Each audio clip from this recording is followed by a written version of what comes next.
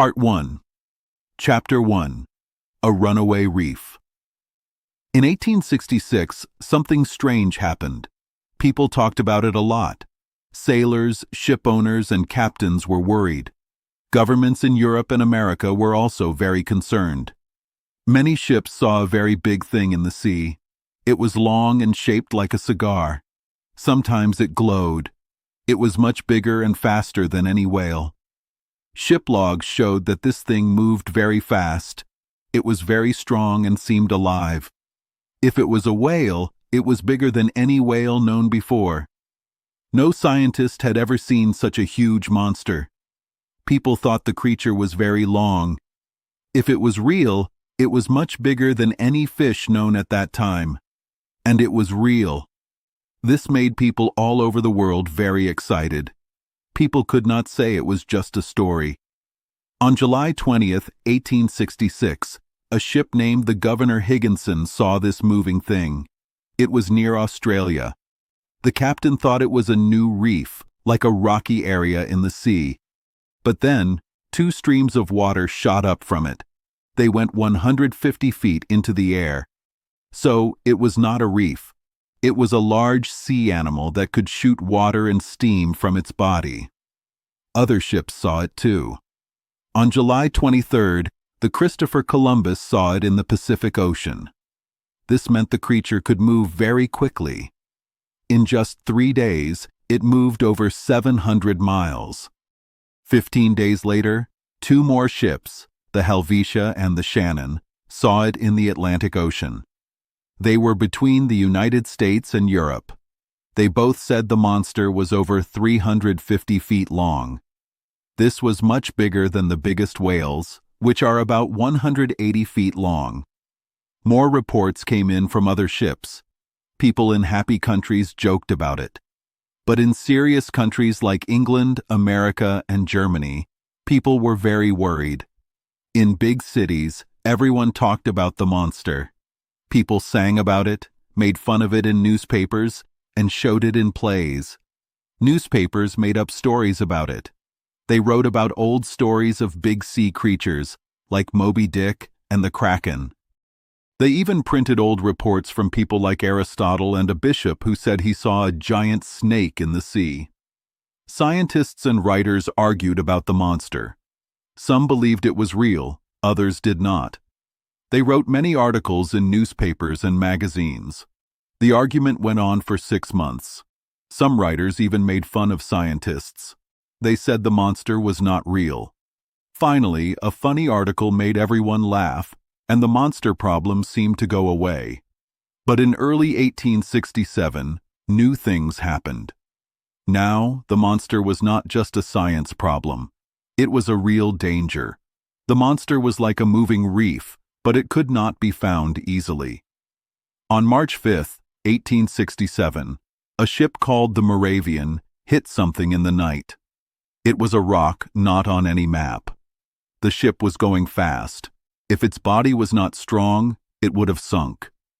There were 237 people on board. This happened in the morning. The officers looked at the sea but saw nothing, only a strong swirl of water. They wrote down where it happened. The ship seemed fine, but later they found a part of its bottom was broken. This accident was very serious.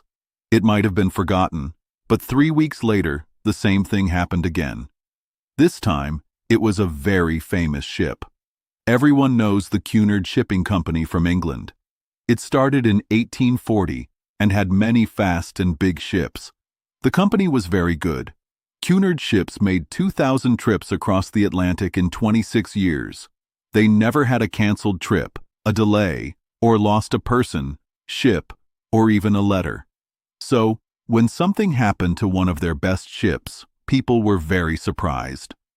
On April 13, 1867, a ship called the Scotia was sailing. The sea was calm. The ship was going fast.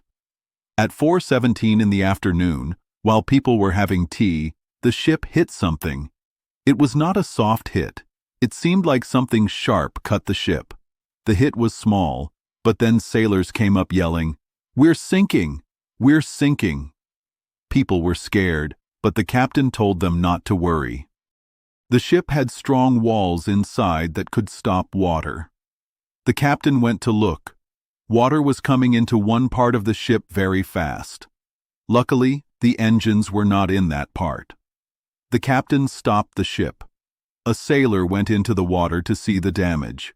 He found a hole in the bottom of the ship that was 2 meters wide. They could not fix such a big hole. The ship had to keep going with water in it. It was 300 miles from land. After 3 days, it finally arrived at the docks in Liverpool. Engineers checked the Scotia in a special dry dock.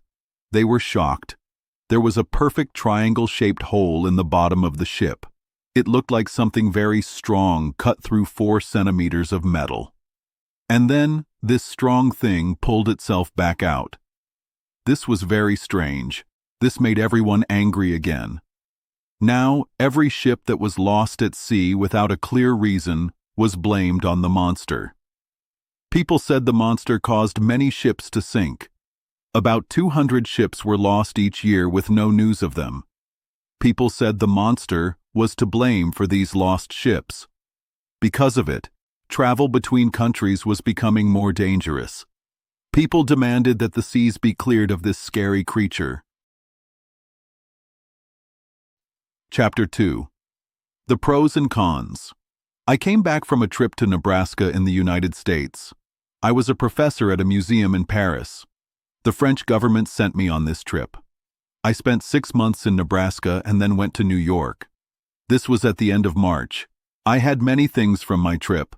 I was going back to France in May, so I was busy sorting my collections of rocks, plants, and animals. Then, something big happened with a ship called the Scotia. I knew all about this news. It was very important. I read all the newspapers, but I still did not understand. This was a big mystery for me. I could not decide what was happening. I thought maybe there was something out there. The Scotia ship had a big hole, so something certainly hit it. When I got to New York, everyone was talking about it. Some people thought it was a moving island or a hidden rock. But this idea was wrong. A rock cannot move so fast. Also, people thought it was a broken ship part. But this was also wrong because it moved too fast. So, there were 2 main ideas. Some people thought it was a very strong monster. Others thought it was a powerful, underwater boat. The idea of an underwater boat seemed possible, but no one knew who built it. When and where was it built? How could it be a secret? Only a government could have such a machine. Governments were making new weapons. Maybe a country was testing a secret machine. This machine could be like a new weapon, even stronger than a torpedo. I hoped the world would stop making such dangerous things. But governments said they did not have such a machine. They said this to help people feel safe when traveling on the ocean. So, we had to believe them. Also, how could they keep such a big secret? It would be hard for one person, and impossible for a country watched by others. So, after checking in many countries, the idea of a secret underwater boat was not believed. Then, the idea of a monster came back. People made jokes about it, but many imagined strange sea animals. When I was in New York, some people asked for my ideas. I wrote a book about the ocean. People liked my book, and I was known as someone who knew about the sea. At first, I said nothing, but then I had to say what I thought. The New York Herald newspaper asked me to write about it. I did it. I wrote about the problem from all sides. Here is part of what I wrote in the newspaper on April 30th. I wrote, "We looked at all the ideas. Now, we must believe there is a very strong sea animal. We do not know what is in the deepest parts of the ocean. No one has gone there. What animals live there? What do they look like? We can only guess. But there are 2 ways to think about this problem. First, maybe we do not know all the animals on Earth. If nature still has secrets, then a new kind of fish or whale could exist. These animals could be very strong. They could live very deep in the ocean. And maybe sometimes They come up to the top of the water. Second, if we know all the animals, then the animal must be one we already know. In this case, I think it is a giant narwhal. A normal narwhal is about 60 feet long. Imagine one 5 or 10 times bigger. Give it great strength. It would be like the animal we are looking for. It could make the hole in the Scotia ship. A narwhal has a very hard, pointed tusk, like an ivory sword. It is as strong as steel. Narwhals use these to fight whales. They have also made holes in ships. In Paris, there is a narwhal tusk that is more than 2 meters long and almost half a meter wide at its base. Now, imagine this tusk is 10 times stronger. The animal is 10 times more powerful. It swims at 20 miles per hour. If it hits a ship, it would cause a big crash, like what happened. So, until we know more, I believe it is a giant narwhal. It would not just have a tusk, but a strong point, like a warship. This strange event can be explained this way. But it is still possible it is something else, even with all we have seen and studied. These last words were a bit weak. I wanted to protect my name as a professor. I did not want Americans to laugh at me. So I left a small way out. But deep down, I believed in the monster. My article caused a lot of talk. Many people agreed with me. My idea let people imagine big, strange creatures. The sea is a good place for such huge animals. Animals on land, like elephants, are small compared to them. The ocean has the biggest animals we know. Maybe it hides very big crabs or lobsters. Why not? In old times, land animals were very big. Maybe the sea still has these huge old animals. The sea does not change, but the land does. Could the ocean hide these huge animals that live for a very long time? But I must stop thinking these wild thoughts. These old stories have become real for me. People agreed that a huge animal caused the problem. It was not a sea serpent from stories. Some people saw it as a science problem. But others, especially in America and England, wanted to kill the monster. They wanted to make ocean travel safe. Newspapers about business and shipping talked about this. Shipping newspapers and insurance companies all agreed. They wanted to raise prices for shipping if the monster was not caught. The United States government decided to act first. In New York, they started getting ready for a trip to find this narwhal. A fast ship called the Abraham Lincoln was made ready to sail. The Navy gave Commander Farragut what he needed to prepare his ship. But then, when they were ready, the monster disappeared. For 2 months, no one saw it. No ships met it. Maybe the monster knew they were looking for it. People talked about it a lot, even using the Atlantic cable. Some jokesters said the monster read their messages and was using them to hide. So the ship was ready for a long trip with strong fishing tools, but no one knew where to go. People were getting impatient. Then, on June 2nd, news came. The Tampico, a ship going from California to Shanghai, saw the animal again. This was 3 weeks earlier, in the northern Pacific Ocean. This news made everyone excited. Commander Farragut had less than a day to leave. His ship had food and coal. All his sailors were ready. He just needed to start the ship's engines. A delay of half a day would be bad. But Commander Farragut wanted to go. I got a letter 3 hours before the Abraham Lincoln left Brooklyn. The letter said, Pierre Aronnax, Professor at the Paris Museum, 5th Avenue Hotel, New York. Sir, if you want to join the trip on the Abraham Lincoln, the government will be happy to have you as France's representative. Commander Farragut has a room for you. Sincerely, J.B. Hobson, Secretary of the Navy. Chapter 3. As Master Wishes. I didn't think about hunting a unicorn. But then I read a letter. It was from Mr. J.B. Hobson. He was the Secretary of the Navy. After I read his letter, I knew what I must do. I had to find this strange animal and get rid of it. I was tired. I had just come back from a long trip. I wanted to rest. I wanted to see my home, my friends, my small apartment, and my collections. But I forgot all of that. I was not tired anymore. I said yes to the American government. I thought, all roads go to Europe. Maybe the unicorn will take me to France. Maybe I can catch it in European waters. I will bring part of its horn to the museum.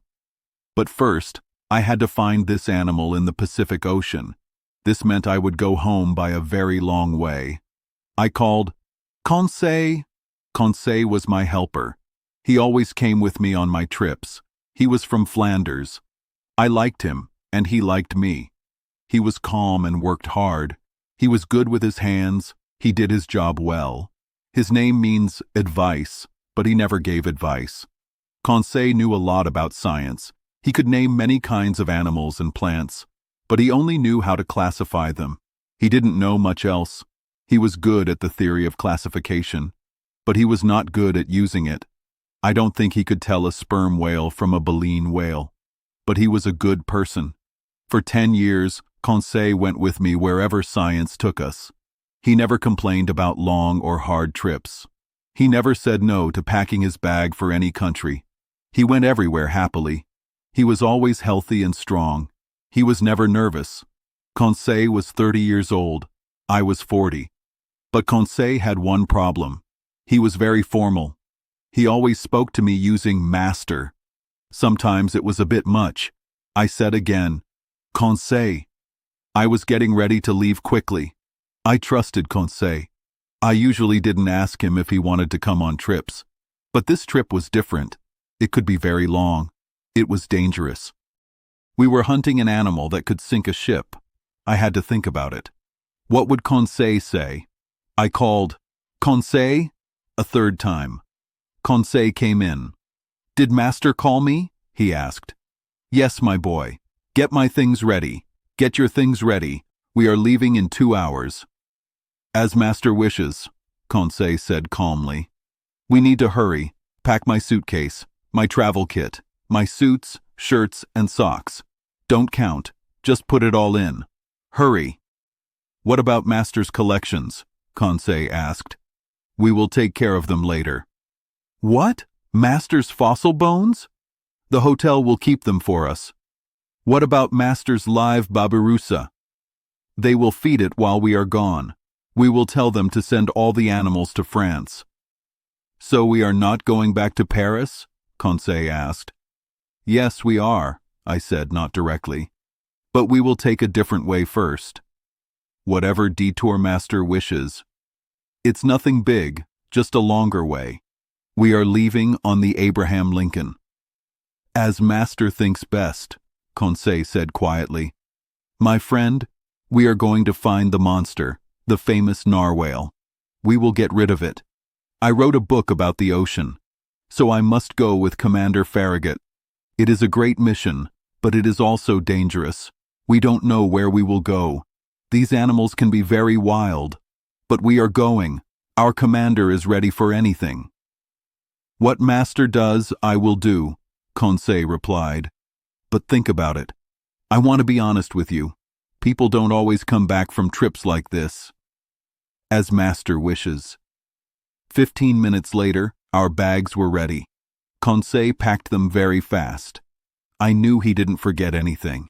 He packed shirts and suits as well as he classified birds and animals. The hotel elevator took us to the main hall. I went down some stairs to the first floor. I paid my bill at the big desk. I told them to send my animals and plants to Paris, France. I made sure there was money for the babirusa. Then, Conseil and I got into a carriage. The carriage took us for 20 francs. We went down Broadway to Union Square. Then we went on 4th Avenue to Bowery Street. We turned onto Catherine Street and stopped at Pier 34. From there, the Catherine ferry took us and the carriage to Brooklyn. Brooklyn is part of New York City, across the East River. In a few minutes, we were at the pier. The Abraham Lincoln was there. Black smoke came out of its 2 funnels. Our bags were taken to the ship's deck. I went on board quickly. I asked for Commander Farragut. A sailor led me to the back of the ship. I met a smart officer. He shook my hand. "Professor Pierre Aronnax?" he asked. "That's me," I said. "Commander Farragut?" "Yes, that's me. Welcome aboard, Professor. Your room is ready." I bowed. I let the commander take care of getting the ship ready. I was taken to my room. The Abraham Lincoln was a good ship for this job. It was fast. It could make a lot of steam. This made it go fast, about 18.3 miles per hour. This was fast, but maybe not fast enough for the big sea animal. The inside of the ship was good too. I liked my room. It was at the back of the ship and opened into the officers' eating area. "We will be comfortable here," I told Conseil. "With respect to master," Conseil said, "as comfortable as a hermit crab in a shell." I let Conseil put our bags away. I went on deck to watch the ship get ready to leave. Commander Farragut was telling men to untie the last ropes. If I had been late by even a short time, the ship would have left without me. I would have missed this strange and amazing trip. The real story might be hard to believe. Commander Farragut did not want to waste any time. He wanted to go to the sea where the animal was seen. He called his engineer. "Is the steam ready?" he asked. "Yes, sir," the engineer said. "Go," Commander Farragut called. They told the engine to start. Steam made a whistling sound. The engine parts moved. The ship's propellers spun faster in the water. The Abraham Lincoln moved out. Many ferries and small boats were with it. People were watching from the boats. The docks in Brooklyn and all parts of New York along the East River were full of people. 3 cheers came from 500,000 mouths. Thousands of handkerchiefs waved. They cheered for the Abraham Lincoln until it reached the Hudson River. This is where New York City is. The ship then went along the New Jersey coast. There were many houses there. It passed forts. The forts fired their big cannons to say hello. The Abraham Lincoln lowered and raised the American flag 3 times. The 39 stars on the flag shone. Then the ship went slower to go into the channel. This channel went into a bay. There were many people on the sandy land there. They cheered for us again. The escort of boats stayed with the ship. They only left us when we passed a lightship.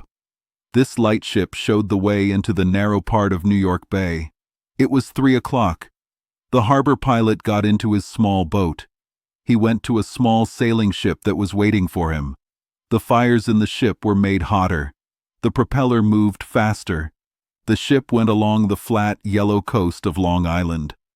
At 8 o'clock in the evening, the lights of Fire Island disappeared. We were going at full speed into the dark Atlantic Ocean. Chapter 4. Ned Land.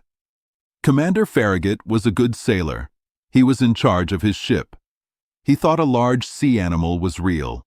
He did not let anyone on his ship say it was not real. He wanted to find this monster and get rid of it. He was like a knight fighting a dragon. He would either kill the animal or the animal would kill him. The other officers on the ship felt the same way. They talked about finding the animal. They watched the ocean carefully. Even sailors who usually did not like to work volunteered to look for it. They climbed up high on the ship every day. The ship was called the Abraham Lincoln. It had not even reached the part of the ocean where they thought the animal was. The crew wanted to find the animal too. They wanted to catch it and cut it up. Commander Farragut said he would give $2,000 to the first person who saw it. Everyone on the ship looked very carefully. I also looked for the animal every day. Our ship could have been called the Argus, a monster with 100 eyes. Only one person did not care, and that was Conseil. He was not excited like everyone else. Commander Farragut had put all the right tools on the ship to catch a giant sea animal. It had harpoons and guns.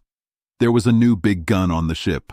It was made in America and could shoot far. The Abraham Lincoln had many ways to destroy things. But it had something even better. It had Ned Land. He was the best harpooner. Ned Land was from Canada. He was very good at his dangerous job. He was smart, calm, brave, and clever. It was very hard for a whale to get away from him. Ned Land was about 40 years old. He was very tall and strong. He was serious and did not talk much. He could be stubborn and angry. His eyes were very strong and made him look special. Commander Farragut made a good choice to hire Ned Land. Ned Land was like a strong telescope and a cannon. He was as good as the whole crew by himself. Ned Land was Canadian, so he spoke French. He liked me even though he was not very friendly. He liked that I was from the same country. He liked to talk, and I liked to listen to his old Canadian French. His family was from Quebec, and they were fishermen for a long time. Ned started to talk more. I liked to hear his stories about his adventures in the cold seas. He told stories about fishing and fighting. His stories were like long poems. He was like a Canadian Homer telling old stories. I am writing about Ned now because we are good friends. We became friends during very hard times. I want to live 100 more years to remember him. What did Ned Land think about the sea monster? He did not believe in it. He was the only one on the ship who did not. He did not even want to talk about it. One day, I decided to ask him about it. It was a nice evening on June 25th. This was 3 weeks after we left. The ship was near Cabo Blanco, off the coast of Patagonia. We had passed the Tropic of Capricorn. The Strait of Magellan was less than 700 miles south. In less than 8 days, the Abraham Lincoln would be in the Pacific Ocean. Ned Land and I were sitting on the back of the ship. We talked about different things. We looked at the deep, mysterious ocean. I started talking about the giant animal. I talked about if we would find it or not. Ned did not say much, so I asked him more. I asked him, "Ned, why do you still not believe in this animal we are looking for? Do you have a reason to be so unsure?" Ned looked at me. He hit his forehead, which he often did. He closed his eyes like he was thinking. Then he said, "Maybe, Professor Aronnax." "But Ned," I said, "you catch whales for a living. You know all about big sea animals. You should believe that a huge animal could exist. You should be the last person to doubt it." "That's where you are wrong, Professor," Ned said. "People might believe in stories about comets or monsters in the earth, but scientists do not believe those stories. It's the same for whalers. I have caught many whales, but none of them, no matter how strong, could break through a metal ship." "But Ned," I said, "people say that some animals have gone through ships." "Maybe wooden ships," Ned said, "but I have never seen it. Until I see proof, I will not believe that whales can do that." "Listen to me, Ned." No, Professor. I will agree with anything else. Maybe a giant octopus." "Even less likely, Ned. An octopus is a soft animal. Even if it was 500 feet long, it would not hurt ships like the Scotia or the Abraham Lincoln. So, stories about big sea monsters are just made up." "So, Mr. Scientist," Ned Land said, teasing me, "you still believe in a giant sea animal?" "Yes, Ned," I said again. "I truly believe in a very strong animal. It is like a whale with a strong horn that can go through things." The harpooner said, shaking his head. He did not want to believe me. "Listen, my friend," I went on. "If such an animal lives deep in the ocean, it must be very, very strong." "Why does it need to be so strong?" Ned asked.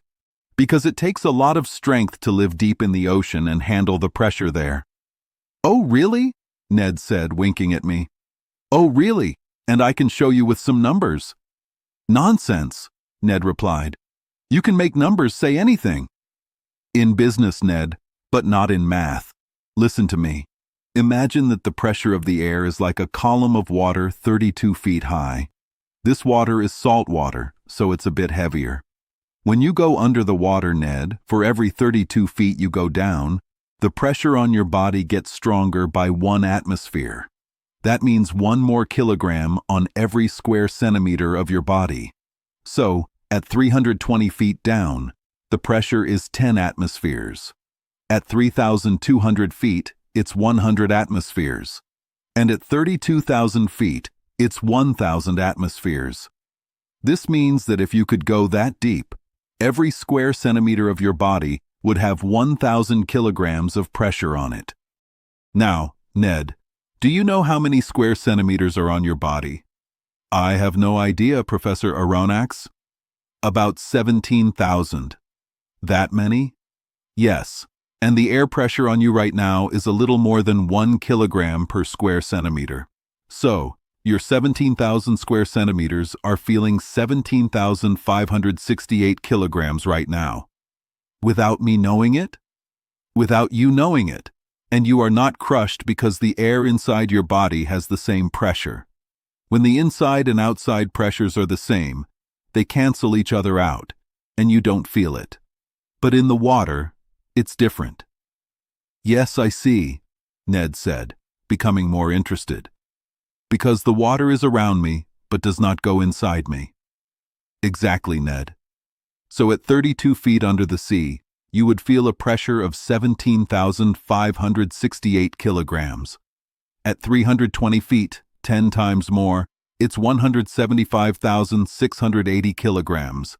At 3,200 feet, 100 times more, it's 1,756,800 kilograms. Finally, at 32,000 feet, 1,000 times more, it's 17,568,000 kilograms. You would be flattened like you were squeezed in a press. Oh no, Ned said. So then, my good harpooner, if very long animals live at such depths, their bodies have millions of square centimeters. The pressure on them would be billions of kilograms. Think about how strong their bones and bodies would need to be to handle that pressure. They would need to be made, Ned Land replied, of metal plates 8 inches thick, like warships. Right, Ned, and then imagine the damage such a large animal could do if it hit a ship very fast. Yes, indeed. Maybe, the Canadian replied. The numbers surprised him, but he still did not want to agree. Well, have I convinced you? You have convinced me of one thing, Mr. Scientist, that deep in the sea, such animals would need to be as strong as you say, if they exist. But if they do not exist, my stubborn harpooner, how do you explain what happened to the Scotia? It's maybe, Ned said, pausing. Go on. Because it just couldn't be true, the Canadian replied. He was repeating something a famous scientist once said, but his answer did not prove anything. It only showed how stubborn Ned was. I did not ask him any more that day. The accident to the Scotia was real. It had a real hole that needed to be fixed. That hole did not make itself. It was not from rocks or machines underwater. So, an animal must have made it. Because of all these reasons, I believed that this animal was a mammal, like a whale. What kind of whale it was we would have to find out later. To find out, we needed to study it. To study it, we needed to catch it. To catch it, Ned Land needed to harpoon it. To harpoon it, the crew needed to see it. And to see it, we needed to find it, which was hard to do. Chapter 5. At Random. For some time, the ship Abraham Lincoln had a calm trip. But one event showed Ned Land's amazing skill. It showed we could trust him a lot.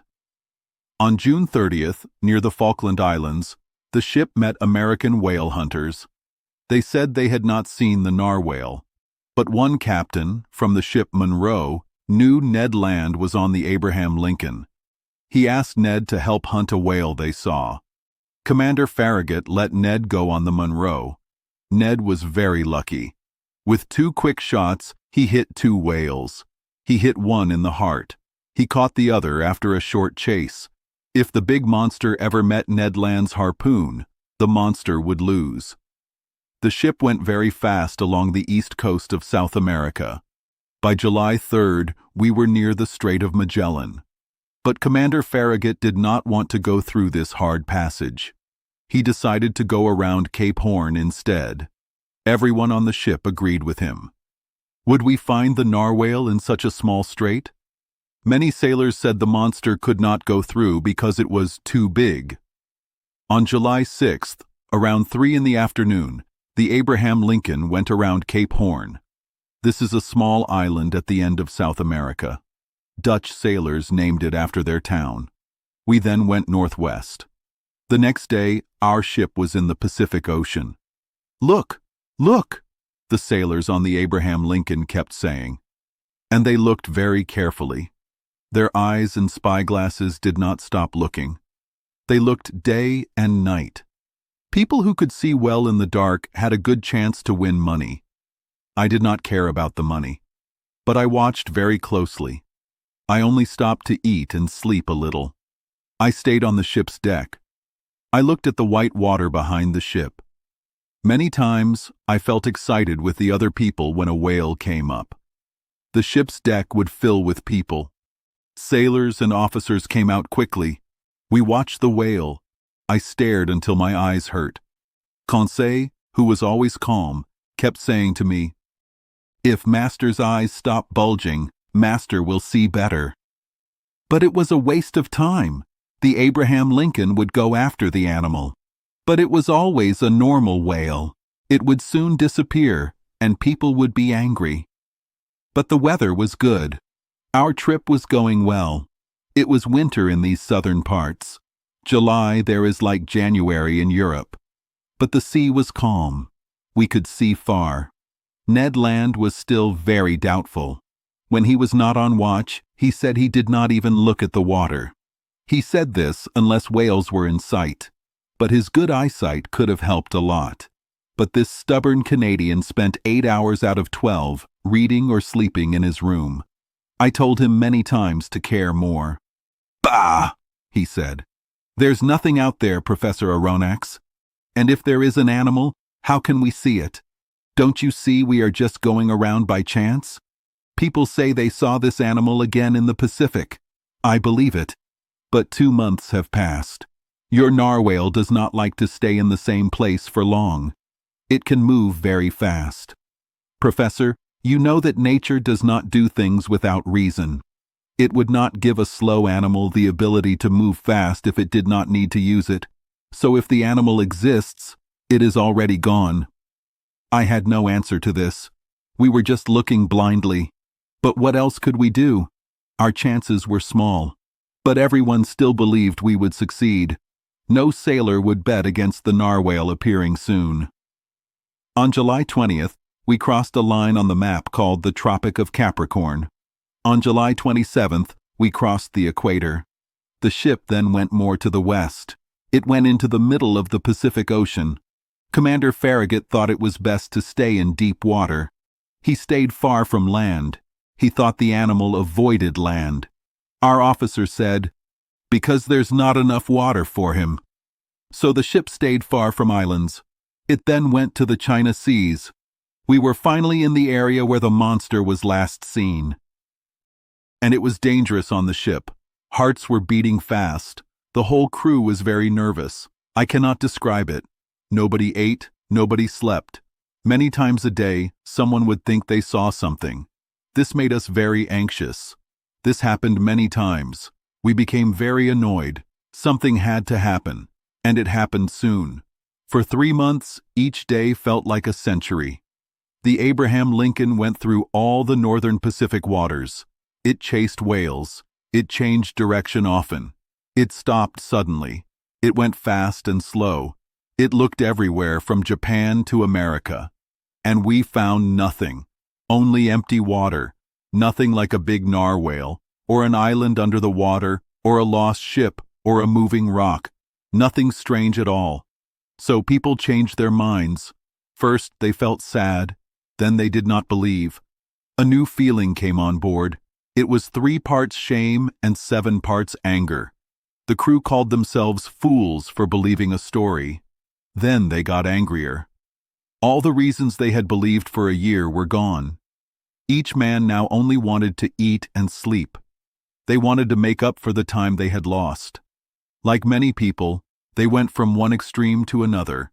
The people who were most excited about the trip became the most against it. This feeling went through the whole ship. And if Commander Farragut was not so stubborn, the ship would have gone back south. But this useless search could not go on much longer. The Abraham Lincoln had done its best. It had no reason to blame itself. The American sailors had been very patient and eager. They were not to blame for this failure. There was nothing to do but go home. A request to go home was given to the commander. The commander did not change his mind. His sailors were unhappy. Their work was not good. I will not say there was a rebellion, but after some time, Commander Farragut, like Christopher Columbus before him, asked for 3 more days. After these 3 days, if the monster did not appear, the ship would go towards Europe. This promise was made on November 2nd. It made the crew feel better right away. They watched the ocean carefully again. Everyone wanted one last look. Spyglasses were used with great energy. A big challenge had been given to the giant narwhale. It had no excuse not to appear. 2 days passed. The Abraham Lincoln went at half speed. They used many ways to get the animal's attention. They dragged big pieces of meat in the water. Sharks liked this. While the Abraham Lincoln stopped, its small boats went out in every direction. They looked at every part of the sea. But the evening of November 4th came, and the mystery was still not solved. At noon the next day, November 5th, the time limit was over. After finding their position, Commander Farragut had to go southeast. He had to leave the northern Pacific. The ship was at 31 degrees 15 minutes north and 136 degrees 42 minutes east. Japan was less than 200 miles away. Night was coming. It was 8 o'clock. Big clouds covered the moon. The sea was calm. I was at the front of the ship, leaning over the side. Conseil was next to me, looking straight ahead. The crew was in the ropes, looking at the horizon. It became smaller and darker. Officers used special glasses to see in the dark.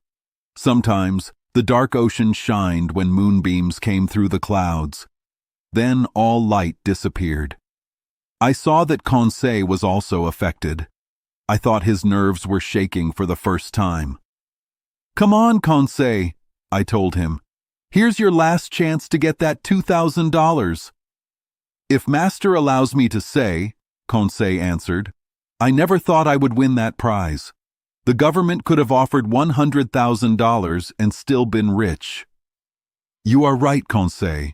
It was a foolish thing. We did it too fast. What a waste of time.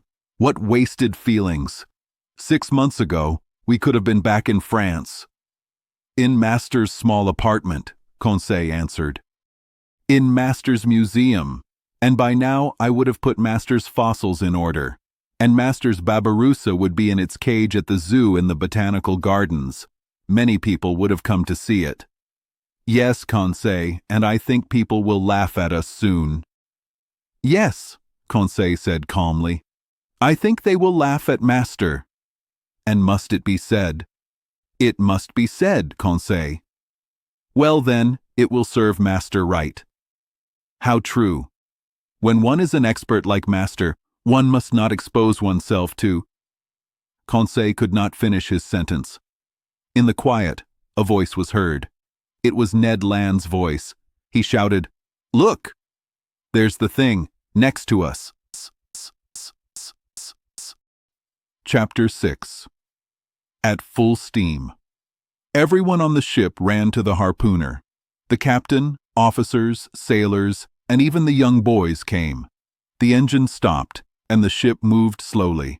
It was very dark. I wondered how Ned, the Canadian, could see the thing. My heart beat very fast. But Ned was right. We all saw what he was pointing at. About 400 meters from our ship, the sea lit up from under the water. This was not just natural light from the sea. Something big under the water was giving off a very bright light.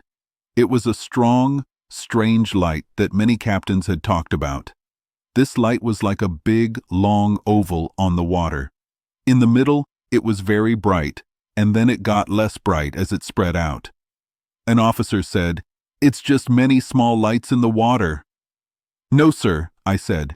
"Even strong sea creatures don't make such a bright light. This light is like electricity. Look, it's moving. It's coming at us." Everyone on the ship shouted. "Be quiet," said Captain Farragut. "Turn the ship hard. Stop the engines." Sailors went to the steering wheel, and engineers went to the engines. The ship stopped and turned in a circle. "Go straight! Engines forward!" Captain Farragut called out. The ship moved away from the light quickly, but I was wrong. The animal came at us very fast, much faster than our ship.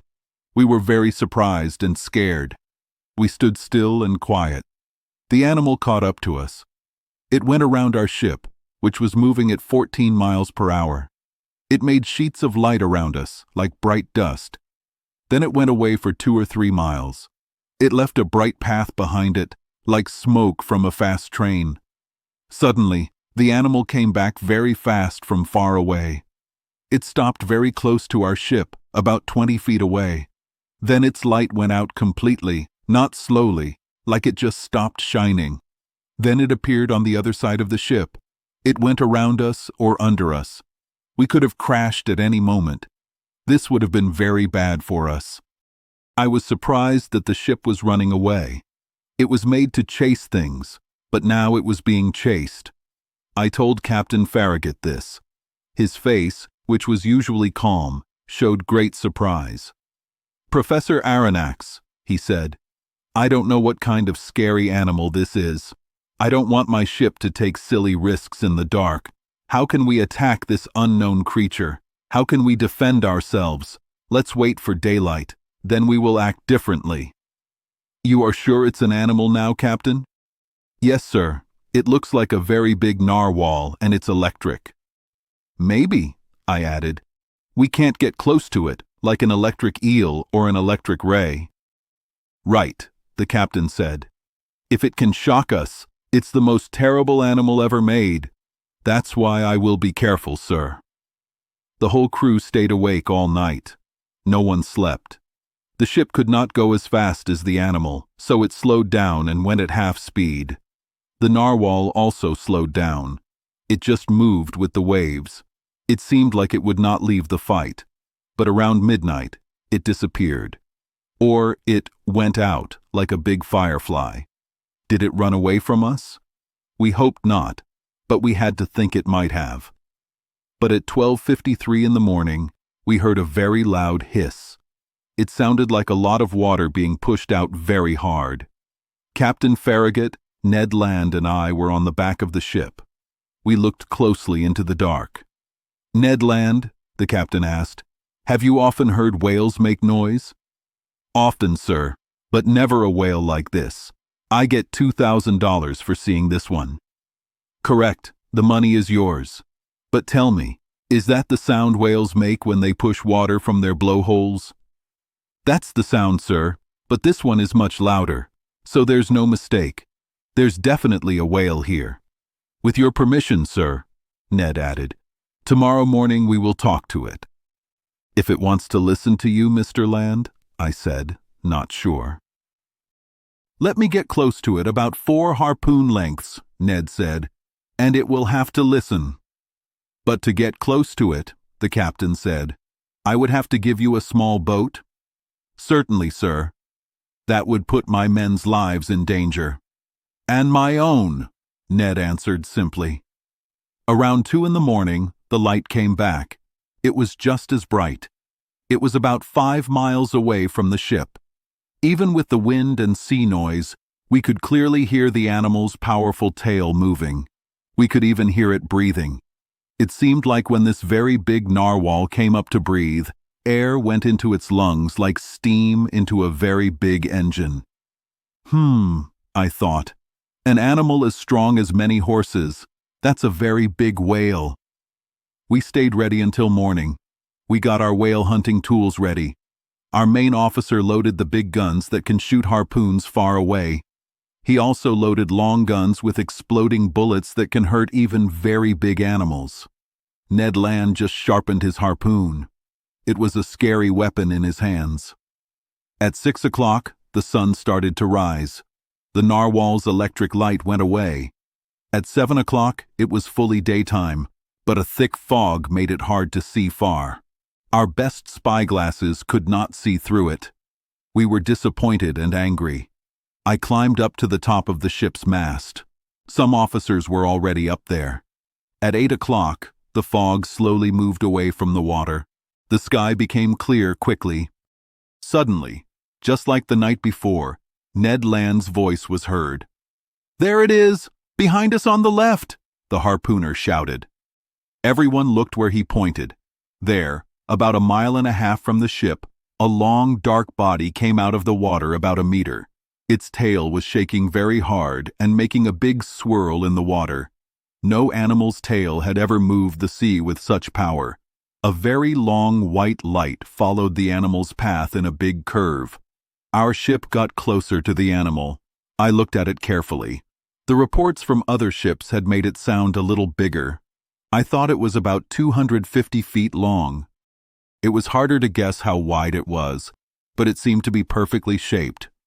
While I was looking at this amazing creature, 2 streams of steam and water shot up from its blowholes, about 40 meters high. This showed me how it breathed. From this, I knew it was a vertebrate, a mammal, and a cetacean. But I couldn't decide on the exact family.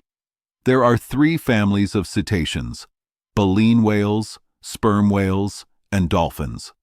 Narwhals are in the dolphin group. Each family has different types, and each type has different kinds. So I still needed to find the kind and family.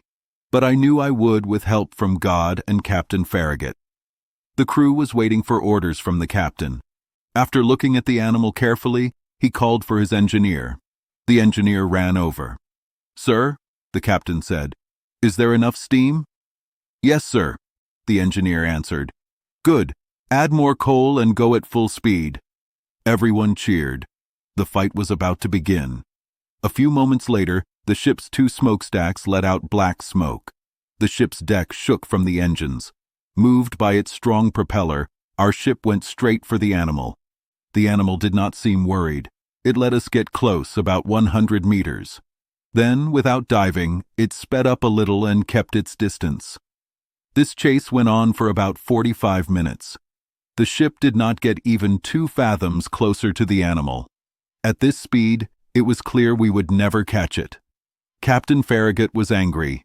He kept twisting the hair under his chin. "Ned Land!" he called. Ned came at once. "Well, Mr. Land," the captain asked, "do you still think we should put the small boats in the water?" "No, sir," Ned Land replied, "because that beast will not be caught if it doesn't want to be." "Then what should we do?" "Make more steam, sir, if you can. As for me, with your permission, I will go to the front of the ship, under the bowsprit. If we can get close enough, 1 harpoon length, I will harpoon the beast." "Go, Ned," Captain Farragut replied.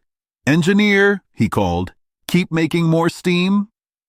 Ned Land went to his spot. More coal was added to the fires. Fans blew a lot of air onto the hot coals. The ship's speed increased. Its masts shook, and smoke barely fit through the thin smokestacks. We measured our speed again. "Well, helmsman?" Captain Farragut asked. 19.3 miles per hour, sir." "Keep adding coal." The engineer did.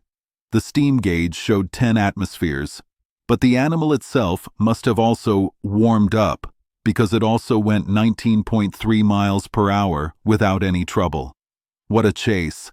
I cannot describe how excited I was. Ned Land stayed at his post, harpoon in hand. Several times the animal let us get close. "We're catching it!" the Canadian would shout. Then, just as he was about to strike, the animal would quickly move away. I guessed it was going at least 30 miles per hour. And even at our fastest speed, it went in a full circle around us, as if making fun of our ship. A roar of anger came from everyone. By noon, we were no closer than we were at 8 in the morning. Captain Farragut then decided to try something else. "Bah!" he said.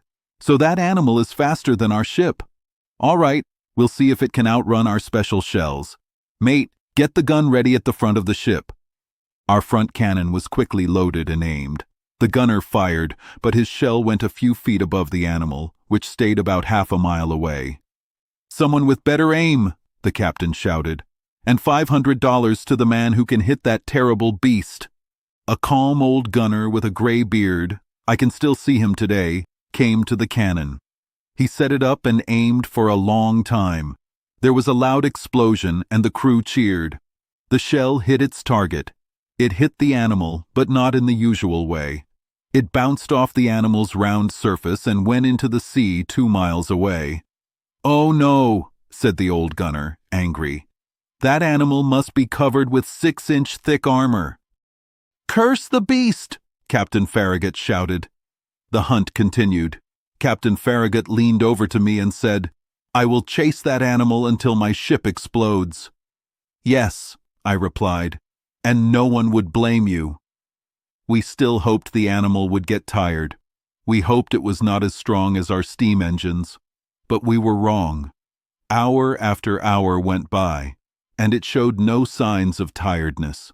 However, our ship kept going with great effort.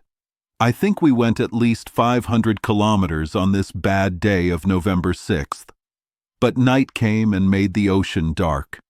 I thought our trip was over then. I thought we would never see this amazing animal again. I was wrong. At 10:50 in the evening, the electric light came back. It was 3 miles away from the ship, just as clear and bright as the night before. The narwhal seemed to be still. Maybe it was sleeping, tired from its day, just floating with the waves. This was our chance, and Captain Farragut decided to use it well. He gave his orders. Our ship went at half speed, moving carefully so it would not wake the animal. In the middle of the ocean, it's common to find whales so deeply asleep that they can be attacked. Ned Land had harpooned many whales while they slept. The Canadian went back to his spot at the front of the ship. The ship got close without making a sound. It stopped about 400 meters from the animal and moved slowly. No one on board made a sound. It was very quiet on the deck. We were less than 100 feet from the very bright light, which got stronger and hurt our eyes. Just then, leaning over the front railing, I saw Ned Land below me. One hand held a rope, the other held his terrible harpoon. Only about 20 feet separated him from the still animal. Suddenly, his arm moved forward, and the harpoon was thrown. I heard the weapon hit something with a loud sound, as if it hit something very hard. The electric light suddenly went out. 2 huge streams of water crashed onto the ship's deck. They rushed like a river from one end of the ship to the other. Sailors fell, and extra masts and poles broke. There was a terrible crash. I was thrown over the railing and into the sea. I could not grab anything. Chapter 7. A whale of unknown species. I was surprised when I went down, but I remember how I felt. First, I went down about 20 feet. I can swim well. I did not panic. I kicked my feet strongly 2 times. Then I went back to the top of the water. I wanted to find the big ship first. Did the people on the ship see me fall? Was the ship turning around? Would the captain send a small boat to find me? Could I be saved? It was very dark. I saw a dark shape going east. Its lights were getting fainter. It was the ship. I thought I would die. "Help! Help!" I shouted. I swam hard towards the ship. My clothes were heavy. They stuck to me. I could not move well. I was going down. I could not breathe. "Help!" This was my last shout. Water filled my mouth. I tried not to go under the water. Then, strong hands grabbed my clothes. I felt myself pulled up to the top of the water quickly. I heard words in my ear. "If you lean on my shoulder, you can swim more easily." I grabbed the arm of my helper, Conseil. "You," I said. "You." "Yes," Conseil said, "and I am here for you." "Did you fall into the water with me?" "Number. But I work for you, so I followed you." He thought this was normal. "What about the ship?" I asked. "The ship?" Conseil said. He rolled onto his back. "I think you should not count on it much." "What are you saying?" "I am saying that when I jumped in, I heard the men steering shout, 'Our propeller and rudder are broken.'" "Broken?" "Yes, broken by the monster's tooth. I think this is the only damage to the ship. But for us, it means the ship cannot steer. Then we will die." "Maybe," Conseil said calmly. "But we still have some hours. In some hours, we can do many things." Conseil was very calm. This made me feel better. I swam harder, but my clothes were heavy like lead. It was very hard to swim. Conseil saw this. "Let me cut your clothes," he said. He put an open knife under my clothes. He cut them from top to bottom quickly. Then he took off my clothes fast while I swam for both of us. I did the same for Conseil. We swam side by side, but we were still in a bad situation. Maybe they did not see us fall. Even if they did, the ship could not come back for us because its rudder was broken, so we could only hope for its small boats. Conseil thought about this calmly. He made plans. This boy was amazing. In the middle of the ocean, he seemed okay. So, we thought our only chance was to be picked up by the ship's small boats. We needed to wait for them as long as possible. So, I decided to save our energy. One of us would lie on his back. He would not move, with arms crossed and legs out. The other would swim and pull his partner. This pulling would be for only 10 minutes. By changing like this, we could stay up for hours, maybe until morning. It was a small chance, but people always have hope. Also, there were two of us. And I can say, even if it sounds strange, that I could not give up hope, even if I wanted to.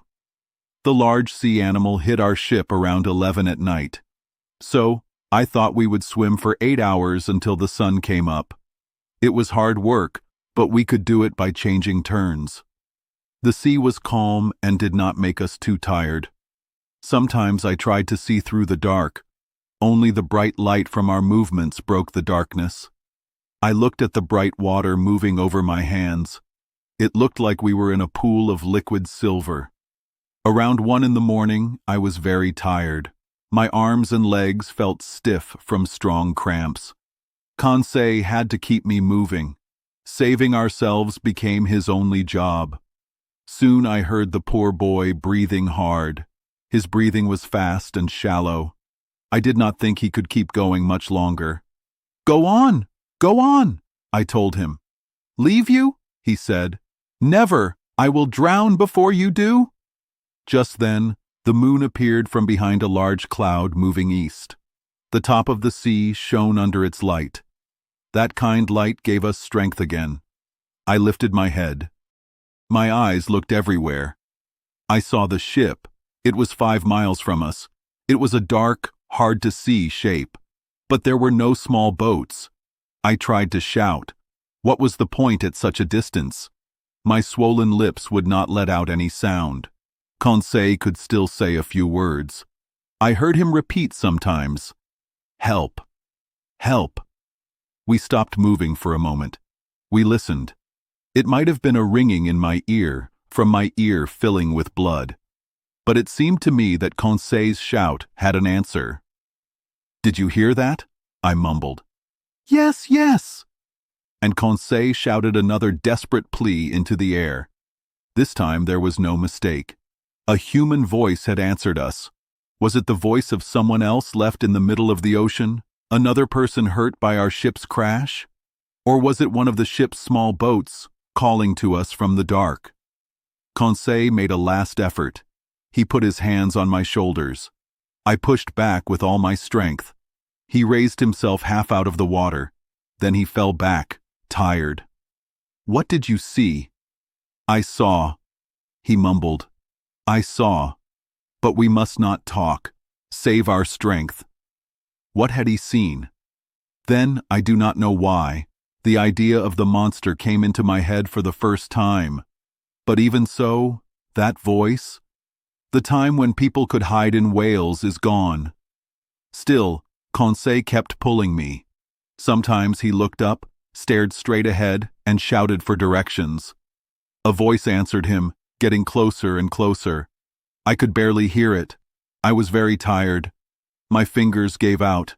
My hands did not help me. My mouth opened, filling with salt water. The coldness went through me. I raised my head one last time, then I collapsed. Just then, something hard hit me. I held on to it. Then I felt myself pulled up to the top of the water. My chest hurt. I fainted. I woke up quickly. Someone was rubbing me very hard. I opened my eyes a little. "Conseil," I mumbled. "Did you call me?" Conseil said. Just then, in the last light of the moon setting, I saw a face that was not Conseil's, but I knew it right away. "Ned," I shouted. "It is me, sir, and I am still looking for my prize," the Canadian said. "Were you thrown into the water after the ship hit something?" "Yes, Professor, but I was luckier than you. I was able to stand on this floating island right away." "Island? Or on our giant whale?" "Explain yourself, Ned." "I soon learned why my harpoon broke and could not go through its skin." "Why, Ned? Why?" "Because, Professor, this animal is made of steel plates." Here in my story, I need to calm down. I need to remember exactly what happened. And I need to be very sure of everything I write. The Canadian's last words shocked me. I quickly climbed onto the top of this half-submerged animal or object that was helping us. I tested it with my foot. It was clearly a hard, solid thing. It was not the soft material that large sea animals have. But this hard material could have been a hard shell, like those on some old animals. I might have thought it was like a turtle or alligator. But no. The dark back I was on was smooth and shiny. There were no scales. When I hit it, it made a metal sound. And as strange as it sounds, I swear, it seemed to be made of metal plates joined together. There was no doubt. This animal, this monster, this natural thing that had confused all scientists, that had made sailors in both parts of the world confused, was, for sure, an even more amazing thing. A thing made by people. Even if I had found out that a magical creature from old stories was real, it would not have shocked me so much. It is easy to believe that great things can come from God. But to find, suddenly, right in front of your eyes, that the impossible was secretly made by a person, this makes your mind confused. But now there was no question. We were on the back of some kind of underwater boat. From what I could tell, it looked like a huge steel fish. Ned Land was sure about this. Conseil and I could only agree with him. "But then," I said, "does this thing have an engine and people to run it?" "It seems so," the harpooner said. "But for the 3 hours I have been on this floating island, it has not shown any sign of life." "This boat has not moved at all?" "No, Professor Aronnax. It just moves with the waves, but it has not moved by itself. But we know it can go very fast. So, since it needs an engine to go fast, and someone to run that engine, I think, we are saved." Ned Land said. He did not sound sure. Just then, as if to agree with me, bubbles started behind this strange underwater boat.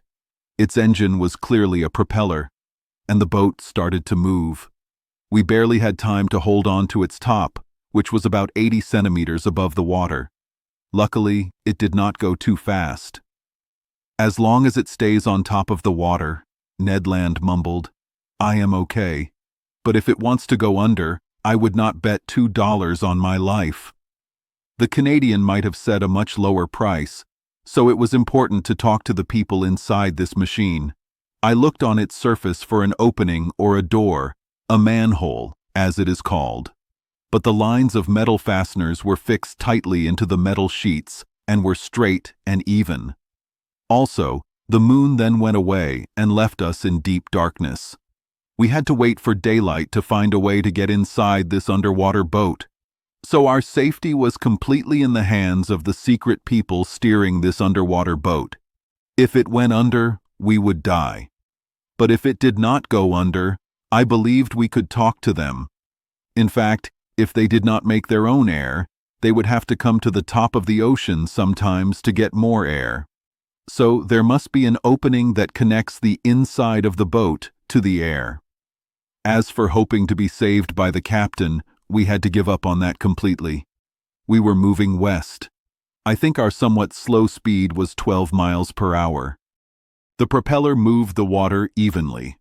Sometimes it came out of the water and threw bright spray high into the air. Around 4 in the morning, the underwater boat went faster. We could barely handle this fast speed. The waves hit us hard.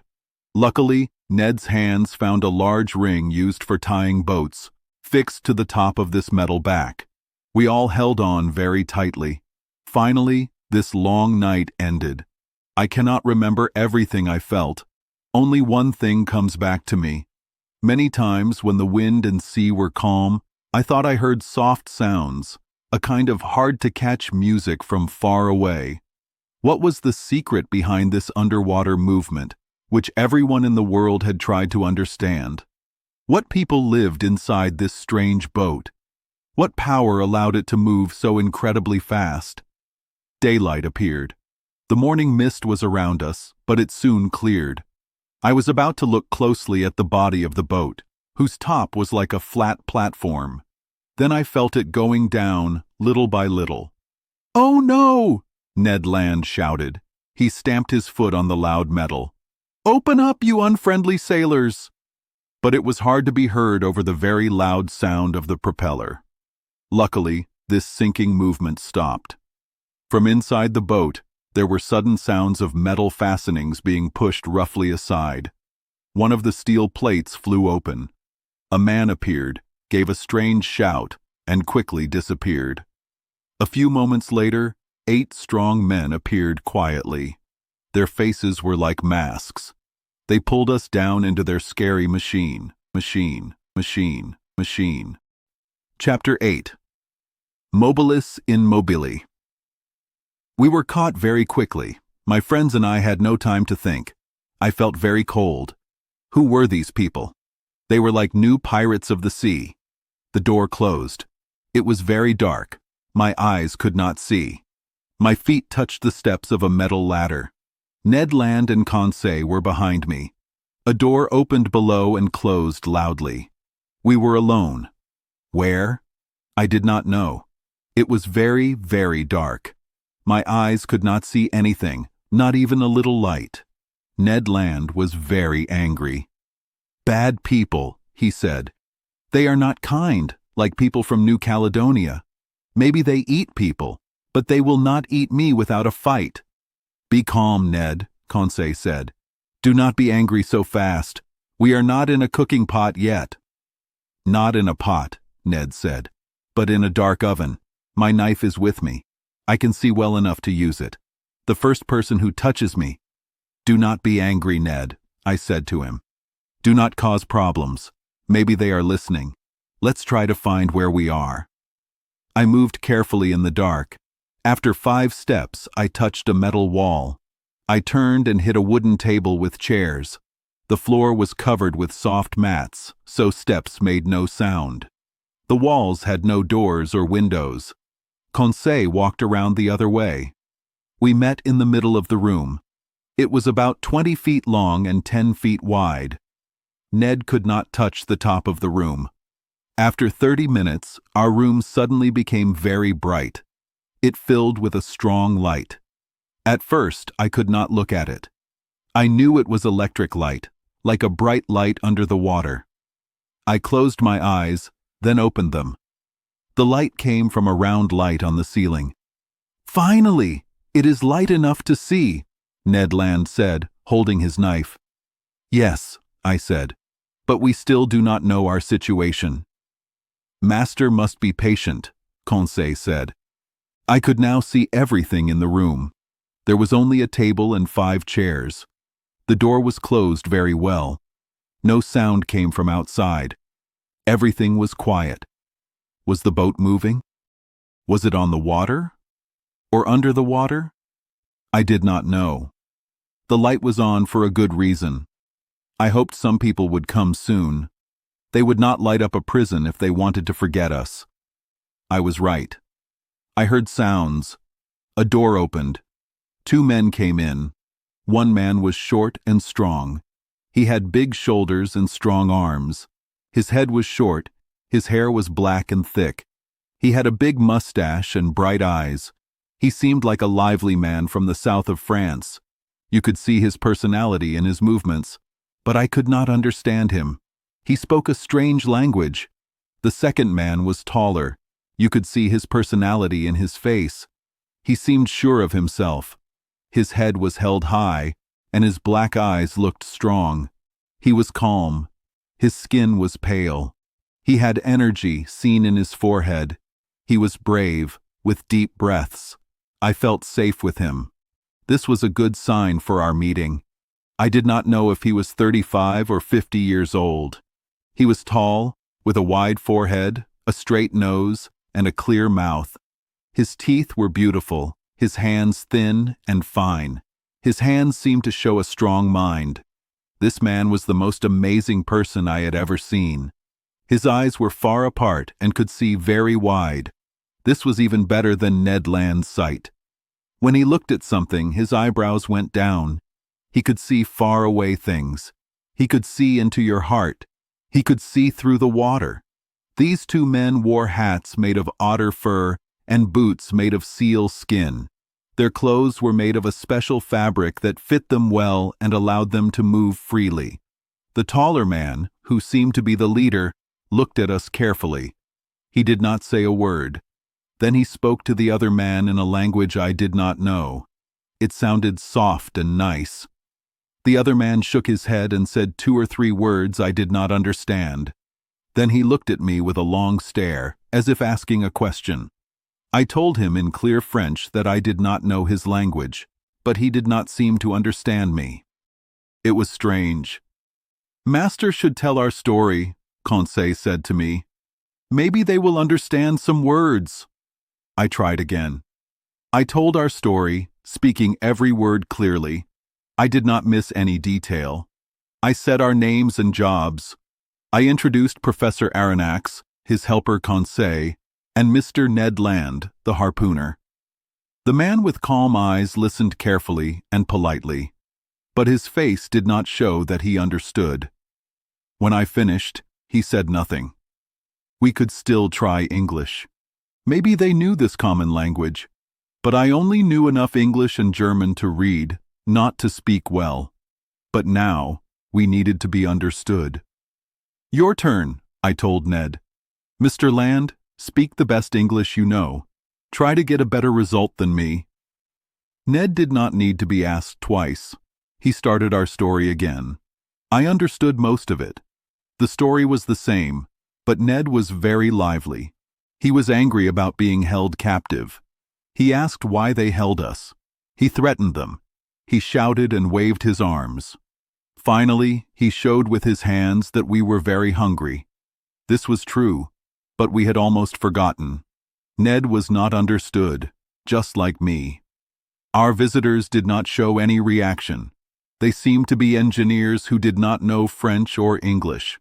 I was very confused. I had tried all my languages. I did not know what to do. Then Conseil said to me, "If Master allows, I will tell everything in German." "What? You know German?" I asked.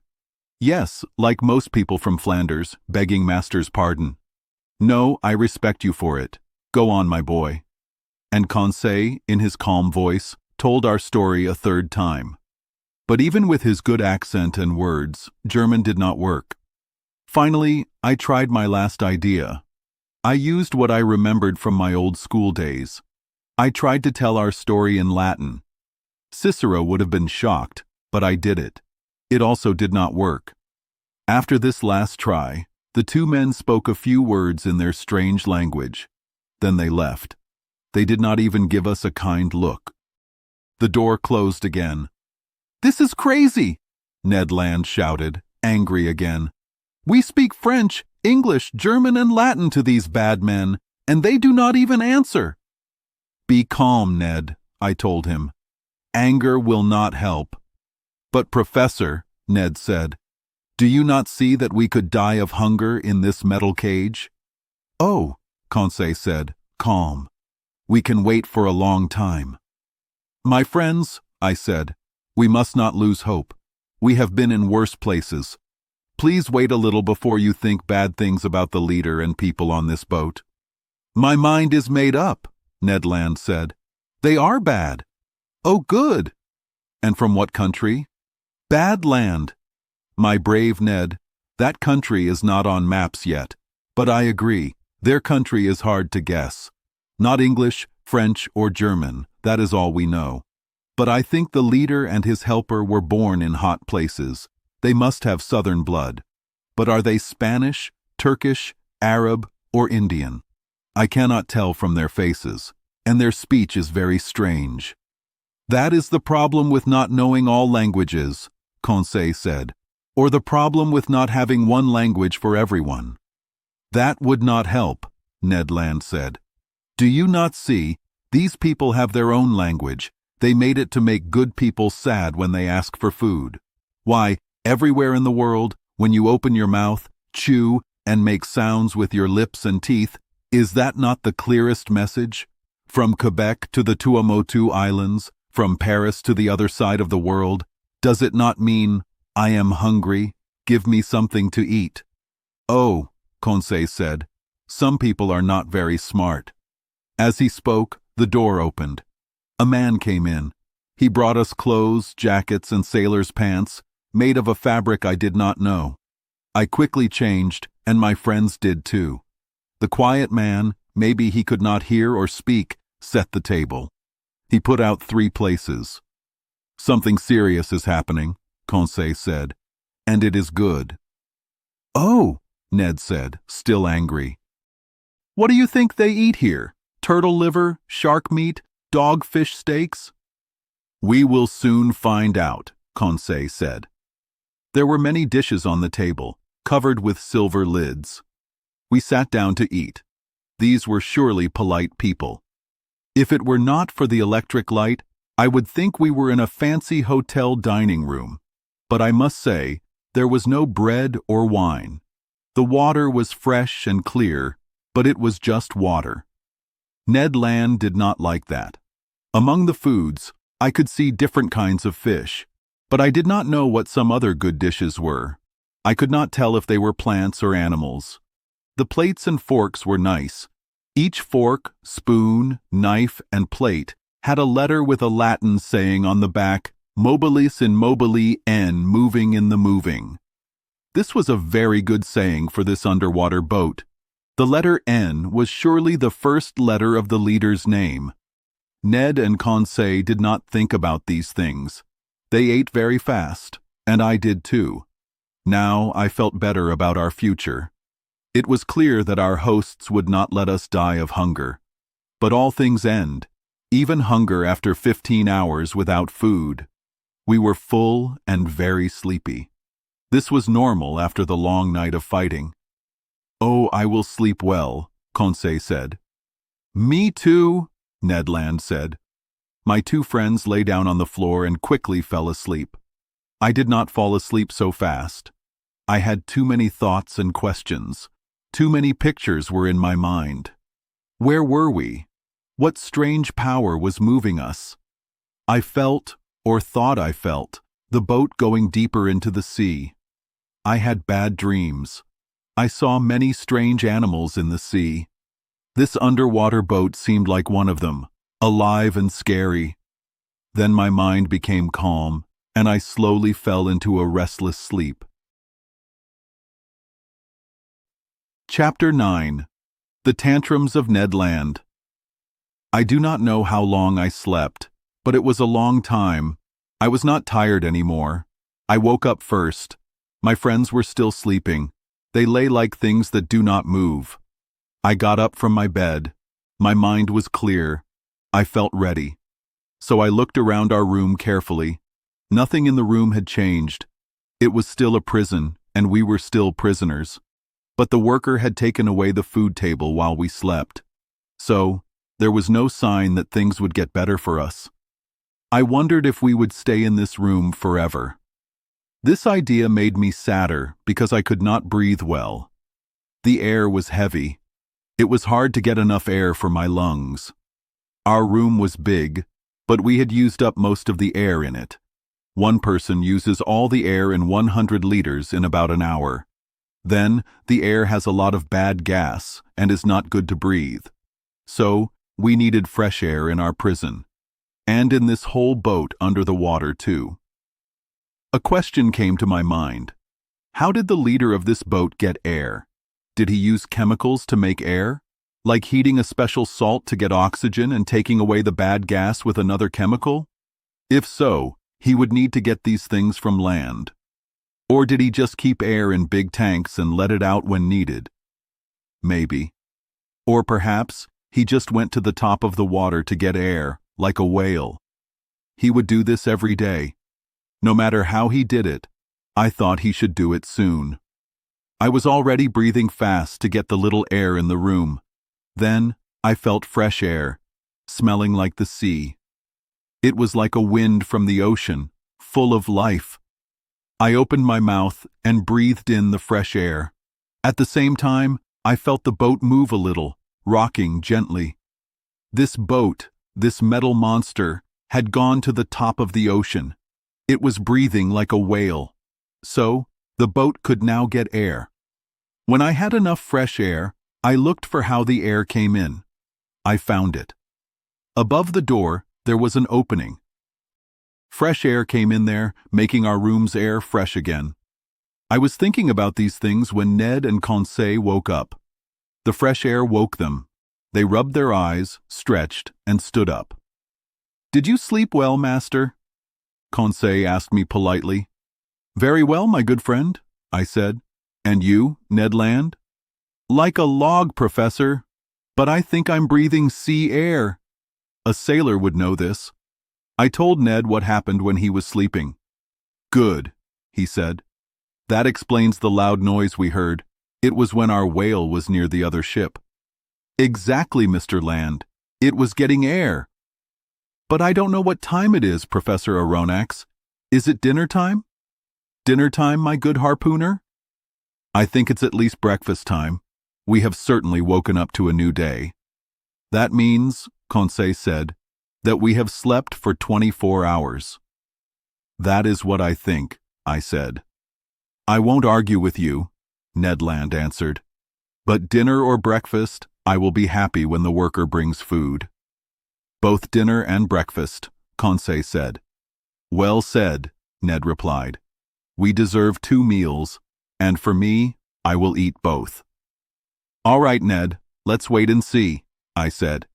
"It is clear that these people do not want us to die of hunger. Otherwise, dinner last night would not make sense." "Unless they are making us fat," Ned quickly said. "I disagree," I said. "We have not met people who eat other people."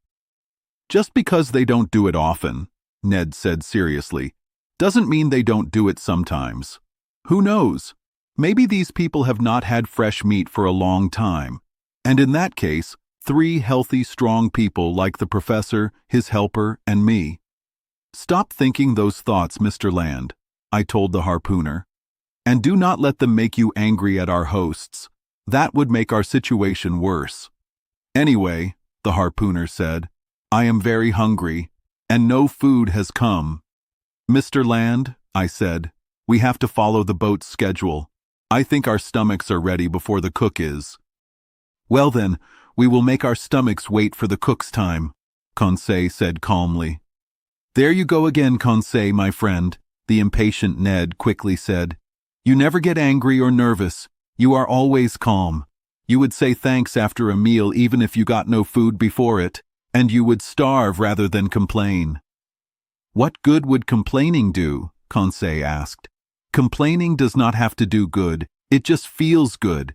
And if these bad people, I say bad people to be nice to the professor, since he doesn't want us to call them people eaters, if these bad people think they can keep me quiet in this room without me saying bad words, they are wrong. Look, Professor Aronnax, tell me truly, how long do you think they will keep us in this metal box? To tell the truth, friend Land, I know little more than you do. But in short, what do you think is happening? I think that by chance, we know an important secret. If the people on this boat want to keep that secret, and if the secret is more important than our lives, then I believe we are in danger. If not, then the boat that took us will return us to our world at the first chance. Unless they make us join their crew, Conseil said, and keep us here. Until, Ned Land answered, another ship that is faster or smarter than the other ship catches this place of bad people. Then they will hang all of us from the ship's mast. Well thought out, Mr. Land, I said. But so far, they have not asked us to join them. So, there is no need to argue about what we should do. I repeat, let's wait. Let's let things happen. And let's do nothing, because right now, we can do nothing. On the contrary, Professor, the harpooner replied, not wanting to give up. There is something we can do. Oh? And what, Mr. Land? Break out of here. Breaking out of a prison on land is hard, but an underwater prison, that seems impossible to me. Come on, Ned, my friend, Conseil asked. How would you answer Master's problem? I do not believe an American gives up easily. Ned was clearly confused and said nothing. We could not escape in our situation. But a Canadian's mind is part French. Ned Land showed this in his answer. So, Professor Aronnax, he said after thinking, you have not figured out what people do when they cannot escape from prison? No, my friend. Easy. They make sure they stay there. Of course, Conseil added. Since we are deep in the ocean, being inside this boat is much better than being above it or below it. But we fix things by getting rid of all the guards and jailers, Ned Land added. What is this, Ned? I asked. Would you really think about taking over this boat? Very seriously, the Canadian replied. It is impossible. And why is that, sir? A good chance might come. And I do not see what could stop us. If there are only about 20 men on this machine, I do not think they can stop 2 Frenchmen and a Canadian. It seemed smarter to agree with the harpooner than to argue. So, I just said, let such things happen, Mr. Land, and we will see. But until then, please control your anger. We need to be smart. Your anger will not create any good chances. So swear to me that you will accept our situation without getting mad about it. I promise you, Professor, Ned Land replied, not happily. No strong words will come from my mouth. No bad actions will show my feelings, not even when they do not feed us on time. I have your word, Ned, I told the Canadian. Then our talk stopped. Each of us thought to himself. For my part, even with the harpooner's hopeful talk, I admit I had no hope. I did not believe in those good chances Ned Land talked about. To work so well, this boat under the water must have many people. So, if we fought, we would face too many people. Also, before we could do anything, we had to be free, and we were certainly not free. I did not see any way out of this closed metal room. And if the strange leader of this boat had a secret, which seemed true, he would never let us move freely on his boat. Now, would he use force to get rid of us? Or would he leave us one day on a far-off coast? That was the unknown. All these ideas seemed very real to me. And to hope for freedom by fighting, you had to be a harpooner. I also saw that Ned Land's thinking was making him angrier by the minute. Slowly, I heard those bad words coming from deep in his throat, and I saw his movements become angry again. He stood up, walking in circles like a wild animal in a cage. He hit the walls with his foot and fist. Meanwhile, hours passed. We were very hungry, and this time, the worker did not come. This meant they had forgotten us for too long if they had good plans for us. Ned Land was more and more angry because his stomach was rumbling. Despite his promise, I was really afraid he would explode when he saw one of the men on the boat. For 2 more hours, Ned Land's anger grew. The Canadian shouted and begged, but it did not help. The metal walls were deaf. I did not hear any sound inside this silent boat. The boat had not moved, because I would have felt it shaking from the engine. It had surely gone deep into the water and was no longer part of the outside world. All this sad silence was scary. As for our being forgotten, our being alone in this room, I was afraid to guess how long it would last. Slowly, the hopes I had after talking to the boat's leader disappeared. His kind look, his generous face, his noble way of being, all left my memory. I saw this strange person again for what he must be, cruel and without mercy. I saw him as someone outside of human feelings, beyond kindness, a strong enemy of other people, whom he must have hated forever. But even so, was the man going to let us die of hunger, locked in this small prison, facing those terrible desires that extreme hunger brings? This dark idea became very strong in my mind. My imagination made me feel an unthinking fear. Conseil stayed calm. Ned Land yelled. Just then, a noise was heard outside. Footsteps sounded on the metal floor. The locks turned, the door opened, the worker appeared. Before I could stop him, the Canadian rushed at the poor man. He threw him down and held him by the throat. The worker was choking in Ned's strong hands. Conseil was already trying to pull Ned's hands from the man who could hardly breathe, and I had gone to help when I suddenly stopped. These words were said in French. "Calm down, Mr. Land, and you, Professor, please listen to me." Chapter 10. The Man of the Waters. The ship's captain spoke. Ned Land quickly stood up. The steward left. He was very angry but did not show it. We waited quietly. Conseil seemed interested, and I was shocked. The captain stood and looked at us. He was quiet for a moment. He then spoke in a clear voice. "Gentlemen," he said, "I speak many languages. I could have talked to you before. But first, I wanted to know you. You are Professor Pierre Aronnax, a science expert from Paris. You have a helper, Conseil, and Ned Land, a harpooner from a ship called the Abraham Lincoln." I nodded. The captain did not ask me anything, so I did not need to answer. He spoke well and clearly, but I felt he was not from my country. He continued, "Sir, I waited to talk to you. After I knew who you were, I needed to think. You are here because of strange events. Your coming has changed my life." "It was not on purpose," I said. "Not on purpose?" he asked, a little louder. "Did the Abraham Lincoln chase me on purpose? Did you join that ship on purpose? Did your ship's guns hit my ship on purpose? Did Mr. Ned Land hit me with his harpoon on purpose?" I felt he was angry. I answered him, "Sir, you do not know about the talks in Europe and America about you. You do not know that your underwater machine caused problems. People in both places were angry. We thought we were hunting a big sea monster, and we had to stop it." The captain smiled a little. Then he spoke calmly. "Professor Aronnax, do you think your ship would not have chased an underwater boat like it chased a monster?" I did not know what to say. Commander Farragut would have chased it. He would have wanted to destroy it. "So, you see, sir," the captain said, "I can treat you as my enemy." I was quiet. There was no point in talking. He was stronger than us. "It took me a long time to decide," the captain said. "I did not have to let you stay. I could leave you on the ships outside. I could go under the sea and forget you. Is that not my right?"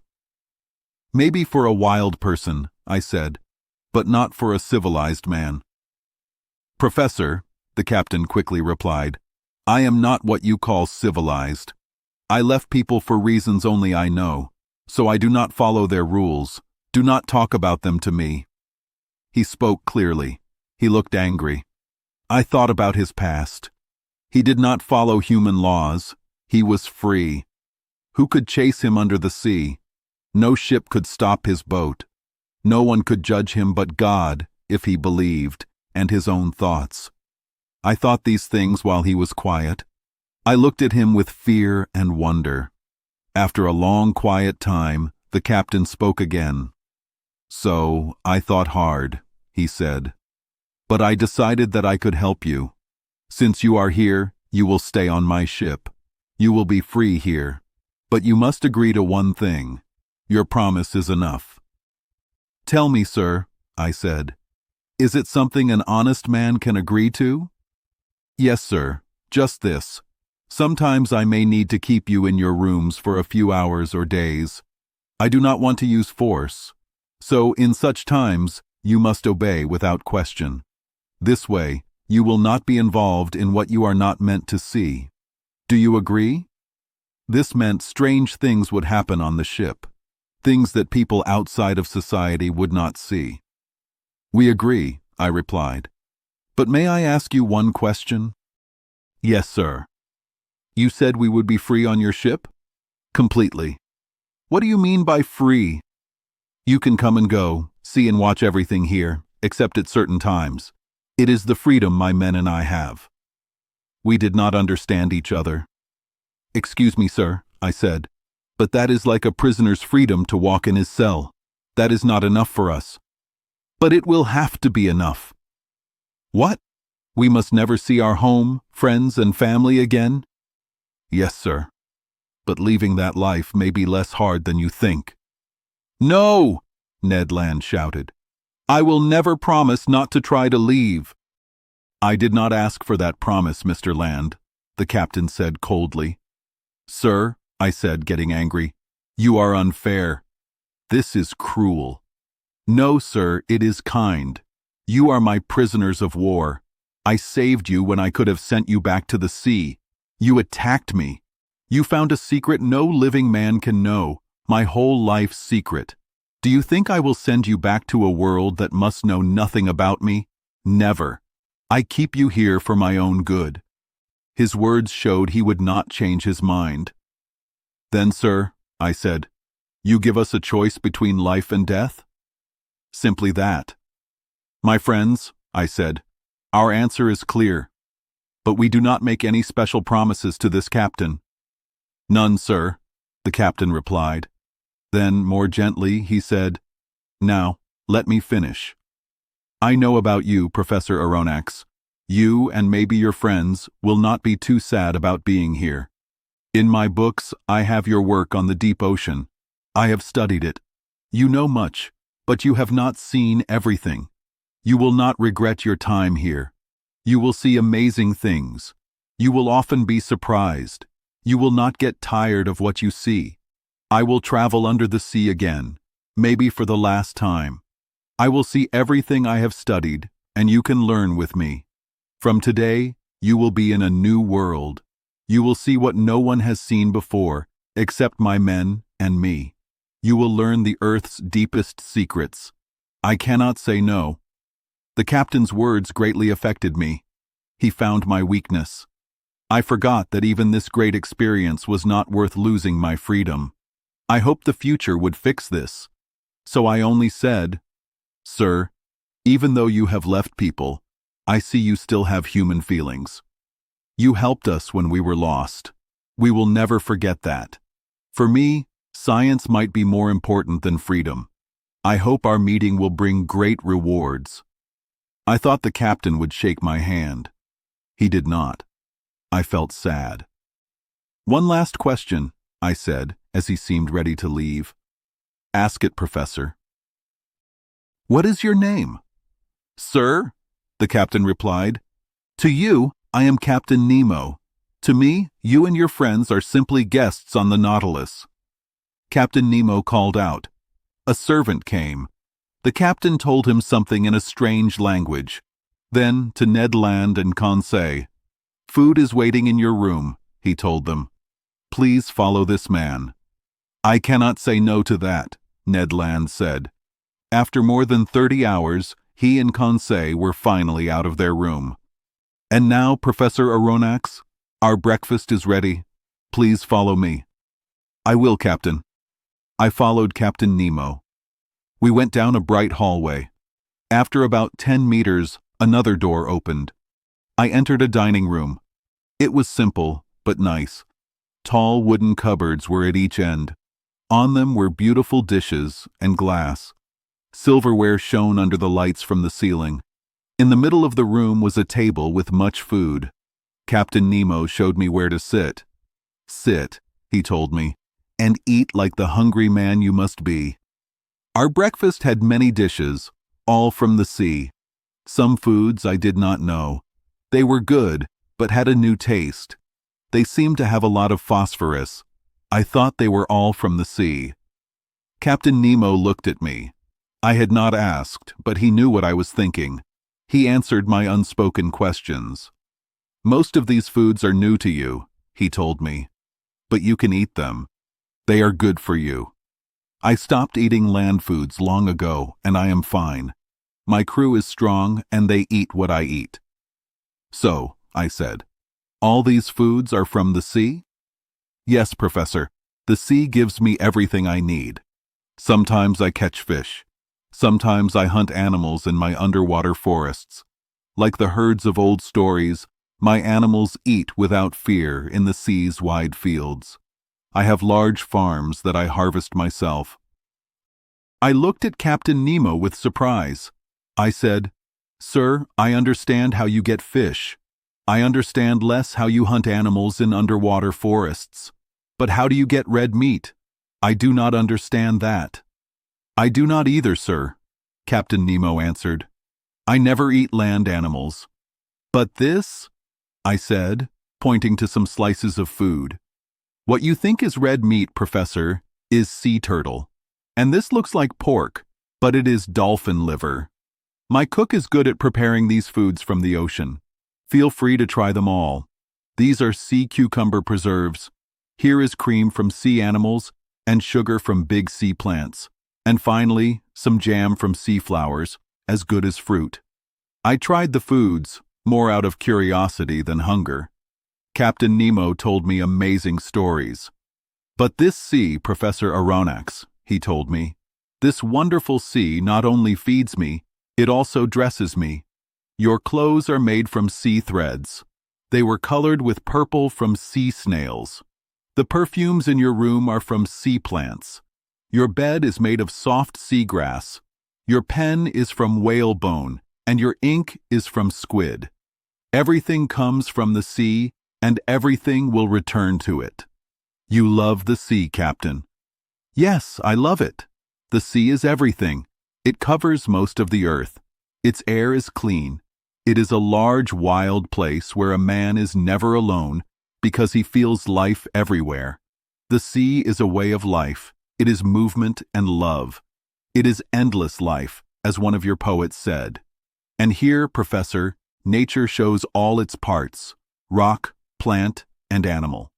The animals are many: sea creatures, insects, shellfish, and many fish, over 13,000 kinds, and only a few live in fresh water. The sea is a big pool of nature. Our world started with the sea, and who knows, maybe it will end with it. Here is great peace. The sea does not belong to rulers. On its surface, they can fight and hurt each other, but 30 feet under the water, their power stops. Ah, sir, live in the heart of the seas. Only here is freedom. Here I have no masters. Here I am free." Captain Nemo suddenly stopped speaking. Had he said too much? He walked around, shaking a little. Then he calmed down, and his face became calm again. He turned to me. "Now, Professor," he said, "if you want to see the Nautilus, I will show you." Chapter 11. The Nautilus. Captain Nemo stood up and I followed him. We went into a room behind the dining room. This room was as big as the one we just left. It was a library. There were tall, dark wood bookshelves with metal designs. They held many books that looked the same. The shelves went around the room. Under them were big, comfortable chairs made of red leather. There were also small, movable tables for reading. In the middle of the room was a large table with papers and old newspapers. Bright electric lights from the ceiling lit up the whole room. I was very surprised by how well the room was made. I could not believe what I saw. I told Captain Nemo, "This library is very nice. Many big palaces do not have such a good one. It is amazing that it can go with you deep in the sea." Captain Nemo was resting on a chair. Captain Nemo answered, "Where can one find more quiet, Professor? Was your study at the museum as peaceful?" "No, sir," I said. "Mine is very simple next to yours. You have 6,000 or 7,000 books here. I have 12,000 books. Professor Aronnax. They are my only connection to land. But I left land when my Nautilus first went under the water. That day, I bought my last books and newspapers. Since then, I believe people on land no longer think or write. But Professor, you can use these books freely." I thanked Captain Nemo and went to the bookshelves. There were many books in every language about science, good behavior, and stories. But I did not see any books about money. They seemed not allowed on the ship. It was strange that all the books were mixed up, no matter the language. This showed that the captain of the Nautilus could read any book he picked up easily. Among the books, I saw famous works from old and new times. These were the best books in history, poems, stories, and science. They were from Homer to Victor Hugo, and from many other great writers. But science books were most important in this library. Books about machines, how things move, water, weather, land, and more were very important. They were as important as books about nature. I realized these were the captain's main books. I saw all the books by Humboldt and Arago. I also saw books by many other scientists. There were also books from science groups and geography groups. In a special place were 2 books about the deep ocean. Maybe these books made Captain Nemo nice to me. One book by Joseph Bertrand about the start of astronomy gave me a date. I knew it came out in 1865, so I knew the Nautilus was not built before then. This meant Captain Nemo started living underwater at most 3 years ago. I hope to find newer books to know the exact date. But I had a lot of time to look. I wanted to see more of the Nautilus. "Sir," I told the captain, "thank you for letting me use this library. There are many science books here, and I will use them." "This room is not only a library," Captain Nemo said. "It is also a smoking room." "A smoking room?" I said. "Can one smoke on board?" "Yes, you can." "Then, sir," I said, "I must think you still get things from Havana." "Not at all," the captain replied. "Try this cigar, Professor Aronnax. It is not from Havana, but if you like cigars, you will like it." I took the cigar. It looked like cigars from Cuba, but it seemed to be made of gold. I lit it with a small heater on a nice metal stand. I took my first puff happily, like someone who has not smoked in days. "It is very good," I said, "but it is not from a tobacco plant." "That is right," the captain replied. "This tobacco is not from Havana or the East. It is a kind of seaweed from the ocean. It has a lot of nicotine, but the ocean does not give me much of it. Do you still miss your Cuban cigars, sir?" "Captain, I will not want them anymore." "Then smoke these cigars whenever you like. Do not worry about where they come from. They do not have a government stamp, but I think they are still good. They are better." Then Captain Nemo opened a door across from the library door. I went into a big, bright room. It was a large room, 10 meters long, 6 meters wide, and 5 meters high. The ceiling was bright and had nice designs. It gave a soft, clear light to all the wonderful things in this room. It was like a museum. Skilled people had spent a lot of money to collect many natural and artistic things. They were displayed in a mixed but interesting way, like in a painter's studio. About 30 paintings by famous artists were on the walls. They were in the same frames and had shiny weapons between them. I saw very valuable paintings, like those I had seen in rich European homes and art shows. There were paintings by Raphael, Leonardo da Vinci, Titian, and many others from old and new times. There were also small statues made of marble or metal. They were like old Greek and Roman statues. They stood on stands in the corners of this great museum. Just as Captain Nemo had said, my mind was starting to feel very amazed. "Professor," this strange man said, "you must excuse how informal I am and how messy this room is." "Sir," I said, "without asking who you are, may I guess you are an artist?" "A collector, sir, nothing more. I used to love buying these beautiful things made by people. I looked for them with great desire and never stopped. I have been able to gather some very valuable things. They are my last memories of the land, which is now dead to me. For me, your modern artists are as old as the ancient ones. They have been around for 2,000 or 3,000 years.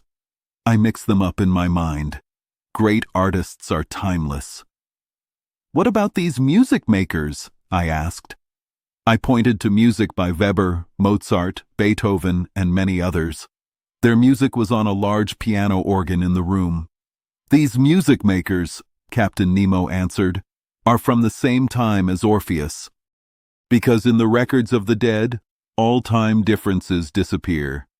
And I am dead, Professor, as dead as your friends who are buried." Captain Nemo became quiet. He seemed to be thinking deeply. I looked at him with great interest.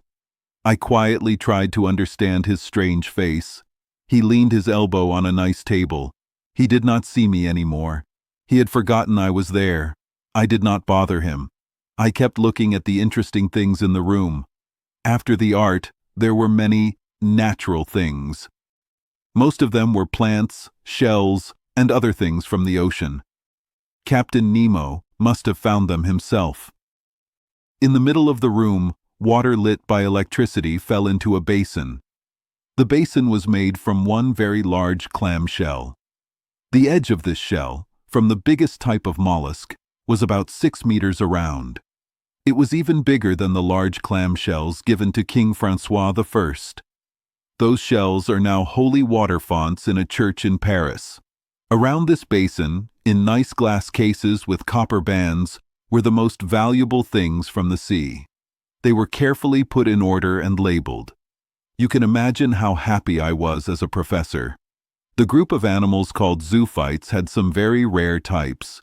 These included things like coral, sea pens, sponges, starfish, and sea urchins. There was a full collection of these animals. Someone who loves shells would have been very surprised by other glass cases. These cases had many different types of shells. I saw a collection that was worth a lot of money, more than I can describe completely. I will just mention a few of them. There was a beautiful royal hammer shell from the Indian Ocean. It had white spots on red and brown. There was also a bright, spiky, imperial, spiny oyster. This was rare in European museums and worth about 20,000 francs. There were also many other rare and beautiful shells from all over the world. They had wonderful names. In special parts of the room, there were beautiful pearls. The electric light made them sparkle. There were pink pearls from the Red Sea, green pearls, yellow, blue, and black pearls.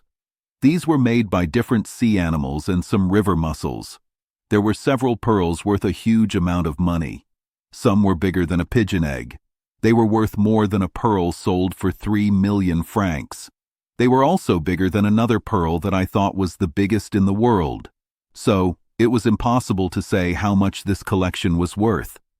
Captain Nemo must have spent millions to get these things. I wondered how he got so much money. Then he spoke, interrupting my thoughts. "Are you looking at my shells, Professor? They are very interesting for a scientist. But for me, they are even more special. I collected every one of them myself. I have searched every sea in the world." "I understand, Captain. I understand how happy you are to be among all this wealth. You collect your treasures yourself. No museum in Europe has such a collection of things from the ocean. But if I am so amazed by them, I will have no amazement left for the ship that carries them. I do not want to know all your secrets, but I must say I am very curious about this Nautilus. I want to know about its power, its equipment, and the strong force that makes it move. I see some tools on the walls of this room that I do not know about. May I ask about them? Professor Aronnax, Captain Nemo answered me. I said you would be free on my ship, so no part of the Nautilus is hidden from you. You can look at it closely, and I will be happy to show you around. I do not know how to thank you, sir, but I will not take too much advantage of your kindness. I just want to ask about what these measuring tools are for. Professor, these same tools are in my room. I will be happy to explain what they do there. But first, come and see the room I have for you. You need to know how you will live on the Nautilus. I followed Captain Nemo. He led me through a door in the corner of the room. We went down the ship's hallways. He took me to the front of the ship. There, I found not just a small room, but a nice bedroom with a bed, a sink, and other furniture. I could only thank him. Your room is next to mine, he told me, opening a door. And my room leads to the room we just left. I went into the captain's room. It looked very simple, almost like a monk's room. There was an iron bed, a work table, and a sink. The light was dim. No fancy things, just what was needed. Captain Nemo showed me to a bench. Please sit down, he told me. I sat down, and he began to speak. Chapter 12. Everything through electricity. Sir, Captain Nemo said. He showed me the tools in his room. These are the tools to move the Nautilus. I always see them here, like in the other room. They show me where I am and where I am going in the ocean. You know some of them. This is a thermometer. It tells the temperature inside the Nautilus. This is a barometer. It measures the air outside and tells about weather changes.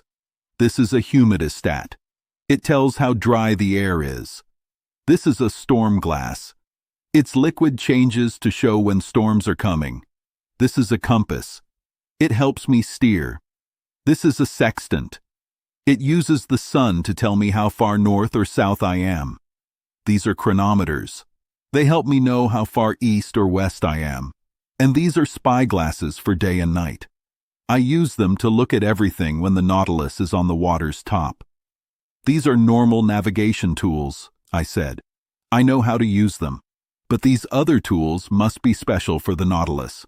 That dial there, with the moving needle. Is it a pressure gauge? Yes, it is a pressure gauge. It touches the water. It shows the water pressure on our ship. This tells me how deep my ship is. And these are new types of measuring lines? They are lines that measure water temperature at different depths. And these other tools? I cannot guess what they do. Professor, Captain Nemo said, I need to tell you some important things first. Please listen to me. He was quiet for a moment. Then he said, There is a strong, obedient, fast, and easy force. It can be used for anything. It is the most important thing on my ship. It does everything. It gives me light. It gives me warmth. It is the heart of my machines. This force is electricity. Electricity, I said, a little surprised. Yes, sir. But, Captain, your ship moves very fast. Electricity usually does not have so much power. Until now, it has only made small amounts of power. Professor, Captain Nemo replied, my electricity is not like common electricity. If you allow me, I will not say more about it. I will not ask more, sir. I am happy to just be amazed by what you can do. But I have one question. You do not have to answer if it is a secret. The electric parts you use to make this amazing force must use up quickly. For example, the zinc part. How do you get more of it, since you do not go to land? That is a good question, Captain Nemo replied. First, I will tell you that deep in the sea, there are places with zinc, iron, silver, and gold. We could get them, but I do not use these metals from land. I only use the sea itself for my electricity. The sea itself? Yes, Professor, and there were many ways to do this. I could make electricity by putting two wires in the water at different depths. The different temperatures would make electricity, but I chose a better way. What way is that? You know what salt water is made of. In 1,000 grams, 96.5% is water. About 2.66% is common salt, called sodium chloride. Then there are small amounts of other things like magnesium chloride, potassium chloride, and calcium sulfate. So you see there is a lot of sodium chloride. I get this sodium E from the salt water. I use it to make my electric cells. Sodium? Yes, sir. When it is mixed with mercury, it makes a material that replaces zinc in my electric cells. The mercury never runs out. Only the sodium is used up, and the sea gives me that. Also, I will tell you that sodium batteries make more energy. They are twice as strong as zinc batteries. Captain, I understand that sodium is very good for your situation. The sea has it. That is fine. But you still have to make it to get it out. How do you do that? Your batteries could get it out. But if I am right, you would use more sodium than you would make. So, when you make sodium, you would use up more than you create. No, Professor, I do not get it out with batteries. I simply use heat from coal from the earth. From the earth? I said, my voice rising. We will say coal from the seabed if you like, Captain Nemo replied. And you can get this coal from under the water? You will see me do it, Professor Aronnax. I only ask for a little patience from you. You will have plenty of time to be patient. Just remember one thing. I get everything from the ocean. It makes electricity, and electricity gives the Nautilus heat, light, movement, and life itself. But not the air you breathe? Oh, I could make the air needed on board, but it would be useless, because I can go to the top of the sea whenever I want. But even though electricity does not give me air to breathe, it does make the strong pumps work. These pumps store air under pressure in special tanks. This lets me stay deep in the sea for as long as I want, if I need to. Captain, I said, I will simply be amazed. You have found what all people will surely find one day, the true powerful force of electricity. I am not so sure they will find it, Captain Nemo replied, in a cold way. But in any case, you already know the first way I use this valuable force. It lights us, and with a steady light, better than sunlight. Now, look at that clock. It is electric. It is as accurate as the best clocks. I have divided it into 24 hours, like Italian clocks. This is because for me, there is no day or night, no sun or moon. There is only this artificial light that I bring into the deep sea. See, right now it is 10 o'clock in the morning. That is perfect. Another use for electricity. That dial you see shows how fast the Nautilus is going. An electric wire connects it to the speed sensor. This needle shows me the current speed of my ship. And now, we are going at a medium speed of 15 miles per hour. It is amazing, I said. And I truly see, Captain, how right you are to use this force. It will surely take the place of wind, water, and steam. But that is not all, Professor Aronnax, Captain Nemo said, standing up. And if you want to follow me, we will look at the back of the Nautilus. I already knew the front part of this underwater ship. Here is how it is divided, from the middle of the ship to its front point. The dining room, 5 meters long, with a strong wall to keep out water from the library. The library, 5 meters long.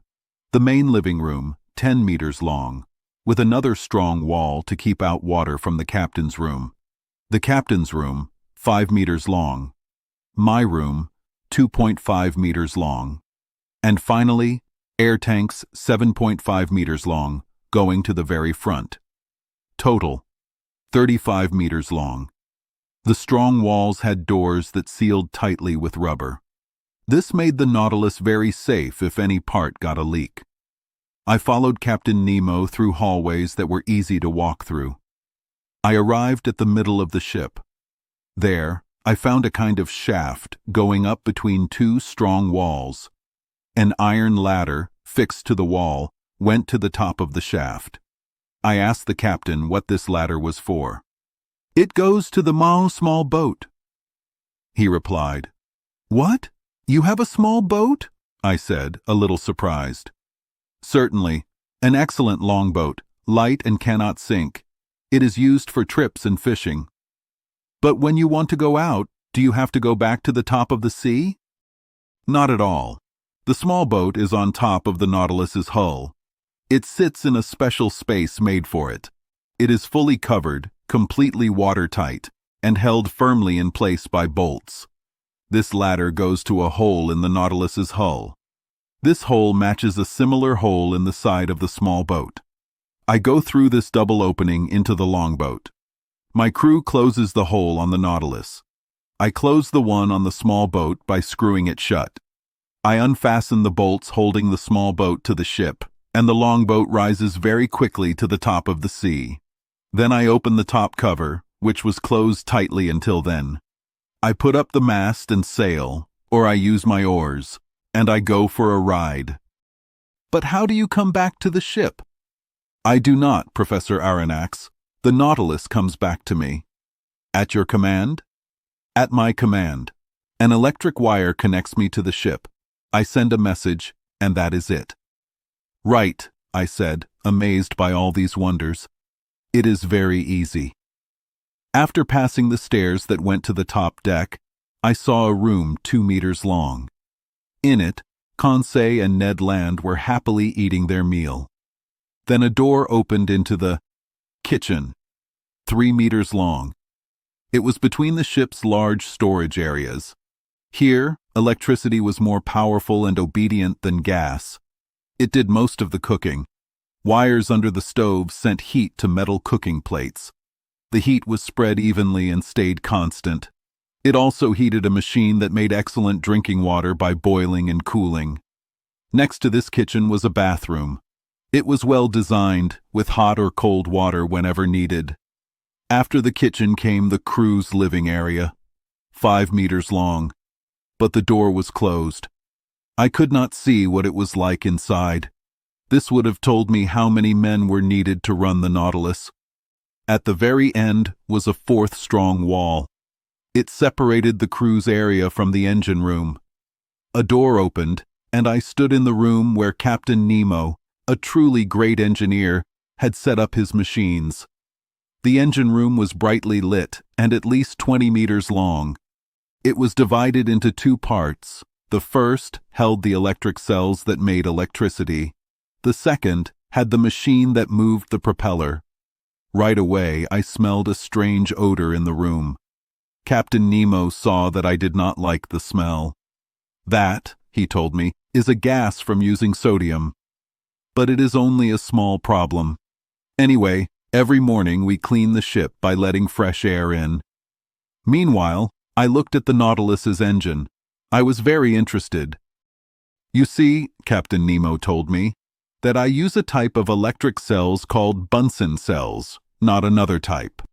The other type would not work well. We use fewer Bunsen cells, but they are big and strong. Experience has shown they are better. The electricity made here goes to the back of the ship. There, very large electromagnets move a special system of levers and gears. This moves the propeller shaft. The propeller is 6 meters across, moves 7.5 meters forward with each turn, and can turn 120 times a minute. And that gives you a speed of 50 miles per hour. There was a secret here, but I did not ask more about it. How could electricity work with such power? Where did this almost endless energy come from? Was it from a new type of coil that made very high voltage? Could its power transfer have been greatly increased by some unknown system of levers? This was what I could not understand. "Captain Nemo," I said, "I will trust the results and not try to explain them. I saw the Nautilus working in front of the Abraham Lincoln, and I know how fast it is. But it is not enough just to move. We have to see where we are going. We must be able to steer right or left, up or down. How do you go to lower depths, where the water pressure gets very strong? How do you go back up to the ocean's surface? Finally, how do you keep your ship at any depth you want? Am I asking too much?" "Not at all, Professor," the captain answered after a short pause. "Because you will never leave this underwater boat. Come into the lounge. It is really our workroom, and there you will learn the full story about the Nautilus." Chapter 13. Some Figures. We sat on a sofa. We had cigars. The captain showed me a drawing of his boat, the Nautilus. He started to explain it. "This is the Nautilus. It is a very long circle shape like a cigar. It is 70 meters long and 8 meters wide. It is long and thin, so it moves easily in the water. This boat is 1,011.45 square meters on the outside. It holds 1,507.2 cubic meters of water. This means it weighs 1,500 tons when it is under the water. I wanted the boat to be mostly under the water when it is floating. Only a small part should be above the water. So it needed to weigh 1,356.48 tons. I built it to be this weight. The Nautilus has two parts, one inside the other. They are joined with strong metal bars. This makes the boat very strong, like a stone. It will not break. It is built to be very solid. The two parts are made of steel. Steel is 7.8 times heavier than water. The inside part is 5 centimeters thick. It weighs 394.96 tons. The outside part has a heavy bottom part that weighs 62 tons. The outside part, the engine, and other parts together weigh 961.52 tons. If you add these to the inside part's weight, you get 1,356.48 tons. Do you understand? "Yes," I said. "So," the captain continued, "when the Nautilus is on the water, a small part is above the water. I have tanks that can hold 150.72 tons of water. If I fill these tanks with water, the boat will weigh 1,507.2 tons. Then, it will go completely under the water. These tanks are at the bottom of the Nautilus. I open some valves, the tanks fill, the boat sinks, and it is just at the surface of the water." "That's good, Captain, but it's hard to understand something. You can go just under the water, but when you go deeper, the water pushes on the boat. This push gets stronger the deeper you go. It's like 1 unit of pressure for every 30 feet of water." "That is correct," he said. "Then, if you don't fill the whole Nautilus with water, I don't see how you can make it go deep into the water." "Sir," Captain Nemo said, "we must not mix up things that are still with things that are moving. It takes little effort to go deep in the ocean. This is because things tend to sink. Listen to me." "I am listening, Captain." "When I wanted to know how much heavier the Nautilus needed to be to go under, I just looked at how much salt water shrinks as it goes deeper." "That makes sense," I said. "Water does not shrink much. It shrinks only a tiny bit, like 0.000436 for every unit of pressure, or every 30 feet deep. For example, to go 1,000 meters down, I must think about how much the water shrinks. This is under 100 units of pressure. In this case, it would shrink by 0.00436. So, I would need to make my boat weigh more, from 1,507.2 tons to 1,513.77 tons. This means adding only 6.57 tons. Is that all?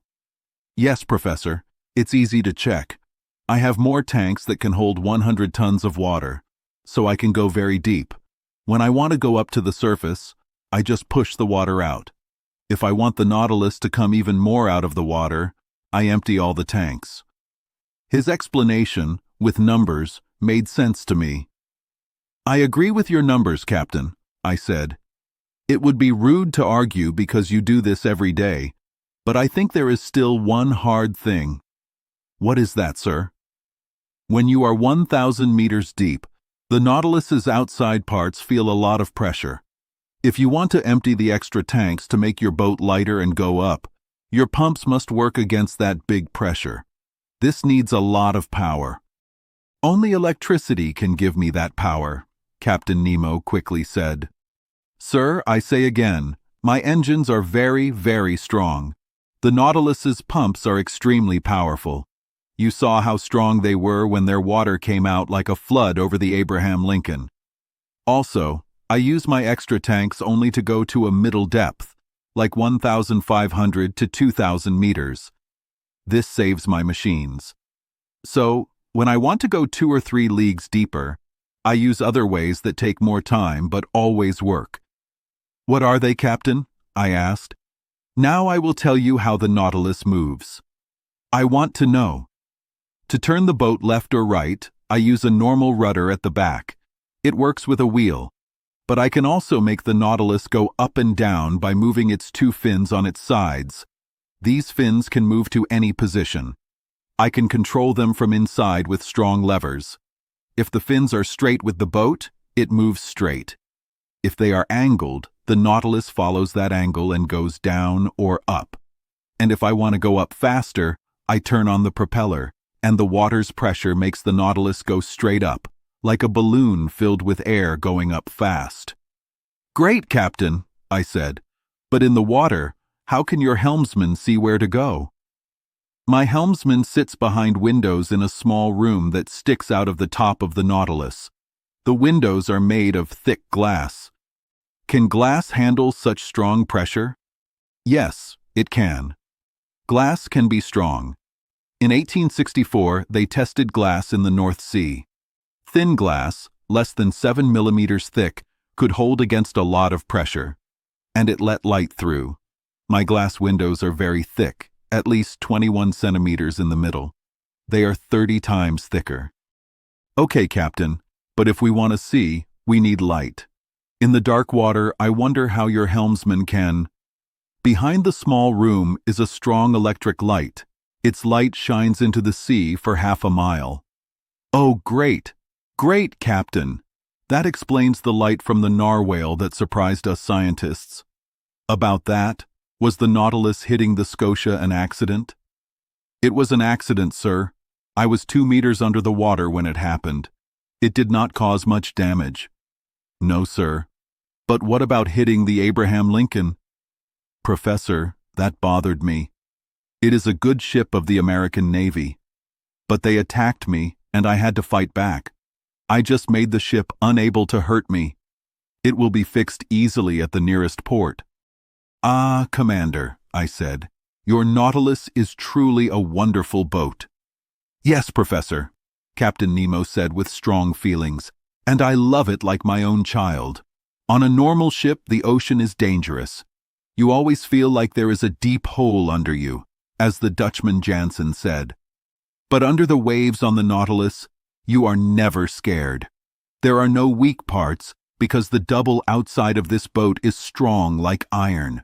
No ropes to wear out, no sails for the wind to take away.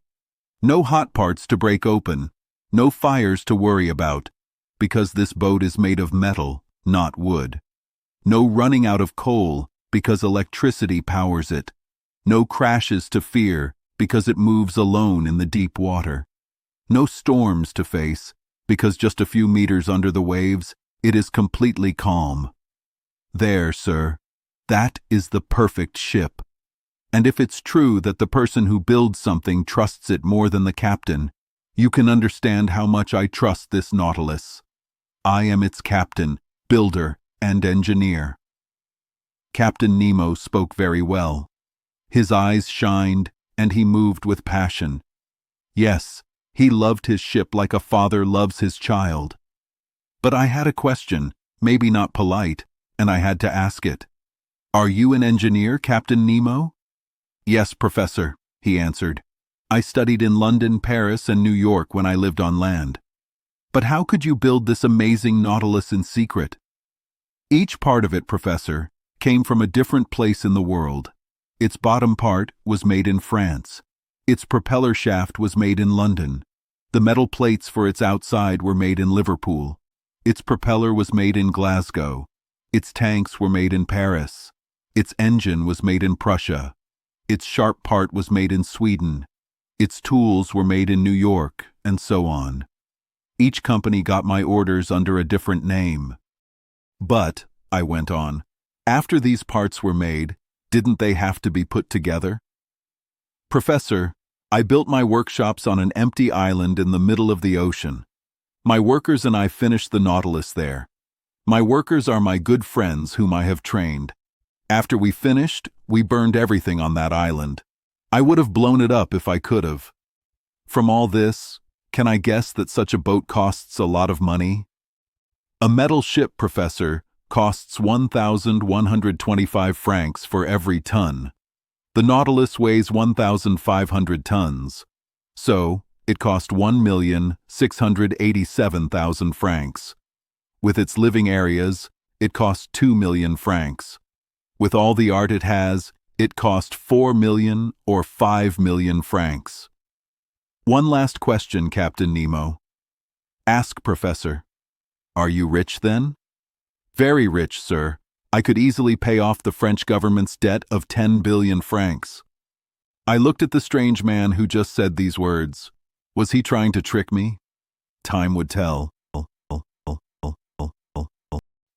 Chapter 14. The Black Current. The Black Current is a strong flow of water in the ocean. The ocean is very big. It covers a lot of the earth. Long, long ago, the earth had a lot of water. Then, land slowly came out of the water. Now we have continents and oceans. There are 5 main oceans: the Arctic, Antarctic, Indian, Atlantic, and Pacific Oceans. The Pacific Ocean is very wide. It goes from north to south and from America to Asia. It is usually calm. Its currents move slowly, and it rains a lot there. I was going to travel on this ocean. Captain Nemo told me, "We will find our place on the map and start our trip. It's almost noon. I will go up to the water's surface." The captain pushed a button. The ship, called the Nautilus, began to rise. It stopped when it reached the surface. I went up to the top of the Nautilus. Only a small part of the ship was above the water. The Nautilus looked like a big cigar. It had metal plates like a reptile's skin. This is why people thought it was a sea animal. In the middle of the ship, there was a small boat. There were also 2 clear domes. One was for the person steering the ship. The other had a bright light to show the way. The sea was beautiful, and the sky was clear. The Nautilus moved smoothly on the water. A gentle wind blew from the east. We could see very far. There was nothing else around us. No land, no other ships, just a big, empty sea. Captain Nemo used a tool to find our location. He waited for the sun to be in the right place. "It's noon," he said. "Professor, when you are ready." I looked at the sea one last time. It was a bit yellow near Japan. Then I went back inside the ship. The captain found our exact location on a map. He told me, "Professor Aronnax, we are at 137 degrees 15 minutes west." I asked, "West of what place?" I wanted to know where he was from. He said, "I have clocks set for Paris, London, and Washington. But for you, I will use Paris." This did not tell me where he was from. I nodded. The captain continued, "We are 137 degrees 15 minutes west of Paris and 30 degrees 7 minutes north. This is about 300 miles from Japan. Today, November 8th, at noon, we start our journey under the water." "May God be with us," I said. "Now, Professor," the captain said, "I will leave you to your studies. We are going east-northeast at 50 meters deep. Here are maps so you can follow our path. The room is yours. I will go now." Captain Nemo left. I thought about him. Where was he from? Why did he hate people? Was he a smart person who was not liked by the world? I did not know yet. He was kind to me, but he never shook my hand. I thought for an hour.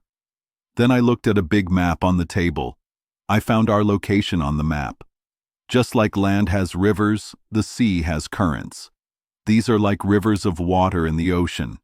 They have different temperatures and colors. The Bok Gulf Stream is one famous current. There are 5 main currents in the world's oceans. At our location on the map, there was one of these sea rivers. It was called the Kuroshio by the Japanese, or the Black Current. It is warm and dark blue.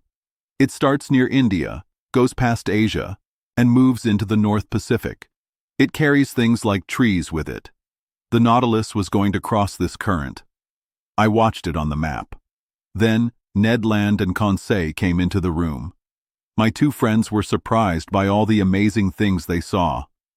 "Where are we?" Ned said. "In a museum?" Conseil said. "No, it looks more like an art show." "My friends," I said, "you are not in Canada or France. You are on the Nautilus, 50 meters under the sea." "If you say so," Conseil said. "But this room is very surprising, even for me." "Look around, my friend," I said. "There is much to see here." Conseil immediately started looking at things. He began to name different types of shells and sea creatures. Ned Land, who liked shells less, asked me about Captain Nemo. He wanted to know who he was, where he came from, where he was going, and how deep we were. I did not have time to answer all his questions. I told him what I knew, which was not much. Then I asked him what he had seen or heard. "Nothing," Ned said. "I haven't even seen the people who work on this boat. Are they electric too?" "Electric? Yes, I almost think so. But Professor Aronnax," Ned said, "can you tell me how many people are on board? 10, 20, 50, 100? "I cannot answer you, Mr. Land. For now, do not think about taking over the Nautilus or running away. This ship is a wonderful machine. Many people would like to be in our place to see these amazing things. So be calm and let's see what is around us." "See?" Ned said. "There is nothing to see from this metal prison. We are just moving without knowing anything." As Ned said this, it suddenly became very dark. The lights went out quickly. My eyes hurt, like when you go from very dark to very bright light. We stood still. We did not know what would happen. Then we heard a sound. It sounded like parts of the ship were opening. "It's the end," Ned Land said. "Hydra Medusa," Conseil whispered. Suddenly, light came in from 2 long windows on both sides of the room.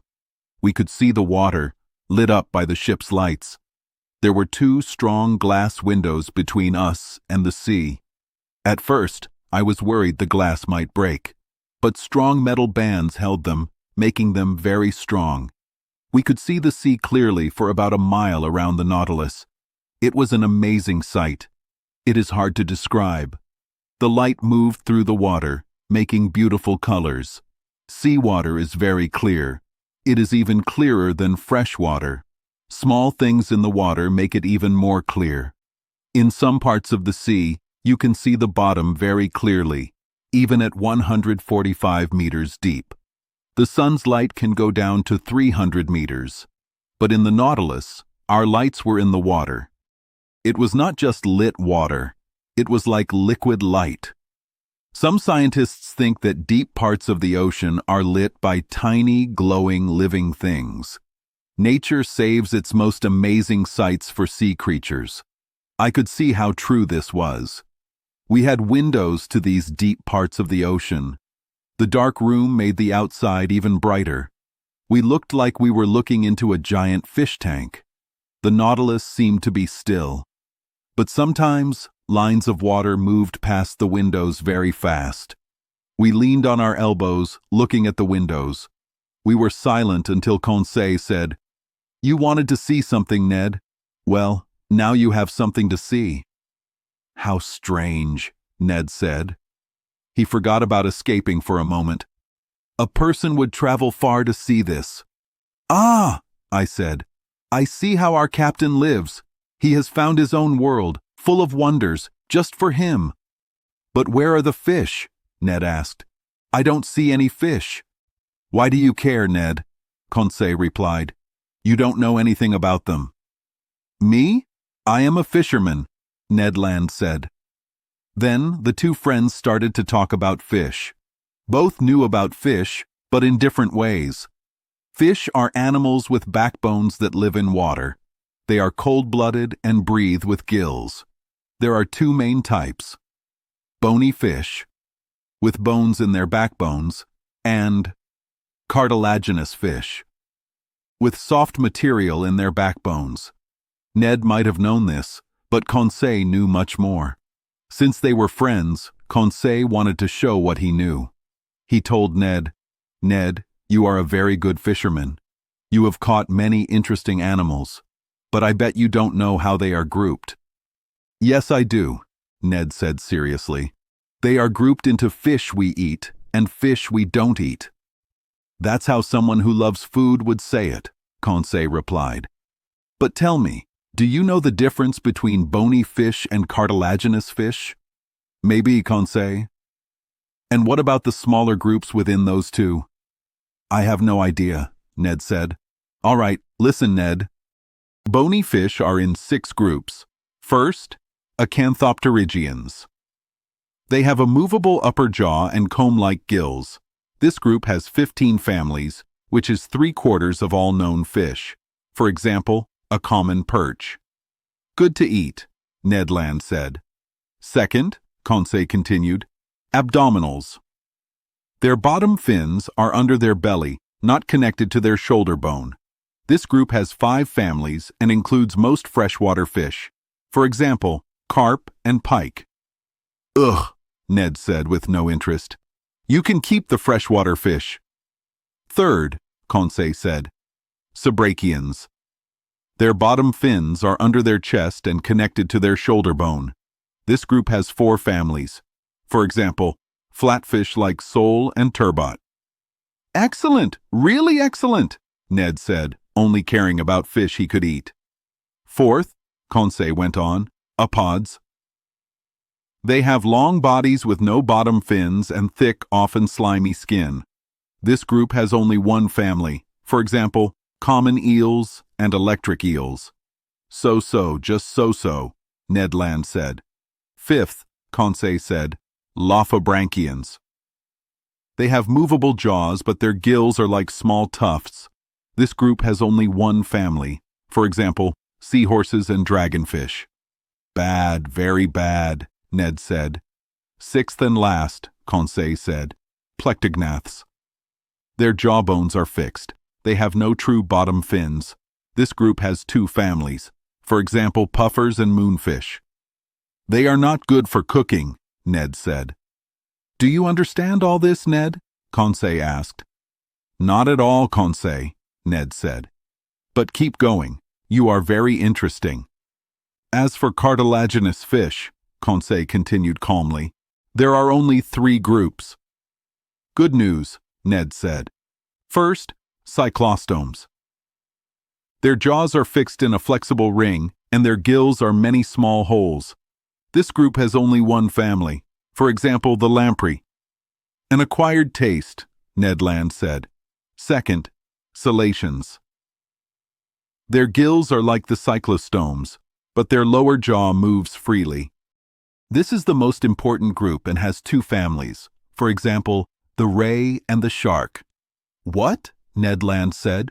Rays and man-eaters in the same group? Well, Conseil, for the rays, I would not put them in the same fish tank. Third, Conseil replied, Sturionians. Their gill opening is a single slit with a cover. This group has 4 types, for example, the sturgeon. Ah, Conseil, you saved the best for last, I think, and that's all of them. Yes, Ned, Conseil said. And remember, even knowing all this is not much, because these groups are divided into smaller groups, and then even smaller ones. All right, Conseil, Ned said, looking at the glass window. Here come some of your smaller groups now. Yes, fish, Conseil said. It's like being in front of an aquarium. No, I said, because an aquarium is a cage, and these fish are as free as birds. Well, Conseil, name them. Start calling them out, Ned Land said. Me? Conseil replied. I cannot. That is my employer's job. Conseil liked to group things, but he was not a naturalist. He could not tell one fish from another. Ned, on the other hand, knew nothing about groups, but could name any fish. A triggerfish, I said. It's a Chinese triggerfish, Ned Land replied. Group Balistes, family Scleroderma, order Plectognatha, Conseil whispered. Together, Ned and Conseil were a very good naturalist. Ned was right. Many triggerfish were swimming around the Nautilus. They had flat bodies, rough skin, and spines on their back fins. Their skin was white underneath and gray on top, with gold spots. Around them, rays moved like flags in the wind. I saw a Chinese ray, yellow on top and pink on its belly, with 3 spines behind its eyes. This ray was rare, and people once thought it did not exist. For 2 hours, many sea animals swam with the Nautilus. They were beautiful and fast. I saw green wrasse, mullet with black lines, white gobies with violet spots, beautiful Japanese mackerel with blue bodies and silver heads, and shiny blue goldfish. I also saw several kinds of beet porgy, some with blue and yellow fins, others with black stripes. There were also trumpet fish, with long noses, like seabirds, sometimes a meter long. I saw Japanese salamanders and long moray eels, with sharp eyes and big mouths full of teeth. We were very surprised and kept saying how amazing it was. Ned named the fish, Conseil grouped them, and I loved watching them move and how beautiful they were. I had never seen these animals alive in the ocean before. There were so many types of fish from the seas of Japan and China that I cannot list them all. They came close to us, probably because of our bright light. Suddenly, it became light in the room. The metal panels closed. The wonderful view was gone. But I kept thinking about it. Then, I looked at the tools on the wall. The compass showed we were still going east-northeast. The pressure gauge showed we were at 50 meters deep, and the speed tool showed we were going 15 miles per hour. I waited for Captain Nemo, but he did not come. It was 5 o'clock. Ned Land and Conseil went to their room. I went to my room. Dinner was ready. I had turtle soup, a red fish with tasty white meat, and a fish called imperial angelfish, which tasted even better than salmon. I spent the evening reading, writing, and thinking. Then I felt sleepy. I lay down on my bed and slept deeply while the Nautilus moved through the fast-moving black current. Chapter 15. An Invitation in Writing. The next day, November 9th, I woke up after a long sleep.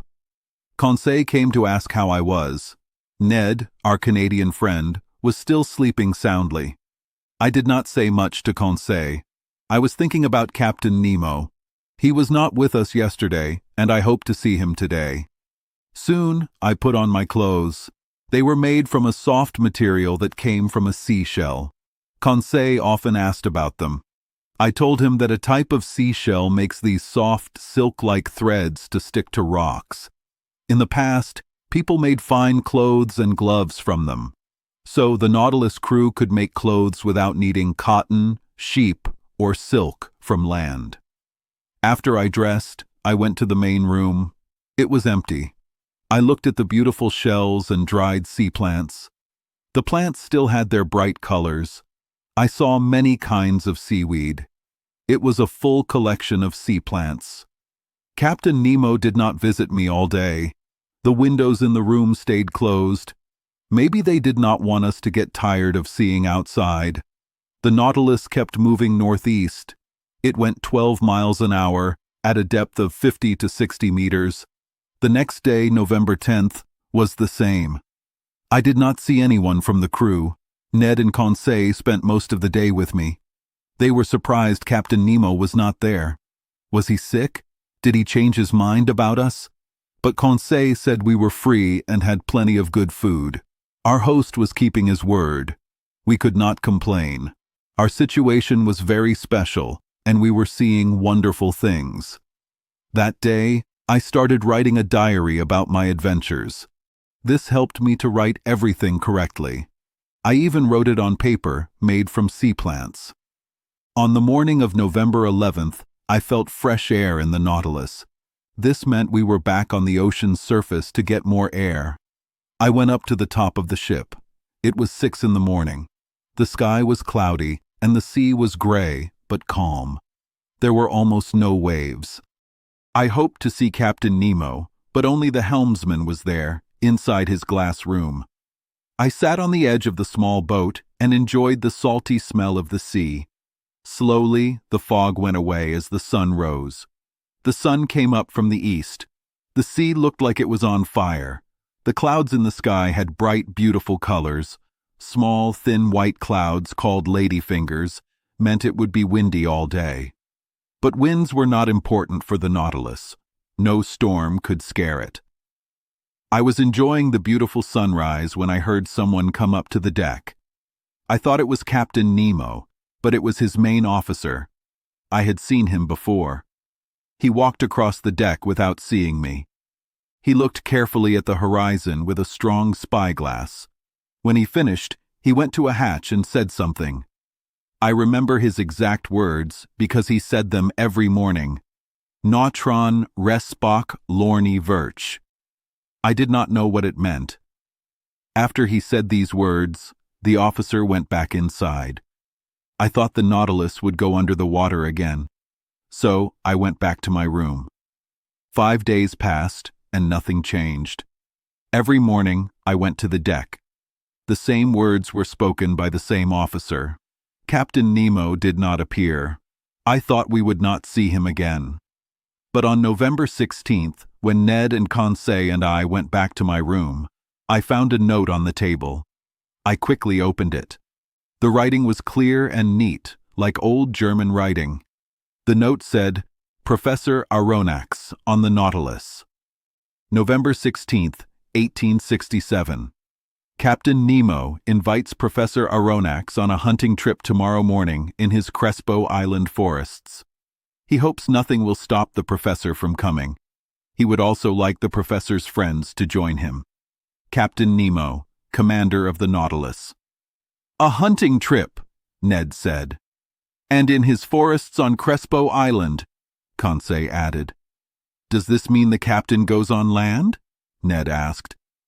It seems so, I said, reading the letter again.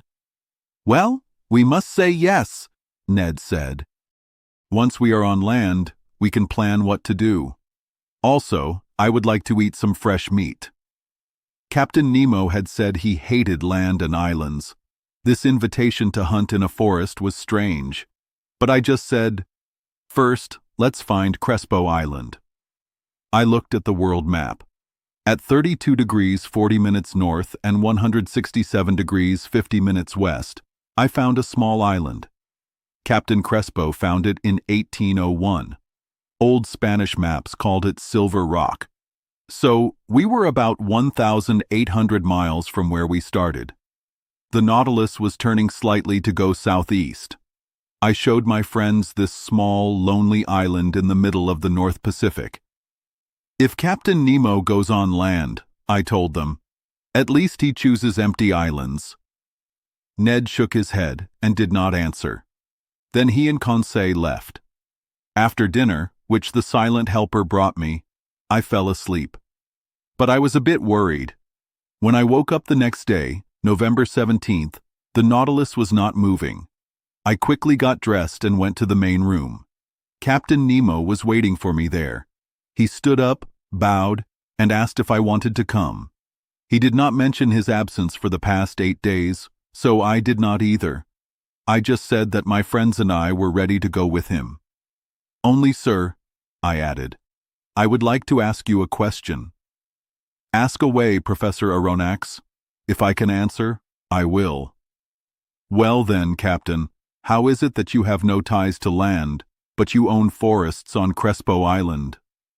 Professor, the captain answered, my forests are not in the sun. Lions, tigers, or other land animals do not visit them. Only I know about them. They grow only for me. These forests are not on land. They are under the water. Underwater forests, I said. Yes, Professor. And you are offering to take me to them? Exactly. On foot? Without getting your feet wet. While hunting? While hunting. With rifles? With rifles. I looked at Captain Nemo with a strange look. Surely, I thought to myself, he is sick in the head. He has been crazy for 8 days and it's not over yet. What a shame. I liked him better when he was just strange, not crazy. My thoughts were clear on my face, but Captain Nemo just invited me to follow him, and I did, expecting the worst. We went to the dining room, where breakfast was ready. Professor Aronnax, the captain told me, please share my breakfast. We can talk while we eat. I promised you a walk in my forests, but I did not promise a restaurant there. So eat like a man who might eat dinner very late. I ate a good meal. It had different fish and some sea cucumber, a good sea animal. Everything was served with tasty seaweed. We drank clear water. I added some drops of a drink made from seaweed, like the captain. At first, Captain Nemo ate without saying anything. Then he told me, Professor, when I asked you to hunt in my Crespo forests, you thought I was saying something that did not make sense. When I told you they were underwater forests, you thought I was crazy. Professor, you should never judge people quickly. But Captain, believe me. Please listen to me, and you will see if you have reason to call me crazy or say I am wrong. I am listening. Professor, you know that a person can live underwater if they carry their own air to breathe. For work underwater, people wear a waterproof suit with a metal helmet. They get air from above with pumps and controls. That is a regular diving suit, I said. Correct, but then the person is not free. They are connected to a pump by a hose. It is like a chain to the land. If we were connected to the Nautilus like that, we could not go far either. Then how do you move freely? I asked. We use a device called the Rouquayrol de Nehru's device. 2 of your countrymen invented it, but I have made it better for my own use. It lets you go into these new places underwater without getting sick. It has a strong metal tank where I keep air under high pressure. This tank is on my back, like a soldier's bag. The top part has a box that controls the air, releasing it at the right pressure. In the normal Rouquayrol device, 2 rubber hoses go from this box to a mask that covers the nose and mouth. One hose is for air to breathe in, and the other is for air to breathe out. The tongue closes one or the other as needed. But for me, because of the high pressure deep in the sea, I needed to put my head in a copper helmet, like regular diving suits. The 2 hoses for breathing in and out now go to that helmet. That is perfect, Captain Nemo, but the air you carry must run out quickly, and once it has less than 15% oxygen, you cannot breathe it. Yes, but as I told you, Professor Aronnax, the Nautilus's pumps let me store air under very high pressure. So, the tank on my diving suit can give me air to breathe for 9 or 10 hours. I have no more questions about that, I said. I will only ask you, Captain, how can you see at the bottom of the ocean? With the Ruhmkorff device. Professor Aronnax, if the first device is on my back, this second one is on my belt. It has a battery that I use with sodium, not a different chemical. A coil gathers the electricity and sends it to a special light. In this light, there is a glass spiral with a small amount of carbon dioxide gas. When the device works, this gas glows and gives off a constant whitish light. So, I can breathe and I can see. Captain Nemo, You answer all my questions so well, I am afraid to doubt anything. However, even though I accept both the Rouquayrol and Ruhmkorff devices, I have some concerns about the rifle you will give me. But it is not a rifle that uses gunpowder, the captain replied. Then it is an air gun? Yes. How can I make gunpowder on my ship when I have no saltpeter, sulfur, or charcoal? Even so, I said, to shoot underwater, in water that is 855 times thicker than air, you would have to push through a lot of resistance. That is not necessarily true. There are some guns, improved by others, that have a special way to seal them so they can shoot underwater. But I repeat, I have no gunpowder, so I use air at high pressure, which the Nautilus's pumps give me a lot of. But this air must run out quickly. Well, if needed, can my Rouquayrol tank not give me more? I just need to open a special tap. Besides, Professor Aronnax, you will see that during these underwater hunts, we do not use much air or many bullets. But it seems to me that in this dim light, in water that is so thick compared to the air, a gunshot could not go far and would be hard to kill with. On the contrary, sir, with this rifle every shot kills. And as soon as the animal is hit, even a little, it falls as if struck by lightning. Why? Because this rifle does not shoot regular bullets. It shoots small glass capsules invented by a chemist from Austria. I have many of them.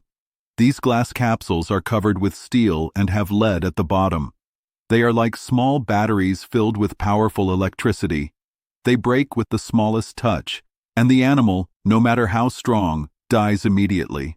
I can also tell you that these capsules are small, and a normal rifle could hold 10 of them. I will stop arguing, I said, getting up from the table. All that is left is for me to take my rifle.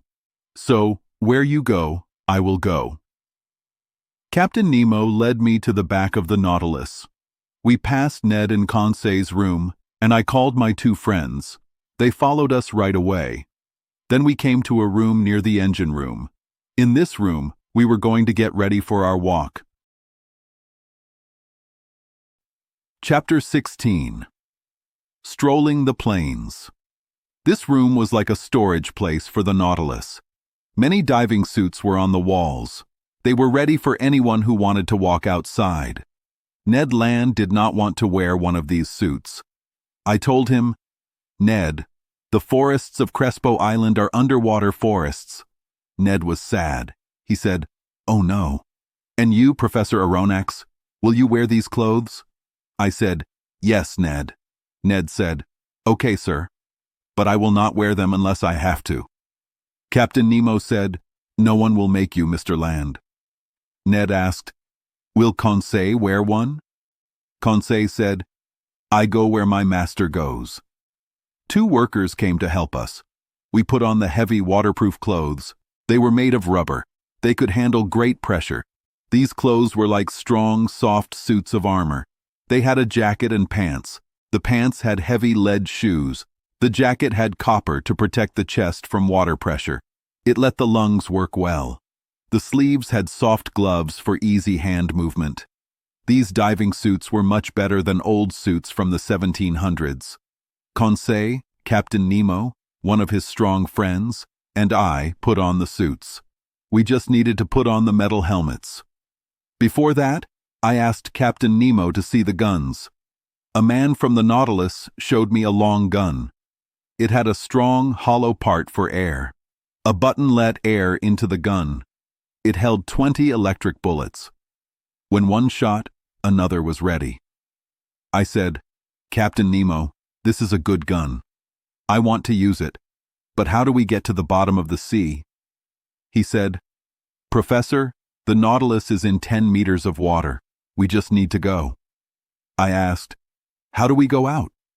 He said, You will see. Captain Nemo put his head into his helmet. Conseil and I did too. Ned Land said, Happy hunting, in a joking way. The suit had a copper part where the helmet screwed on. The helmet had 3 glass holes to see. A device on our backs helped us breathe easily. I had a light on my belt and my gun. I was ready. But the heavy clothes and lead shoes made it hard to move. But this was planned. I felt myself move into a small room next to the clothes. My friends came with me. A door with seals closed. It was dark. After some minutes, I heard a sound. I felt cold water rising. A valve in the boat was letting water in. The room filled with water. Then another door on the Nautilus opened. We saw a soft light. Soon, we were walking on the seabed. I cannot explain how wonderful it was to walk underwater. Words cannot show these amazing things. Captain Nemo walked in front. His friend walked behind us. Conseil and I walked together. We felt like we could still talk. I no longer felt the heavy clothes or air tank. The water made everything lighter. I could move easily. This was because of a rule found by Archimedes. I was not heavy anymore. I could move very freely. The sun shone brightly on the seabed, even at 30 feet deep. The sun's light went through the water easily. I could see things 100 meters away. Farther away, the bottom was blue. Then it became dark. The water around me was like air, but thicker. It was almost clear. Above me, I saw the calm ocean surface. We walked on fine, smooth sand. It was not like beach sand. This bright sand was like a mirror. It reflected the sun's rays. It made many reflections in the water. I could see everything clearly, like it was daytime, even at 30 feet deep. For 15 minutes, I walked on this bright sand. It had small pieces of shell. The Nautilus moved away slowly. But when it was dark underwater, the ship's light would help us return. Its light was very clear. It is hard to understand if you have not seen it. On land, dust in the air makes light look blurry. But underwater, electric light is very clear. We kept walking. The sand plains seemed to go on forever. My hands moved the water and it closed behind me. My footprints disappeared quickly. Soon I saw things in the distance. I saw rocks covered with beautiful sea animals. This was a special sight. It was 10 in the morning. The sun's light hit the water at an angle. It broke into colors like light through a prism. When this light touched flowers, rocks, shells, and polyps, they showed all the colors of the rainbow. It was a wonderful mix of red, green, yellow, orange, purple, indigo, and blue.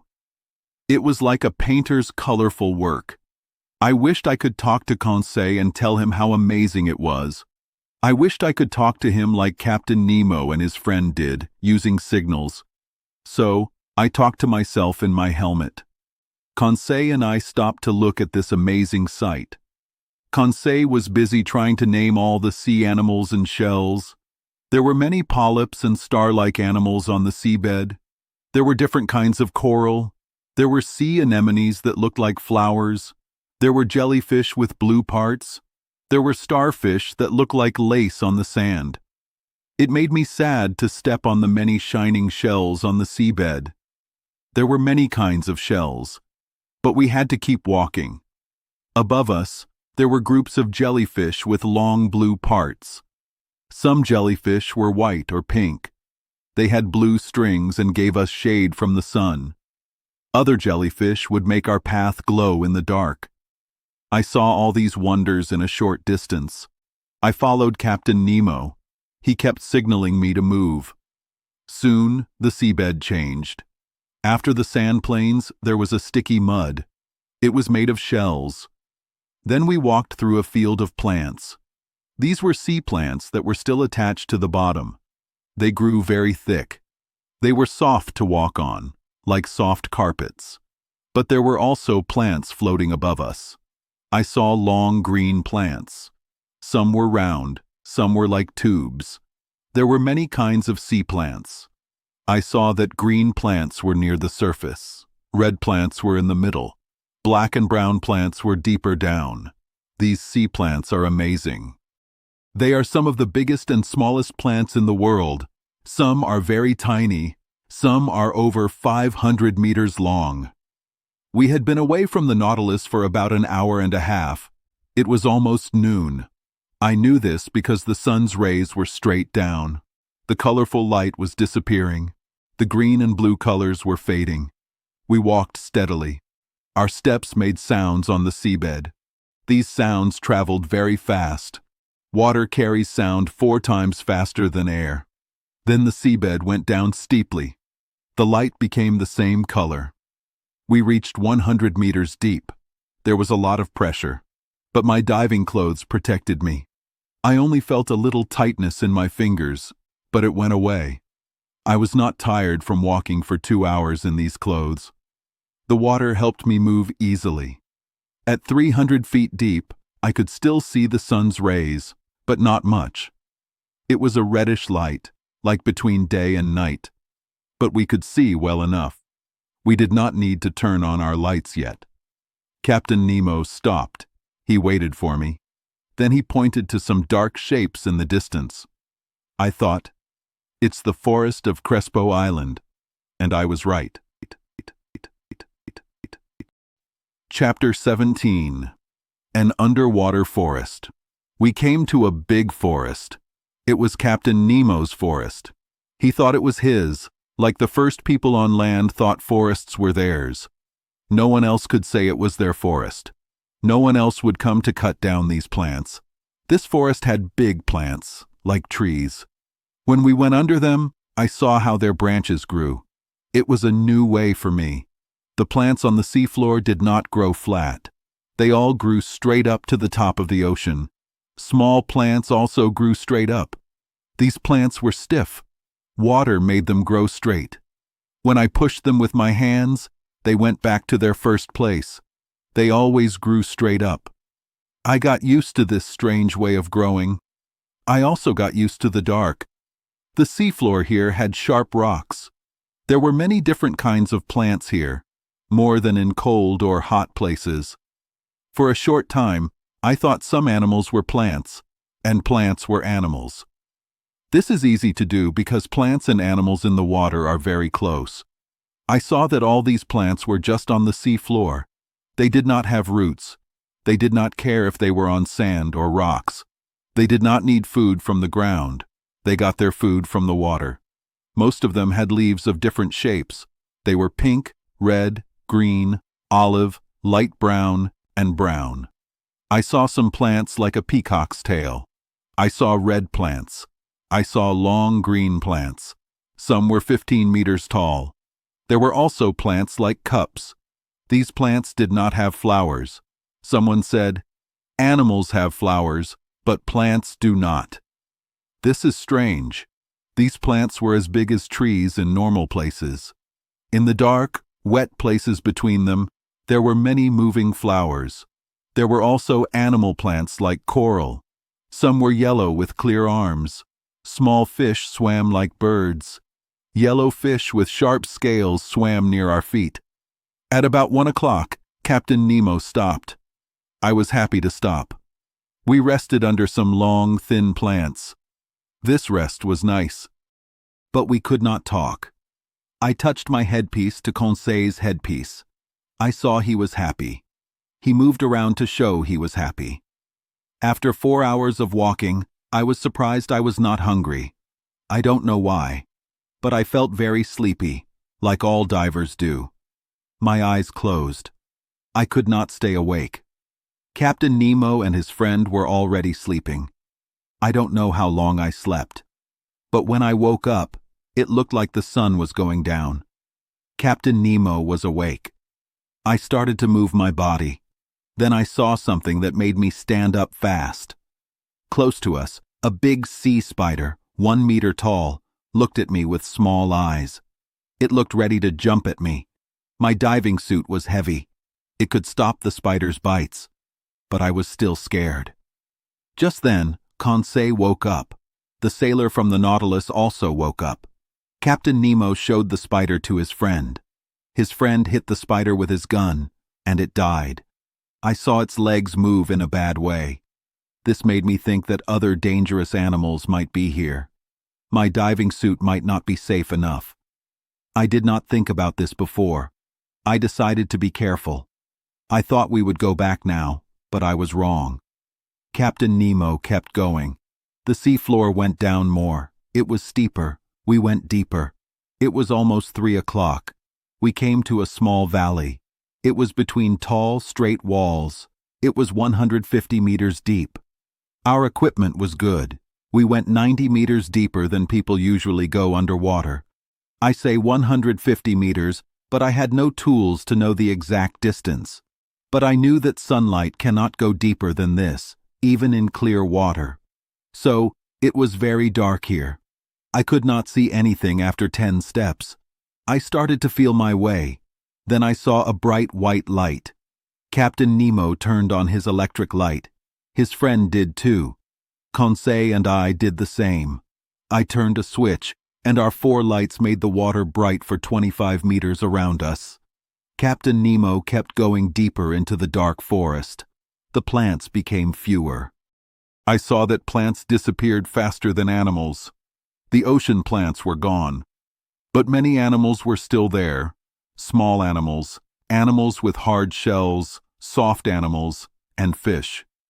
As we walked, I thought our lights would bring some animals closer. But if they came, they stayed far away. This was bad for hunting. Many times I saw Captain Nemo stop and aim his gun. Then he would put it down and walk again. Finally, at about 4 o'clock, our amazing walk ended. There was a big wall of rocks in front of us. It was very big. It was like a mountain of stone. It had dark caves. We could not climb it. This was the base of Crespo Island. This was land. The captain stopped fast. He made a sign, and we stopped. I wanted to go over the wall, but I had to stop. This was the end of Captain Nemo's area. He did not want to go past it. The part of the world after this, he would not walk on. We started to go back. Captain Nemo led us. He always went forward. I saw that we did not go back the same way. This new way was very steep and hard. It took us to the top of the sea fast. But it was not too fast. If it was too fast, we could get hurt inside. The light came back and got brighter. The sun was low. Its light made colors around the things we saw. At 10 meters deep, we walked with many small fish. There were more fish than birds in the air. They were faster too. But we did not see any big fish to shoot. Just then, I saw the captain put his gun up. He looked at something moving in the plants. He shot. I heard a small sound. An animal fell a few steps away. It was like lightning hit it. It was a beautiful sea otter. It was the only animal with 4 legs that lives only in the sea. It was 1.5 meters long. This otter was worth a lot of money. Its fur was brown on top and silver below. It would make a nice fur coat. People in Russia and China want these furs. This fur would be worth at least 2,000 francs. I was amazed by this animal. It had a round head, small ears, round eyes, white whiskers like a cat, feet with webs and claws, and a bushy tail. Fishermen hunt this animal. It is now very rare. It lives in the North Pacific. It might soon be gone. Captain Nemo's friend picked up the otter. He put it on his shoulder. We started walking again. For an hour, we walked on sand. Often, the seafloor was only 2 meters below the top of the water. I could see our faces in the water above us, but upside down. There was a perfect copy of us above, walking with heads down and feet up. Another strange thing. Big clouds moved above us. They came and went fast. But I thought about it. These clouds were just different levels of water. I even saw the white foam from the waves on the top of the water, and I saw the shadows of big birds flying fast over our heads. Here, I saw a very good shot from a gun. A big bird with wide wings flew over us. It was easy to see. When it was a few meters above the water, Captain Nemo's friend shot. The bird fell. It was like electricity hit it. It fell close to our good hunter. He picked it up. It was a beautiful albatross, a nice bird from the open sea. This did not stop our walk. For 2 hours, we walked on sand and then on seaweed. This was hard to walk on. I was very tired when I saw a dim light far away. It was the Nautilus's light. In 20 minutes, we would be inside. I could breathe well again. My air tank felt low on oxygen. But something happened that made us a little late. I was 20 steps behind. Captain Nemo suddenly came back to me. He pushed me down with his strong hands. His friend did the same to Conseil. At first, I did not know why, but I saw the captain lying still next to me, and I felt better. I was on the seafloor under some plants. I lifted my head. I saw two very big things moving fast. They made bright lights. My blood became cold. I saw that two scary sharks were near us. They were blue sharks. They eat people. They had big tails, dull, glass eyes, and bright stuff coming from holes near their noses. They were like big fireflies. They could crush a person with their strong mouths. I don't know if Conseil was trying to name them, but for me, I looked at their silver bellies and their scary mouths with teeth. I felt like a victim, not a scientist. Luckily, these hungry animals do not see well. They went past us. They touched us with their brown fins. We were lucky. It was more dangerous than meeting a tiger in the jungle. After half an hour, we followed the light to the Nautilus. The door outside was open. Captain Nemo closed it after we went into the first room. Then he pushed a button. I heard pumps working. I felt the water go down. In a few moments, the room was empty. The inside door opened. We went into the clothes room. There, we took off our diving suits. It was hard. I was very tired. I was hungry and needed rest. I went to my room. I was full of wonder from this amazing trip on the bottom of the sea. Chapter 18. 4,000 Leagues Under the Pacific. On November 18th, I felt well again. I went to the top of the Nautilus. The ship's officer said his usual words. I thought he was talking about the sea or saying, "Nothing is there." The sea was empty. No other ships were in sight. Crespo Island was gone. The ocean was a beautiful dark blue. The waves looked like silk. Captain Nemo came. He did not see me.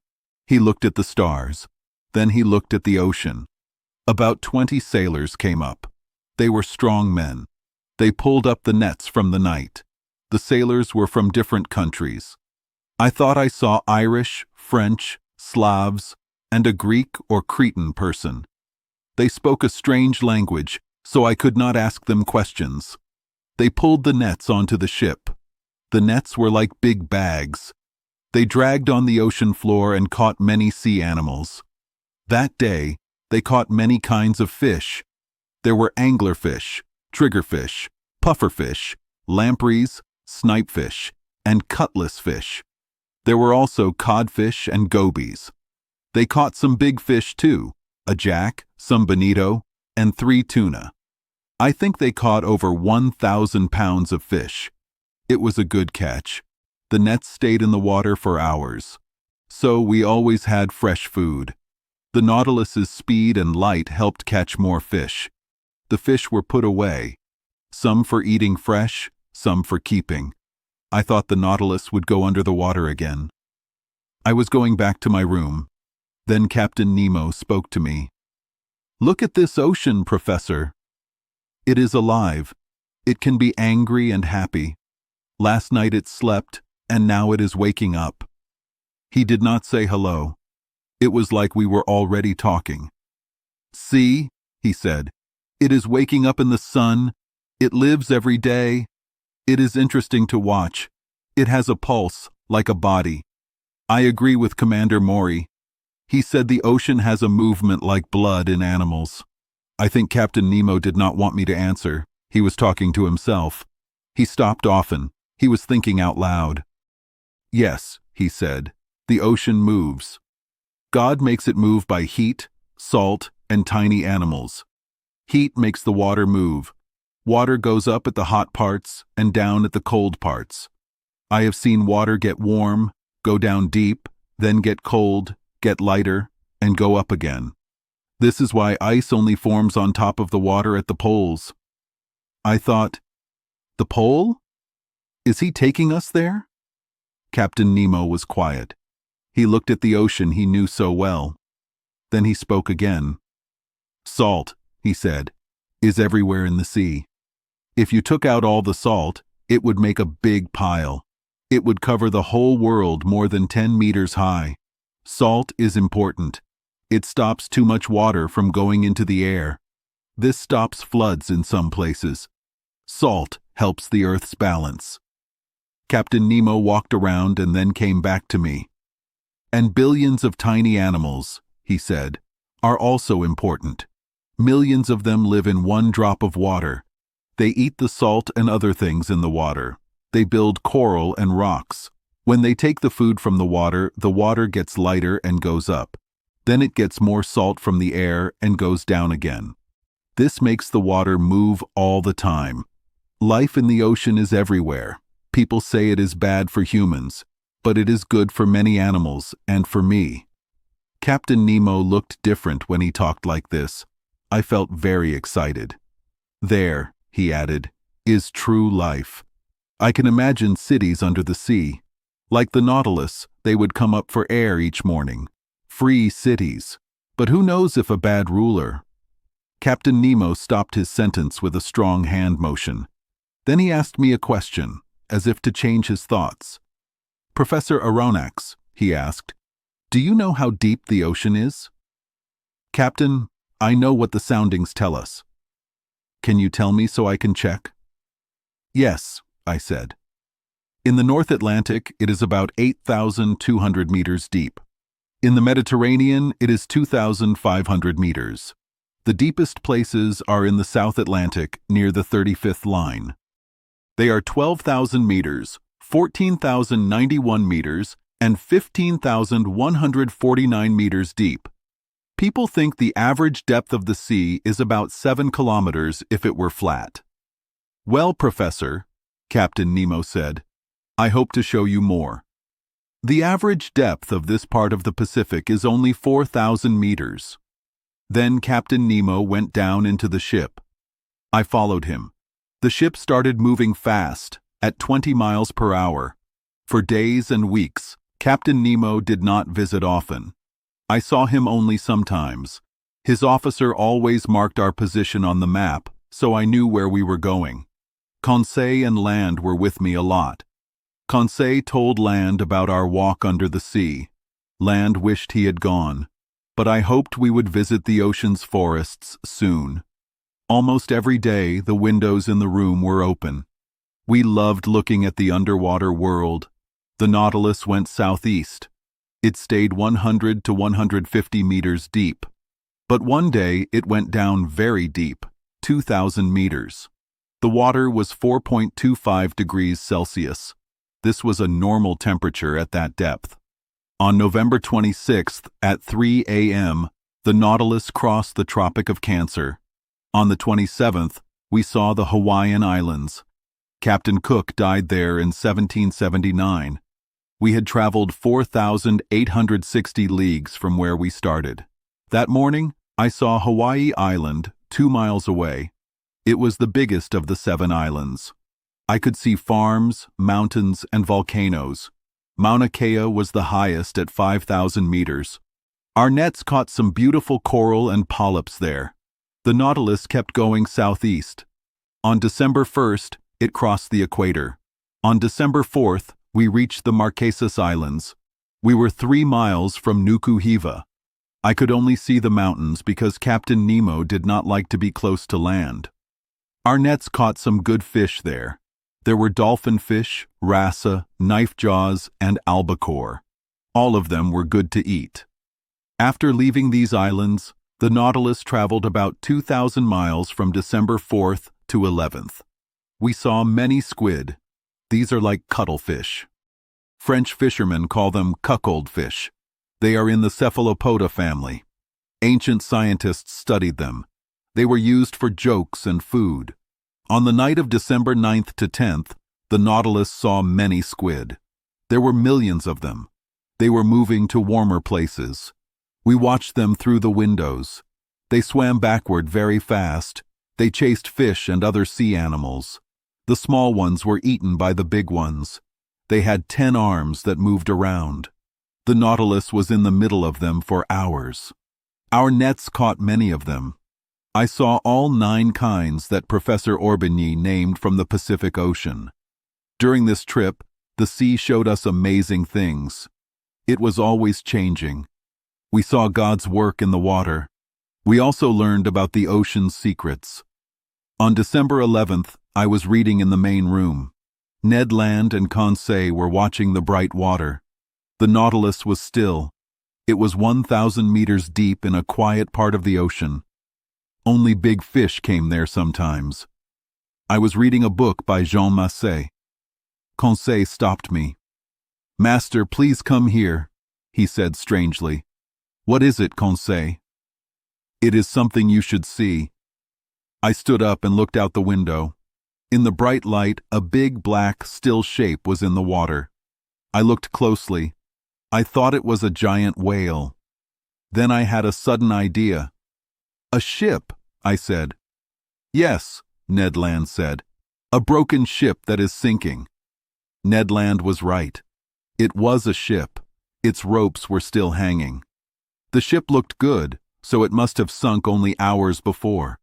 Its 3 masts were broken off.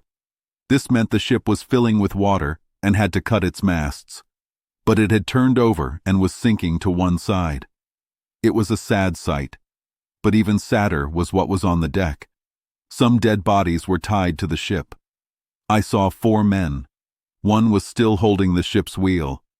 Then I saw a woman, half out of a window. She was holding a child. The woman was young. I could see her face clearly in the Nautilus's light. The water had not changed her face yet. She had lifted her child above her head. The child's arms were still around its mother's neck. The men looked strange. They seemed to be trying to break free from the ropes. The man at the wheel was calm. His face was still and serious. His hair was stuck to his head. He seemed to still be steering the sinking ship. What a terrible scene. We were silent. Our hearts were beating fast. It was like a picture of the ship's last moments. I saw big sharks coming. Their eyes were bright. They wanted to eat the people. The Nautilus moved in a circle around the sinking ship. For a moment, I read the name on its back. The Florida Sunderland, England. Chapter 19. Vanikoro. We often saw broken ships in the water. We also saw old cannons, shells, and chains that were rusty. We traveled on the Nautilus. On December 11th, we saw the Tuamotu Islands. These islands are sometimes called the Dangerous Group. They are very long and wide. There are about 60 small groups of islands here. The Gambier Group is one of them. These islands are made of coral. Small sea animals called polyps make the coral. Over time, these islands will connect to each other. One day, a new, very big island will form. It will go from New Zealand to the Marquesas Islands. I told Captain Nemo about this idea. He said, "The Earth does not need new islands. It needs new people." The Nautilus went to Riau Island. This island was found in 1822. I could learn about how coral makes islands in the ocean. Madrepores are a type of coral. They have a hard, stone-like outside. My teacher, Professor Milne Edwards, put them into 5 groups. Tiny animals live inside these corals. They make stone, and this stone forms rocks, reefs, and islands. Some islands are like a circle with water in the middle. Other times they make long walls under the water. We were close to Riau Island. I was amazed at what these tiny animals had built. They make strong walls. These polyps live near the top of the water. They build things that go down into the water. Mr. Charles Darwin has this idea. I think his idea is better than others. I looked at these walls closely. They went down 300 meters. Our lights made the stone shine. Conseil asked me how fast these walls grow.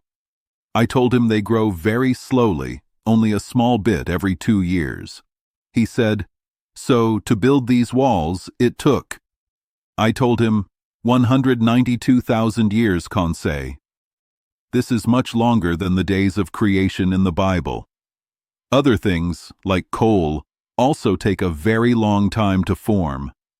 The days in the Bible must mean long periods of time, not just one day. When the Nautilus came up, I saw Riau Island. It was flat and had many trees. Storms helped the rocks become good for plants. Seeds from other places came to the island. They mixed with old fish and plants to make good soil. Coconuts floated to the island. Trees grew. Water started to flow. More plants grew. Small animals came on tree trunks. Turtles laid eggs. Birds built nests. Then people came. This is how these islands were made by tiny animals. Riau Island got smaller as we moved away. The Nautilus changed direction. It went west-northwest. We were in a warm part of the ocean, but it was not hot for us. We were deep under the water, and it was cool. By December 15th, we had passed the Society Islands and Tahiti. I saw the tall mountains of Tahiti. We caught good fish there, like mackerel and bonito. The Nautilus had traveled many miles. We passed the Tonga Islands and Samoa. People had died there. Then we saw the Fiji Islands. Bad things had happened to sailors there too. The Fiji Islands are big. They have many islands and rocks. Viti Levu, Vanua Levu, and Kadavu are some of them. A Dutch sailor found these islands in 1643. This was the same year a smart man made the barometer and a new king came to power in France. Later, other sailors mapped these islands. The Nautilus went near Wiley Bay. A captain named Dillon found out about a lost ship here. This bay had many good oysters. We ate a lot of them. These oysters are common near Corsica. There were so many oysters. If nothing stopped them, the bay would be full of them. One oyster can have 2 million eggs. Ned Land ate many oysters. Oysters are good because they do not make you sick. A lot of oysters give a person enough food for a day. On December 25th, we were near the New Hebrides Islands. A Portuguese sailor found them in 1606. Captain Cook named them in 1773. There are 9 big islands here. We passed Oro Island. It looked like a big green forest with a tall mountain. It was Christmas Day. I thought Ned Land missed celebrating Christmas. It is a special family holiday for Protestants. I had not seen Captain Nemo for a week. On the morning of the 27th, he came into the main room. He acted like he had only been gone for a moment. I was looking at our path on a map. The captain pointed to a spot on the map and said one word, Vanikoro. This name was special. It was the name of the islands where ships under Count de la Pérouse were lost. I stood up quickly. Is the Nautilus going to Vanikoro? I asked. Yes, Professor, the captain said. Can I visit those islands where the ships were lost? If you like, Professor. When will we get to Vanikoro? We are already there, Professor. I went with Captain Nemo to the top of the Nautilus. I looked out. In the northeast, I saw 2 islands made by volcanoes. A coral reef was around them. We were at Vanikoro Island.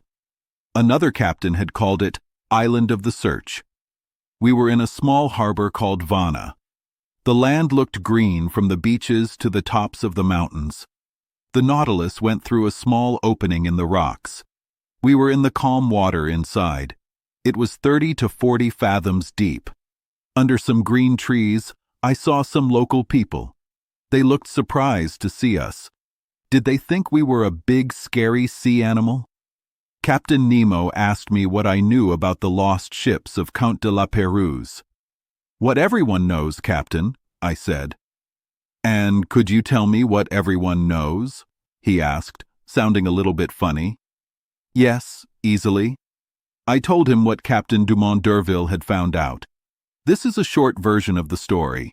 In 1785, Count de la Pérouse and Captain de Langlot went on a trip around the world for the King of France. They had 2 ships, the Compass and the Astrolabe. No one ever saw them again. In 1791, The French government worried about the ships. They sent 2 more ships, the Search and the Hope, to find them. They left on September 28th. Someone said they saw parts of lost ships in a different place.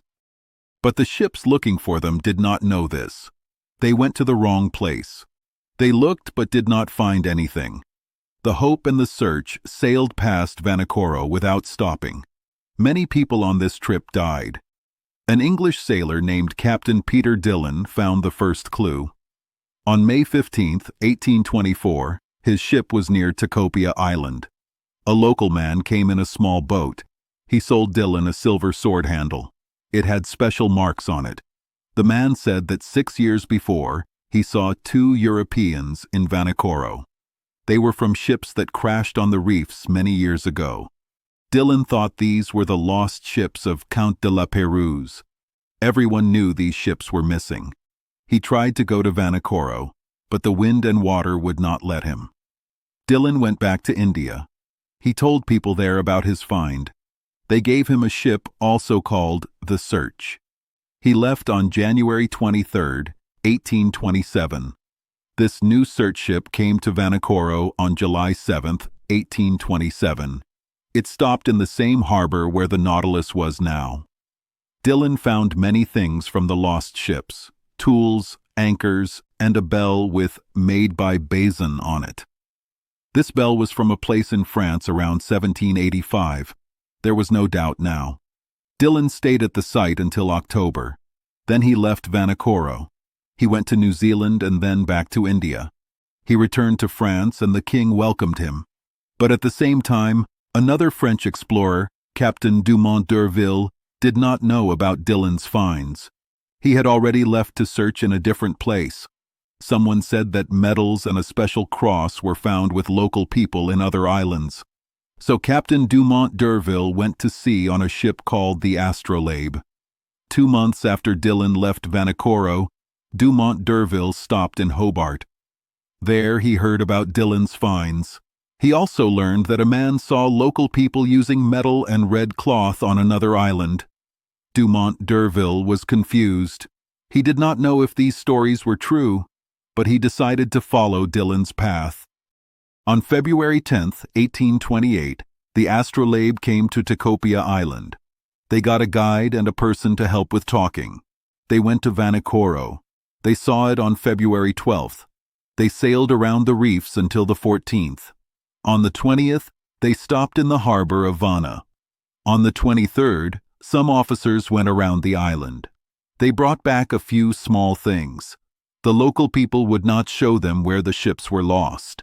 This made the officers think the local people had hurt the sailors. The local people seemed afraid that Dumont d'Urville came to get revenge. But on the 26th, after they were given gifts, the local people led an officer to the place of the lost ships.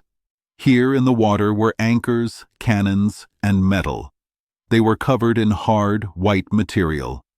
Small boats from the Astrolabe went to this place. They worked very hard and pulled up an anchor, a cannon, a piece of lead, and 2 smaller cannons. Captain Dumont d'Urville also learned from the local people that after the 2 ships were lost, La Pérouse built a smaller boat. But this boat was also lost. No one knew where. The captain then had a monument built under some trees. It was for the lost sailor and his friends. It was a simple stone tower. Dumont d'Urville tried to leave, but his sailors were sick from the fevers on the island. He was also sick. He could not leave until March 17th. Meanwhile, the French government worried that Dumont d'Urville did not know about Dillon's work. So they sent another ship to Vanikoro. This ship arrived a few months after the Astrolabe left. It did not find new things, but it saw that the monument for La Pérouse was still there. This is what I told Captain Nemo. So, he said, the lost sailors built a 3rd ship on Vanikoro Island, and no one knows where it went or where it was lost? No one knows. Captain Nemo did not say anything. He told me to follow him to the main room. The Nautilus went down a few meters in the water. The windows opened. I quickly went to the window. I saw many types of coral and many beautiful fish. Under the coral, I saw some things that the old ships had left behind: metal, anchors, cannons, and parts of the ships. They were now covered in colorful sea life. As I looked at the lost ship parts, Captain Nemo said in a serious voice, "Commander La Pérouse left on December 7th, 1785, with his ships, the Compass and the Astrolabe. He went to different islands. Then his ships came to the unknown reefs of Vanikoro. The Compass hit the rocks first. The Astrolabe went to help and also hit the rocks. The first ship was broken very quickly. The second ship stayed for a few days. The local people were friendly to the sailors. The sailors stayed on the island and built a smaller boat from parts of the two big ships. Some sailors stayed in Vanikoro. The others, who were weak and sick, sailed away with Count de la Pérouse. They went to the Solomon Islands, and everyone on board died on the west coast of the main island." "And how do you know all this?" I asked. "I found this right where the last ship was lost." Captain Nemo showed me a metal box. It had the French symbol on it and was rusty. He opened it. Inside were old papers. They were yellow, but I could still read them. They were the orders from the French Navy to Commander La Pérouse. There were notes in the handwriting of King Louis XVI. "Ah, what a good way for a sailor to die," Captain Nemo said. "A grave in the coral is a peaceful grave. I hope my friends and I can rest there too." Chapter 20. The Torres Strait. On December 27th, the Nautilus ship left Vanikoro. It went fast towards the southwest. In 3 days it traveled far, past the tip of Papua. On January 1st, 1868, in the morning, Conseil came to me. He asked, "Can I wish you a happy new year?" I said, "Yes, Conseil, just like old times in Paris. Thank you for your wishes. But what does a happy year mean now? Does it mean we leave this ship, or do we stay on this strange trip?" Conseil said, "I don't know what to say. We see new things every day. We are not bored. The new things are always surprising. I think we will not have another chance like this." I said, "Never, Conseil." Conseil added, "Mr. Nemo is like his name, nobody, because we hardly see him." I said, "True, Conseil." Conseil said, "So, I think a happy year is a year where we see everything." "Everything, Conseil? No year is that long. What does Ned Land think?" Conseil said, "Ned Land thinks the opposite. He wants to eat good food. He is tired of fish. He wants wine, bread, and meat. This is not good for him." I said, "It does not bother me. I like the food here." Conseil said, "Me too. So I want to stay, but Mr. Land wants to leave. One of us will be happy. So, I wish you what you want." I said, "Thank you, Conseil. I can only give you a handshake now." Conseil said, "You are very kind." Then he left. By January 2nd, we had traveled a long way from Japan. The dangerous Coral Sea was in front of us, near Australia. Our ship was near the place where Captain Cook's ship almost sank in 1770. Cook's ship hit a rock, but a piece of the rock filled the hole, so the ship did not sink. I wanted to see this long coral reef. The sea hit it hard, but the Nautilus went deep, so I could not see it. I saw many fish from our nets. We saw big blue and white fish like tuna. They were good to eat. We also caught small yellow-green fish and flying fish. We found corals, sea urchins, and different kinds of shells. We also saw green plants from the sea. On January 4th, we saw the land of Papua. Captain Nemo told me he would go to the Indian Ocean through the Torres Strait. Ned was happy because this way would bring us closer to Europe. The Torres Strait is very dangerous. It has many reefs and people living there are wild. It is between Australia and Papua, also called New Guinea. Papua is a very big island. I saw the mountains of Arfak. Many people found these shores, starting in 1511. It is a place with many black people. I did not know I would see the people from Andaman there. The Nautilus was at the start of the Torres Strait. It is a very dangerous place, even for brave sailors. Ships have sunk there. Even the Nautilus would be close to the coral reefs. The Torres Strait is wide, but it has many islands and rocks. So it is hard to sail. Captain Nemo was very careful. The Nautilus moved slowly on the water. My friends and I sat on the ship's top part. Captain Nemo was probably inside, steering the ship. I looked at the maps of the Torres Strait. These maps were very good. The sea around the Nautilus was moving fast. Waves hit the coral rocks. Ned Land said, "This sea is rough." I said, "Yes, it is bad for the Nautilus." Ned said, "The captain must be sure of his way. If we touch these rocks, the ship will break." It was dangerous, but the Nautilus went through the rocks easily. It did not go the same way as other ships that had problems there. It went north, near some islands, then southwest. I thought it would go into an opening, but it went northwest, through many small islands, towards Town Island. I wondered if Captain Nemo was crazy, trying to go where other ships had sunk. But then he turned again and went west, towards Guebaroa Island. It was 3 in the afternoon. The water was not moving fast. The Nautilus came close to Guebaroa Island. I can still see its trees. We were very close to it. Suddenly, I fell down. The Nautilus had hit a reef. It stopped and leaned to one side. I stood up and saw Captain Nemo and his officer. They looked at the ship and talked. Guebaroa Island was 2 miles away. There were coral rocks to the south and east. The ship had hit the reef when the water was high. The water here does not go up and down much, so it would be hard to move the Nautilus. But the ship was strong, so it was not broken. It could not sink, but it could get stuck on the reefs forever. This would be the end for Captain Nemo's ship. I was thinking about this when the captain came. He was calm. He was not worried or angry. I asked, "An accident?" He said, "No, an incident." I said, "But an incident that might make you live on land again." Captain Nemo looked at me strangely and shook his head no. He meant he would never go on land again. Then he said, "No, Professor Aronnax, the Nautilus is not lost. It will still show you the wonders of the ocean. Our trip is just starting. I don't want to lose your company." I said, "Still, Captain Nemo, the Nautilus hit the ground when the water was high. The tides are not strong here. If you cannot empty the ship, which seems impossible, I don't know how it will move." Captain Nemo said, "You are right, Professor. The Pacific tides are not strong. But in the Torres Strait, the water goes up and down about 1.5 meters. Today is January 4th, and in 5 days the moon will be full. I think the moon will raise the water enough to help us. I will be very thankful for that."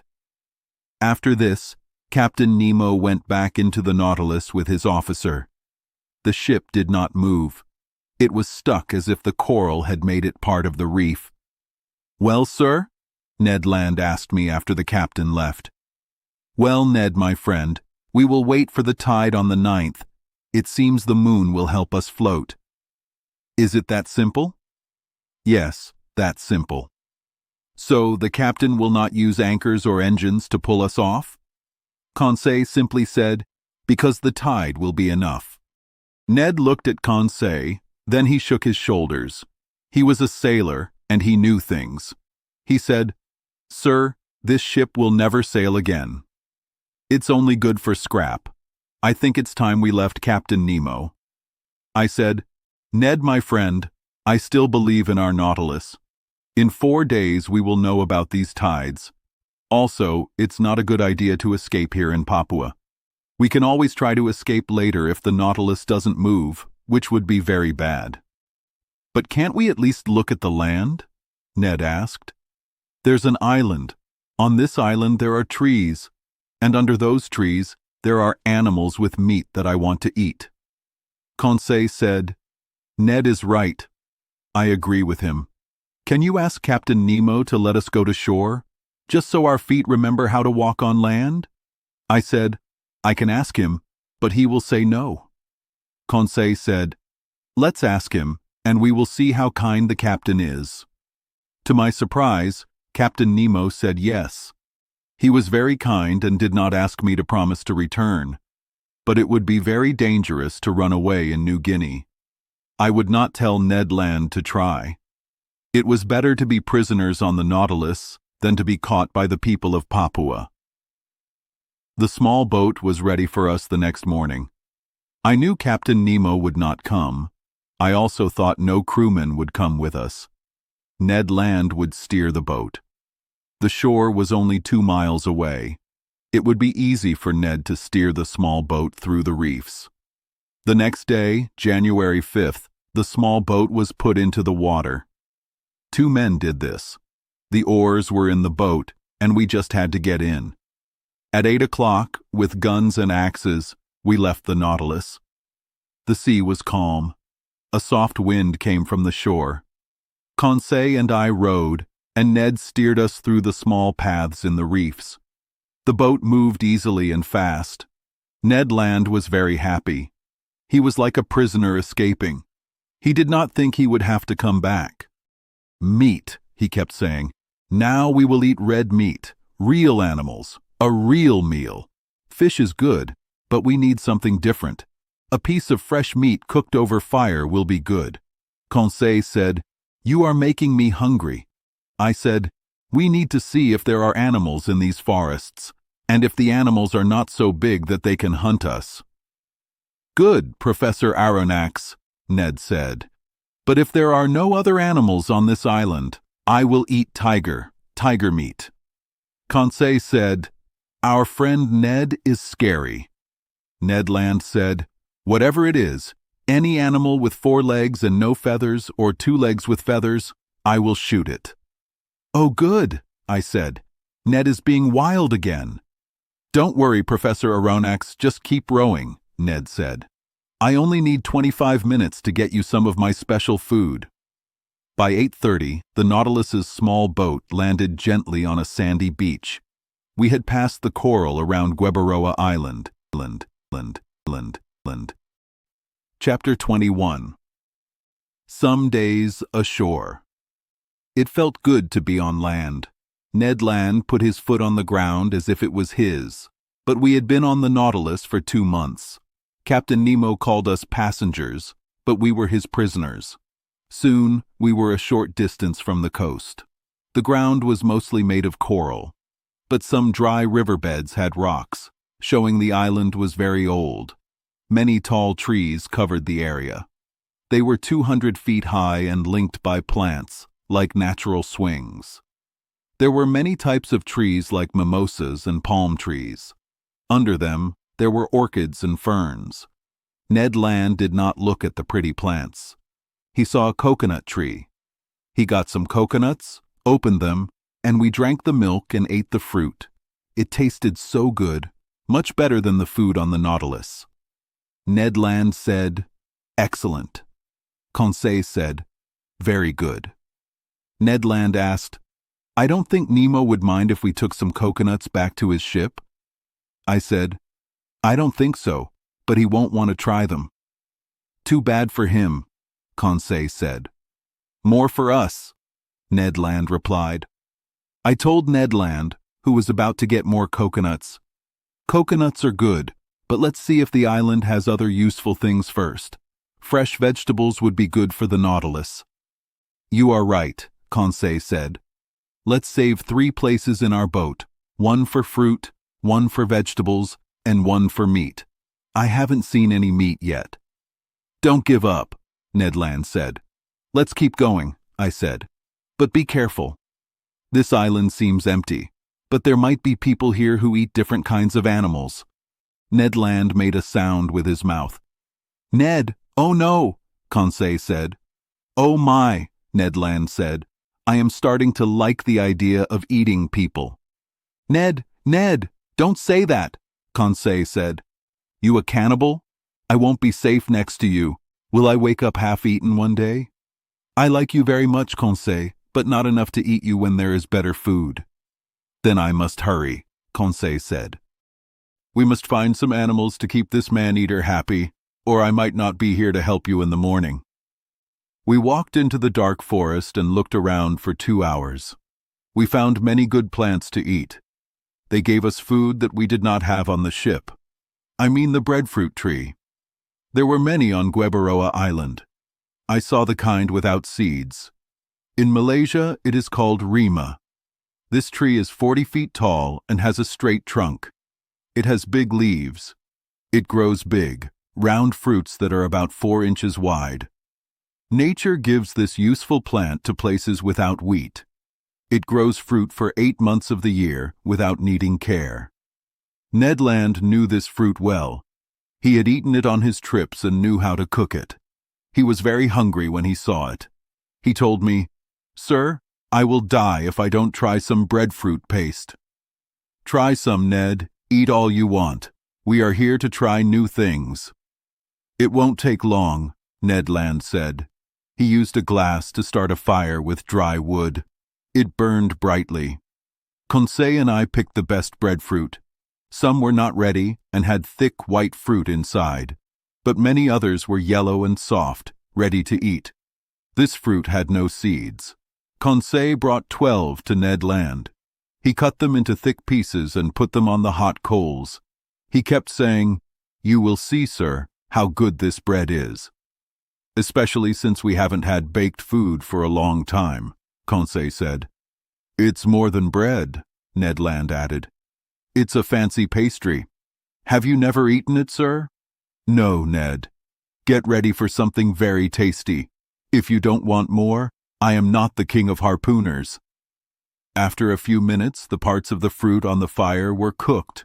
Inside, there was white paste, like soft bread. It tasted like artichoke. This bread was very good, and I enjoyed eating it. "Sadly," I said, "this paste will not stay fresh, so making a lot for the ship seems useless." "Oh, sir," Ned Land cried. "You talk like a scientist, but I will act like a baker." "Conseil, pick some of this fruit to take with us." "How will you make it?" I asked Ned Land. "I will make a fermented dough from it that will stay good for a long time. When I want some, I will cook it on the ship. It will taste a little sour, but you will find it good." "So, Ned, I see this bread is all we need." "Not quite, Professor," Ned Land replied. "We need some fruit, or at least some vegetables with it." "Then let's look for fruit and vegetables." After picking the breadfruit, we walked to find more food for our land dinner. We found many things. Near noon, we had a lot of bananas. This good fruit from warm places grows all year. People in Malaysia eat them without cooking. We also found big jackfruit that tasted tangy, tasty mangoes, and very large pineapples. This took a lot of our time, but we were happy. Conseil watched Ned. Ned walked in front. He carefully picked good fruit in the forest that would add to his food supply. "So," Conseil asked, "do you have everything you need, Ned?" "Humph," Ned Land said. "What? Are you complaining?" "All these plants don't make a meal," Ned replied. "Just side dishes, dessert. But where is the soup? Where is the roast meat?" "Right," I said. "Ned promised us meat, which I doubt." "Sir," Ned Land said, "our hunting has not even started. Be patient. We will find some animal with feathers or fur. If not here, then somewhere else. And if not today, then tomorrow, because we must not go too far," Conseil added. "So I think we should go back to the boat." "What? Already?" Ned exclaimed. "We should be back before dark," I said. "What time is it?" Ned Land asked. 2 o'clock at least," Conseil replied. "How time flies on land," Ned Land said with a sigh. "Let's go," Conseil replied. So we went back through the forest. We also gathered some palm hearts from the top of trees, some small beans like the ones in Malaysia, and good yams. We had a lot of food when we got to the boat. But Ned Land still thought it was not enough. But he was lucky. As we were getting in the boat, he saw some palm trees that were 25 to 30 feet tall. These trees were as good as the breadfruit trees. They are among the most useful plants in Malaysia. They were sago palms. They grow without being planted, like mulberry trees. They grow from new shoots and seeds.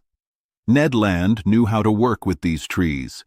He used his axe to cut down 2 or 3 sago palms. White powder on their leaves showed they were ready. I watched him like a scientist, not just a hungry man. He first took off an inch of bark from each tree.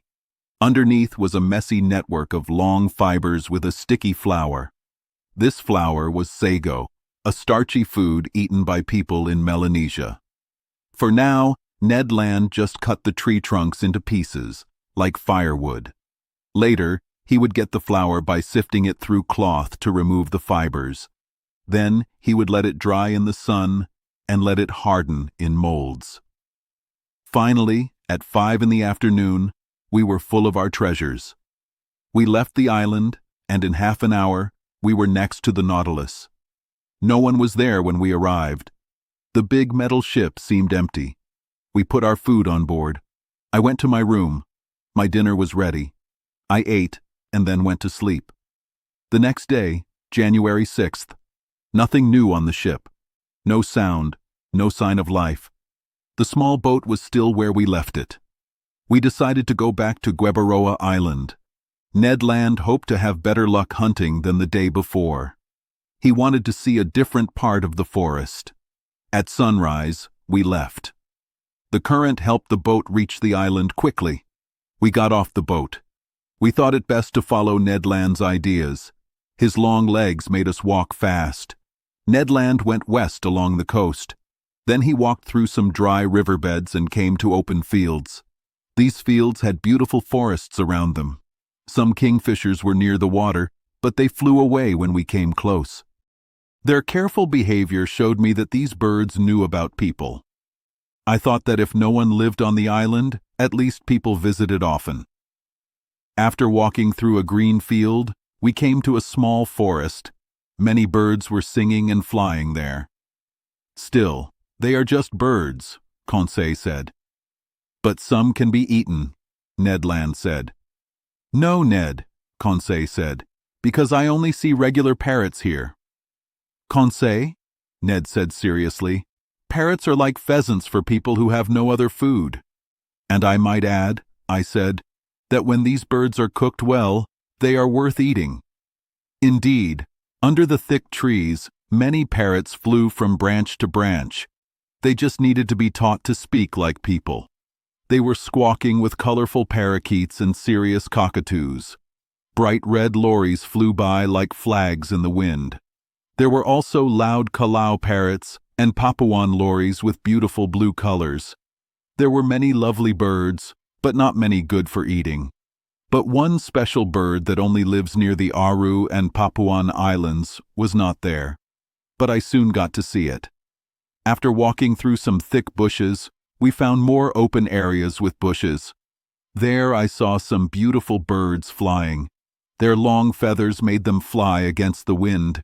Their graceful flight and colors were lovely to watch. I knew what they were right away.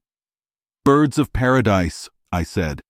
Order Passeriforma, Division Clistomora, Conseil replied. Partridge family? Ned Land asked. I doubt it, Ned. But I hope you can catch one of these beautiful birds from the tropics. I will try, Professor, though I am better with a harpoon than a gun.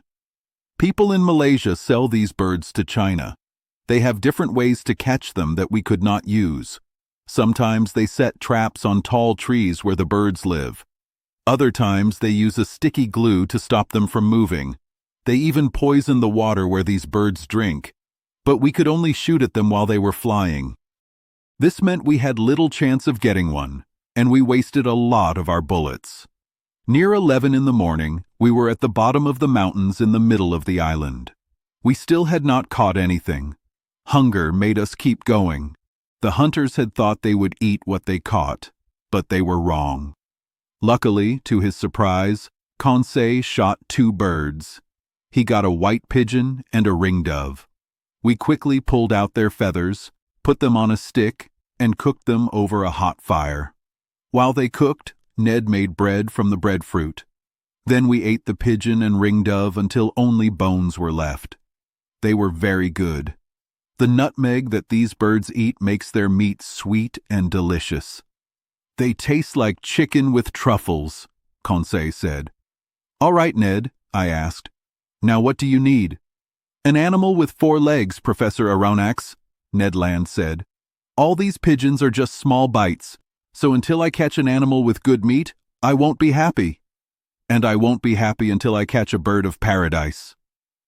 Then let's keep hunting, Conseil said. But let's go back to the sea.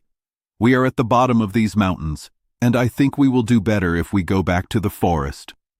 This was good advice, and we followed it. After an hour's walk, we reached a real sago palm forest. Some harmless snakes moved away from our feet.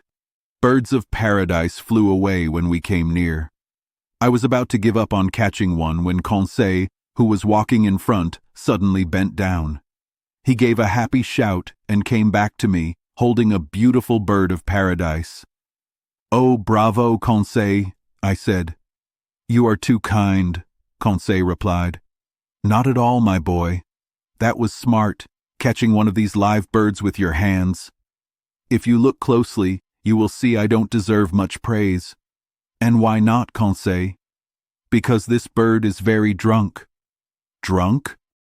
Yes, sir. Drunk from the nutmegs it was eating under that nutmeg tree where I caught it. Look, Ned. Look at what happens when you drink too much. Oh, no, Ned Land said. Thinking about how much gin I've had in the last 2 months, you have nothing to complain about. I looked at this strange bird. Conseil was right. The bird was dizzy from the strong juice. It could not fly. It could barely walk. But I was not worried.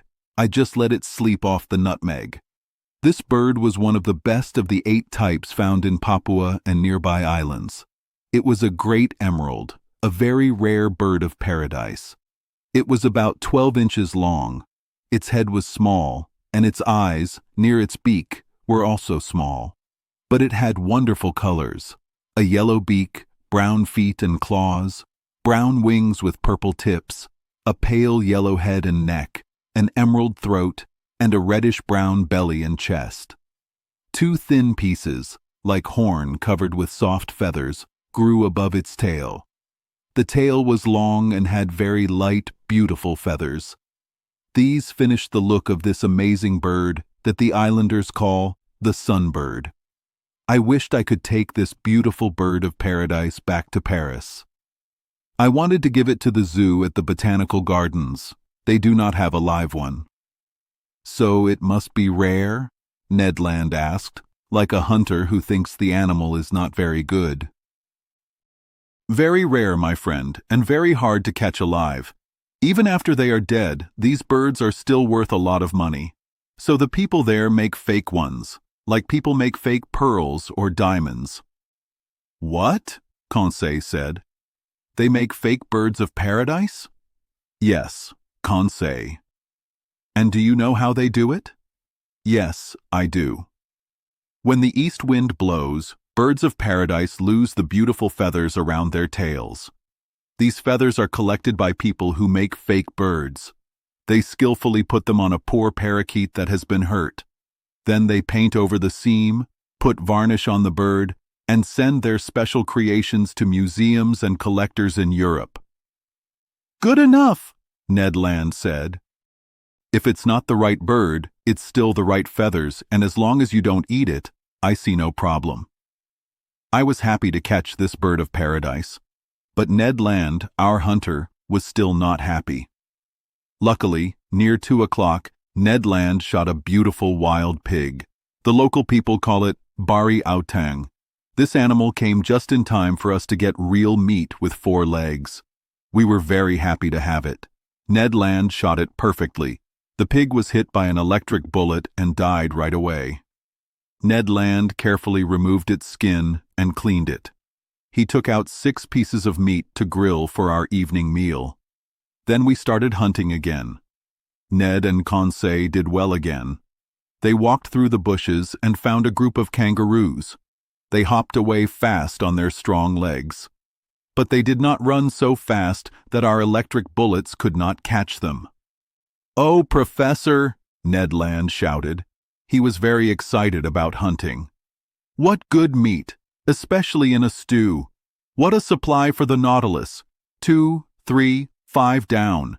And think how we will eat all this meat ourselves, while those people on the ship won't get any." He was so happy that I think he might have killed all of them if he had not been talking so much. But he only caught 12 of these interesting animals. Conseil told us they were the first kind of mammals that do not have a placenta. These animals were small.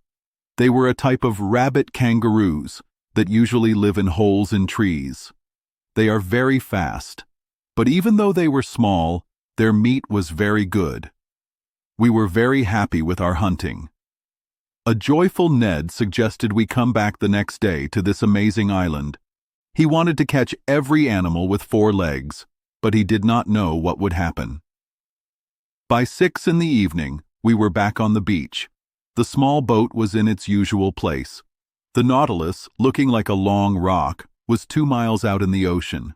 Ned Land quickly started making dinner. He was very good at cooking. The grilled pieces of pig meat smelled delicious as they cooked over the coals. But I am acting like Ned Land now. Look at me, so happy about freshly grilled pork. Please forgive me, as I forgave Ned Land, for the same reason. In short, dinner was excellent. 2 ringdoves added to this amazing meal. Sago paste, bread from the breadfruit tree, mangoes, 6 pineapples, and fermented coconut drink made us even happier. I think my 2 friends were not as clear-headed as they should have been. "What if we don't go back to the Nautilus tonight?" Conseil said. "What if we never go back?" Ned Land added. Just then, a stone flew toward us. It landed at our feet and stopped Ned Land from talking. King. Chapter 22. The Lightning Bolts of Captain Nemo. We looked at the forest. My hand stopped. Ned Land's hand finished its work. "Stones don't fall from the sky," Conseil said. "If they do, they are meteorites." Another stone hit Conseil's hand. He dropped his food. We all stood up. We held our guns. We were ready for a fight. "Maybe apes?" Ned Land asked. "No," Conseil said. "Savages." "Let's go to the small boat," I said. I moved toward the sea. We had to leave. About 20 natives came. They had bows and slings. They were about 100 steps away.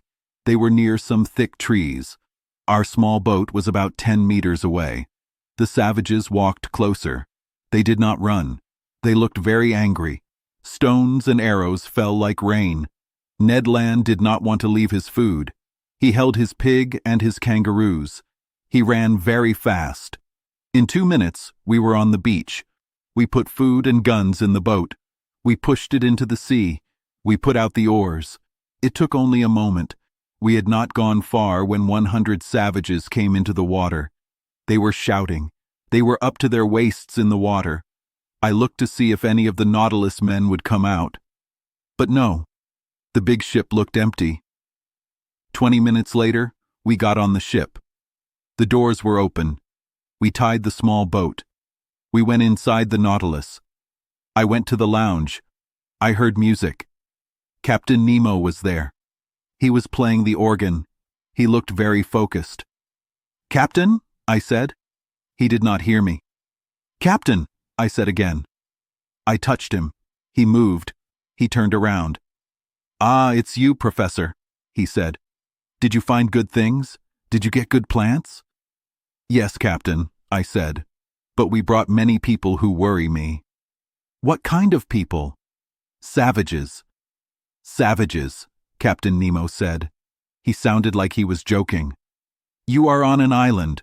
Are you surprised to see savages? Are they worse than other men?" "But, Captain, I have seen them everywhere," he said. "Well," I said, "if you don't want them on the Nautilus, you should be careful." "Easy, Professor, don't worry." "But there are many of them." How many? At least 100. Professor Aronnax, Captain Nemo said. His fingers went back to the organ keys. Even if all the people from Papua came to the beach, the Nautilus would be safe. The captain played the organ. He only touched the black keys. His music sounded Scottish. Soon he forgot I was there. I did not try to stop him. I went up to the platform. It was night. The sun goes down fast here. I could not see Guebaroa Island clearly, but many fires were on the beach. The natives were not leaving. I was alone for hours. I thought about the islanders. I was not afraid of them now. The captain was very confident. I also looked at the beautiful tropical night. My thoughts went to France. The moon was bright. I remembered that the moon would be back in 2 days. It would raise the tide. Then the Nautilus would move from the coral. Near midnight, everything was quiet. I went to my room. I slept well. The night was good. Maybe the Papuans were scared by the big ship. Our doors stayed open. It was easy to get inside the Nautilus. At 6 in the morning, on January 8th, I went to the platform. The morning light came. I saw the island. First the beaches, then the tops of the hills. The islanders were still there. There were more than yesterday, maybe 500 or 600. The water was low. Some of them walked on the coral. They were close to the Nautilus. I could see them well. They were real Papuans. They were strong. They had high foreheads and big noses. Their teeth were white. Their hair was red and curly. Their bodies were black and shiny. They had bone beads in their ears. Most of them wore no clothes. I saw some women. They wore grass skirts from their hips to their knees. Some leaders had necklaces made of red and white glass beads. Most of them had bows, arrows, and shields. They carried nets with polished stones for their slings. One leader came close to the Nautilus. He looked at it carefully. He was important. He wore a special mat made of banana leaves. It was colorful. I could have shot him. He was so close. But I wanted to wait for them to attack first. It is a rule for Europeans. We shoot back, not first. The islanders stayed near the Nautilus when the water was low. They were not loud. I often heard them say, "a sigh." I understood they wanted me to come to shore. I did not go. So the small boat did not leave that day. Ned Land was not happy. He could not get more food. He prepared the meat and flour he had. The savages went back to shore around 11 in the morning. The coral disappeared under the rising water. But I saw many more people on the beach. They probably came from other islands or from Papua. I did not see any small boats. I decided to fish in the clear water. There were many shells, plants, and sea animals. This was the last day the Nautilus would be here. Tomorrow, it would go out to sea. Captain Nemo had promised. I called Conseil. He brought me a small net, like for oysters. "What about these savages?" Conseil asked me. "I don't think they are very bad. They eat people, my boy." "You can eat people and be a good man," Conseil said. "Like you can eat too much and be a good man. One does not stop the other." "Okay, Conseil, I agree there are good cannibals, but I don't want to be eaten, so I will be careful. The captain is not careful. Now let's work." We fished for 2 hours. We worked hard. But we did not find anything special. Our net had common shells. But then I found something amazing. It was a very rare shell. Conseil had just thrown the net. It came back with normal shells. Then I quickly put my hands in the net. I pulled out a shell. I shouted very loudly. "What happened, master?" Conseil asked. He was very surprised. "Did something bite you?" "No, my boy. But I would give a finger for this." "What is it?" "This shell," I said, showing him. "But that is just an olive shell from the Oliva family, a snail, a mollusk." Yes, Conseil, but this olive shell coils from left to right." "That can't be," Conseil said. "Yes, my boy, it's a left-handed shell." A left-handed shell, Conseil repeated. His heart beat fast. Look at its spiral. Oh, master, I believe you, Conseil said. He held the shell. His hands shook. I have never been so excited. It was exciting. Nature usually makes things go from right to left. Stars move that way. People use their right hands more. Tools are made for right hands. Shells usually coil from right to left. But sometimes, very rarely, a shell coils from left to right. Collectors will pay a lot for it. Conseil and I were looking at our special shell. I wanted to give it to the Paris Museum. Then a stone flew past. A savage threw it. It hit the shell in Conseil's hands. The shell broke. I shouted sadly. Conseil grabbed his gun. He aimed at the savage, who was only 10 meters away. I tried to stop him, but he shot. The bullet hit a bracelet on the savage's arm. Conseil, I shouted. Conseil? What? Didn't Master see that man attack first? A shell is not worth a human life, I told him. Oh, that bad man, Conseil said. I wish he hit my shoulder instead. Conseil was serious, but I did not agree. The situation had changed quickly. We did not notice. About 20 small boats were around the Nautilus. They were made from tree trunks. They were long and thin. They were fast. They had 2 bamboo poles to keep them steady. Half-naked men used paddles. I was worried to see them coming. These Papuans had seen Europeans before. They knew about ships. But what did they think of this long metal cylinder in the bay? It had no masts or chimneys. They did not think it was good. At first, they stayed far away. But it did not move. So they became less afraid. They came closer.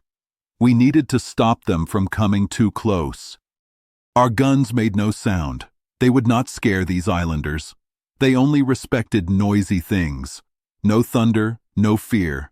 Even though the danger is in the flash, not the noise. Just then, the boats came closer. Many arrows flew at us. Oh no, it's raining, Conseil said. And maybe poisoned rain. We need to tell Captain Nemo, I said. I went back inside. I went to the lounge. No one was there. I knocked on the captain's door. Enter, someone said. I went in. Captain Nemo was doing math. There were many X's and other symbols. Am I bothering you? I asked politely. Yes, Professor Aronnax, the captain said. But I think you have a good reason to find me. A very good reason. Native boats are around us. In a few minutes, many savages will attack us. Ah, Captain Nemo said calmly. They came in their boats? Yes, sir. Well, sir, closing the doors should be enough. Exactly, and that's what I came to tell you. Nothing is easier, Captain Nemo said. He pushed a button. An order went to the crew. There, sir, everything is fine, he told me after a moment.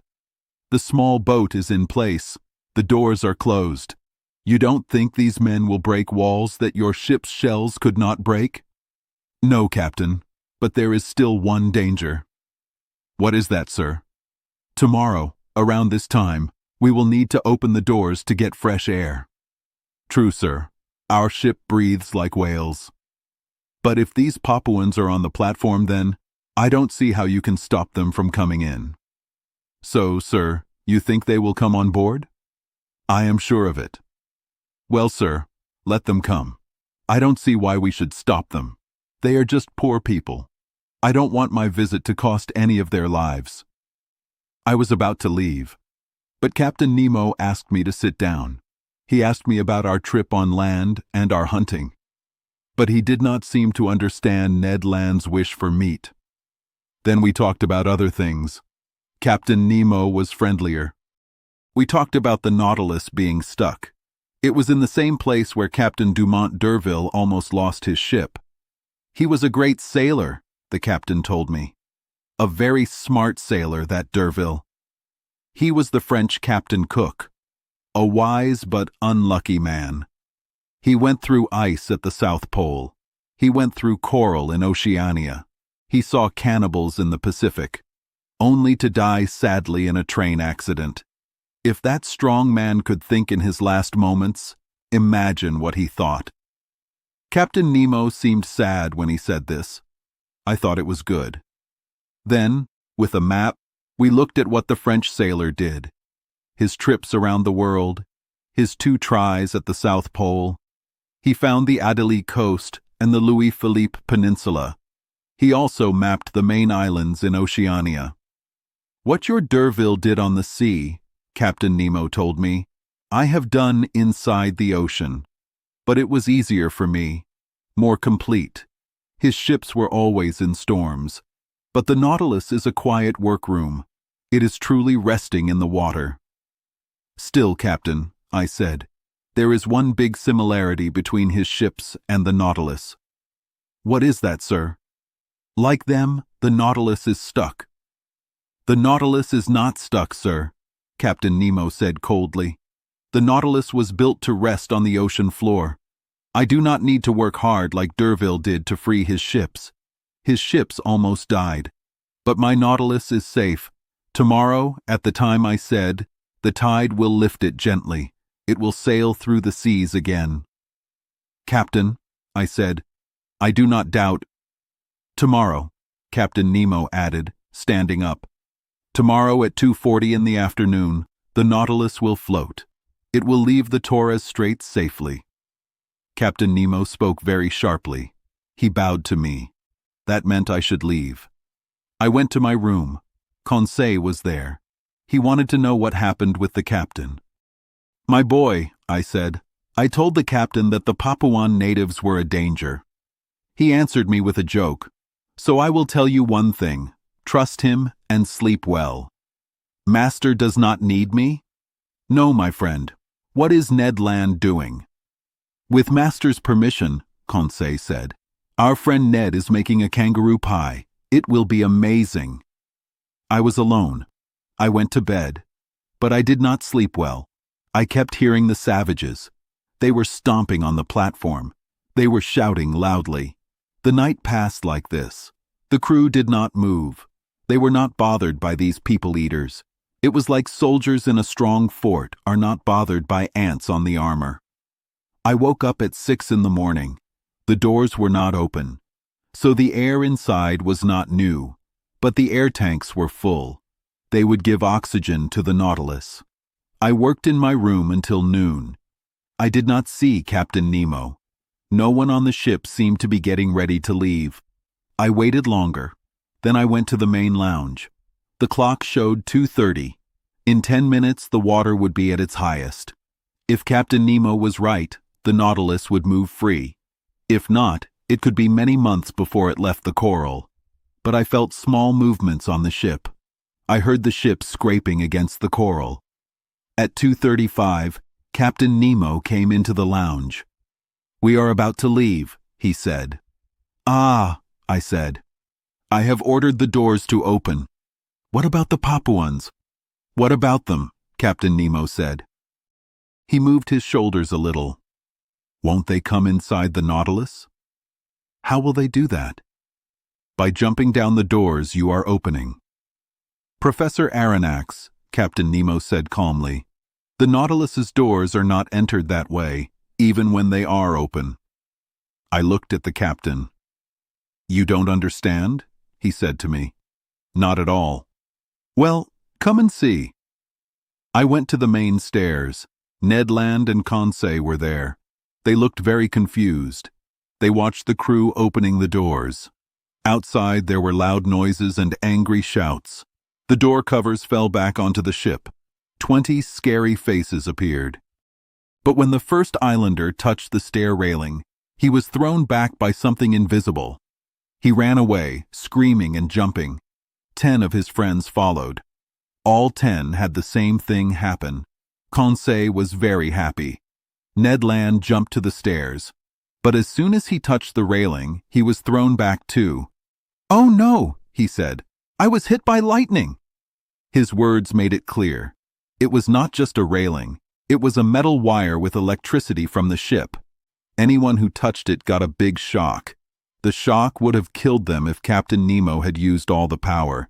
He had made a wall of electricity that no one could cross safely. Meanwhile, the Papuans were very scared. They ran away. We laughed a little. We helped Ned Land, who was swearing a lot. Just then, the water moved the Nautilus. It left the coral at exactly the time the captain said. The propeller moved the water slowly and grandly. The ship went faster and faster. It sailed on the surface of the ocean. It was safe. It left the dangerous Torres Strait. Chapter 23. Agrysomnia. The next day, January 10th, the Nautilus moved fast. It went about 35 miles an hour. The engine turned so quickly I could not count it. I thought about the Nautilus. This amazing ship moved with electric power. It also had heat and light from it. The power kept it safe from attacks. No one could touch it without getting hurt. I was very surprised by this. I was also surprised by the person who made it. We went west. On January 11th, we passed Cape Wessel. This place is at 135 degrees east and 10 degrees north. It is the west part of the Gulf of Carpentaria. There were many coral reefs, but they were not close together. They were marked clearly on the map. The Nautilus easily went around the Money Breakers and the Victoria Reefs. These were at 130 degrees on the 10th line, which we followed closely. On January 13th, we arrived at the Timor Sea. Captain Nemo saw Timor Island.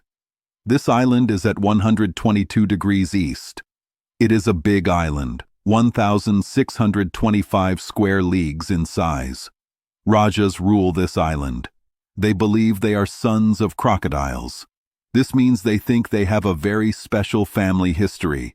Because of this, they worship crocodiles. The crocodiles live in the island's rivers. People protect them, feed them, and are kind to them. They even give them young women to eat. It is bad for anyone who hurts these special crocodiles. But the Nautilus did not stop for these animals. We saw Timor Island for only a short time at noon. The main officer checked our location. I also saw a quick view of Roti Island. This island is part of the same group. Women from Roti Island are known to be beautiful in Malaysia. After we knew our position, the Nautilus changed direction to the southwest. We were going towards the Indian Ocean. Where would Captain Nemo take us? Would we go to Asia or Europe? He did not like places with many people, so this was not likely. Would we go south? Would we go around the Cape of Good Hope, then Cape Horn, and go to the South Pole? Or would we go back to the Pacific Ocean? The Nautilus could move freely there. We would have to wait and see. We passed the Cartier, Hibernia, Seringapatam, and Scott Reefs. These were the last parts of land we would see. By January 14th, we could not see land anymore. The Nautilus became slower in a strange way. It sometimes went deep in the water and sometimes floated on top. It was very hard to guess what it would do. During this time, Captain Nemo did special tests. He checked the water temperature at different depths. Normally, this is hard to do. The tools are difficult to use, and the results are not always correct. But Captain Nemo went deep into the water himself. He put his thermometer in the different water layers. He found the temperature quickly and correctly. The Nautilus went down deep. It went to 3,000, 4,000, 5,000, 7,000, 9,000, and 10,000 meters. The tests showed that at 1,000 meters deep, the water was always 4.5 degrees Celsius, no matter where we were. I watched these tests with great interest. Captain Nemo was very excited about them. I often wondered why he did these tests. Were they to help other people? It was unlikely. His work would likely be lost with him in the sea. Maybe he wanted to give the results to me. But this would mean my strange journey would end, and I did not see that happening. Captain Nemo also told me about the saltiness of the water in different seas. I learned some personal things from this, not just science. This happened on the morning of January 15th. The captain and I were walking outside. He asked me if I knew how salty water was different in different seas. I said no. I also said there was not much good scientific information about it. I have done these tests, he told me, and I know they are right. Okay, I said, but the Nautilus is in its own world. The things its scientists find out do not go to land. You are right, Professor, he said after a short time. This is a separate world. It is as far from Earth as the planets that go around the Sun. We will never know what scientists on Saturn or Jupiter find. But our lives are together now, so I can tell you what I have found. I am listening, Captain. You know, Professor, that salty water is heavier than fresh water, but it is not always the same. If fresh water is 1.000, then the Atlantic Ocean is 1.028. The Pacific Ocean is 1.026. The Mediterranean Sea is 1.030. Ah, I thought, he has been in the Mediterranean Sea. The Ionian Sea is 1.018, and the Adriatic Sea is 1.029. So, the Nautilus did go to busy seas in Europe. From this, I thought that the ship would take us back to places with people, maybe soon. I thought Ned Land would be very happy about this. For some days, we did many tests. We checked how salty the water was at different depths. We also checked how it conducted electricity, its color, and how clear it was. Captain Nemo was very clever and kind to me during all these tests. Then I did not see him for some days. I stayed in my room on the ship. On January 16th, the Nautilus seemed to be sleeping. It was a few meters under the water. Its electric power was off. The engine was still. I thought the crew was fixing things inside because the engine had been used so much. My friends and I saw something new. The windows in the living room were open. The Nautilus's light was off, so it was dark in the water. The sky was cloudy and stormy, so only a little light came into the top of the ocean. I was looking at the sea. Even the biggest fish looked like unclear shapes. Then, suddenly, the Nautilus was in bright light. At first, I thought the ship's light had turned on, but I was wrong. I looked quickly and saw my mistake. The Nautilus had moved into parts of the sea that glowed. It was very bright in the darkness. This happened because of many tiny glowing animals. Their light got brighter when they moved over the ship. In this bright water, I saw flashes of light. It was like seeing melted metal or hot metal in a very hot oven. These flashes were so bright that some bright areas looked like shadows next to them. No, this was not our normal light. This light was very strong and active. It felt alive. These were many small animals from the open sea. They were like tiny, clear balls with a thin arm. Up to 25,000 of them could be in a small amount of water. Their light was stronger because of other glowing sea animals like jellyfish and clams. These animals had oil from dead plants and animals in the sea. They also had a slippery substance from fish. For several hours, the Nautilus floated in this bright water. We were more and more surprised. We saw big sea animals playing in it. It was like the salamanders in stories that live in fire.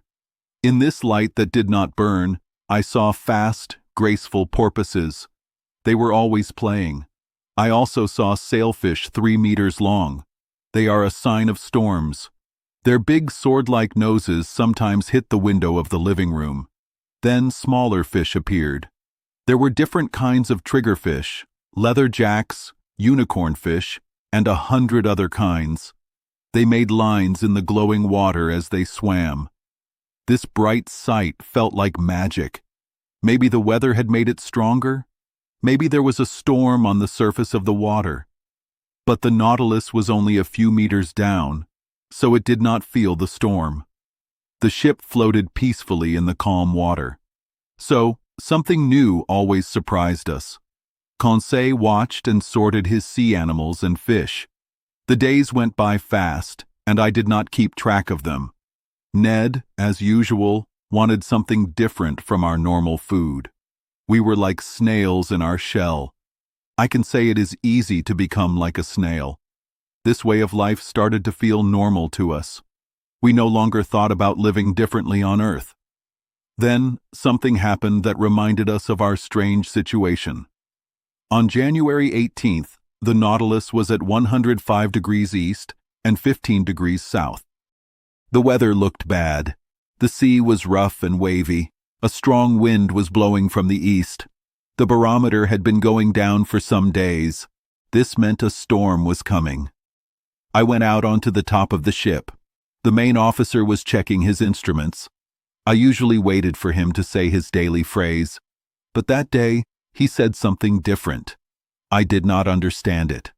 Right away, I saw Captain Nemo appear. He lifted his spyglass and looked at the faraway line where the sky met the water. For some minutes the captain stood still. He only looked through his spyglass. Then he put it down. He spoke about 10 words to his main officer. The officer seemed very excited. He tried to hide it, but he could not. Captain Nemo was more in control. He stayed calm. He seemed to be disagreeing with his officer. The officer kept saying he was sure. I could tell this from how they spoke and moved. I looked hard in the direction they were looking, but I saw nothing. The sky and water looked perfectly clear where they met. Meanwhile, Captain Nemo walked back and forth on the top of the ship. He did not look at me. Maybe he did not even see me. His steps were firm but not as regular as usual. Sometimes he would stop. He would cross his arms and look at the sea. What was he looking for in that huge, empty space? The Nautilus was hundreds of miles from any land. The main officer kept lifting his spyglass. He kept looking at the faraway line. He walked back and forth and stomped his foot. He was very nervous. He was very different from his captain. But this secret would be clear soon. Captain Nemo told them to go faster. The engine worked harder right away. The propeller turned more quickly. Just then, the main officer pointed something out to the captain again. The captain stopped walking. He pointed his spyglass at the spot. He watched it for a long time. I was very confused. I went down to the living room. I got a very good long telescope that I often used. I put my elbows on the lighthouse on the back of the ship. I got ready to look at the sky and see. But as soon as I looked into the telescope, it was pulled from my hands. I turned around. Captain Nemo was in front of me. I almost did not know him. His face looked very different. His eyes were small and shone with a dark fire. His forehead was wrinkled. His teeth were partly showing. His body was stiff. His hands were in fists, and his head was pulled down between his shoulders. Everything about him showed strong anger. He did not move. My spyglass fell from his hand and rolled at his feet. Did I make him angry by accident? Did this strange person think I found a secret that guests on the Nautilus should not know? No. He was not angry at me. He was not even looking at me. His eyes stayed focused on that unclear spot on the faraway line. Finally, Captain Nemo became calm again.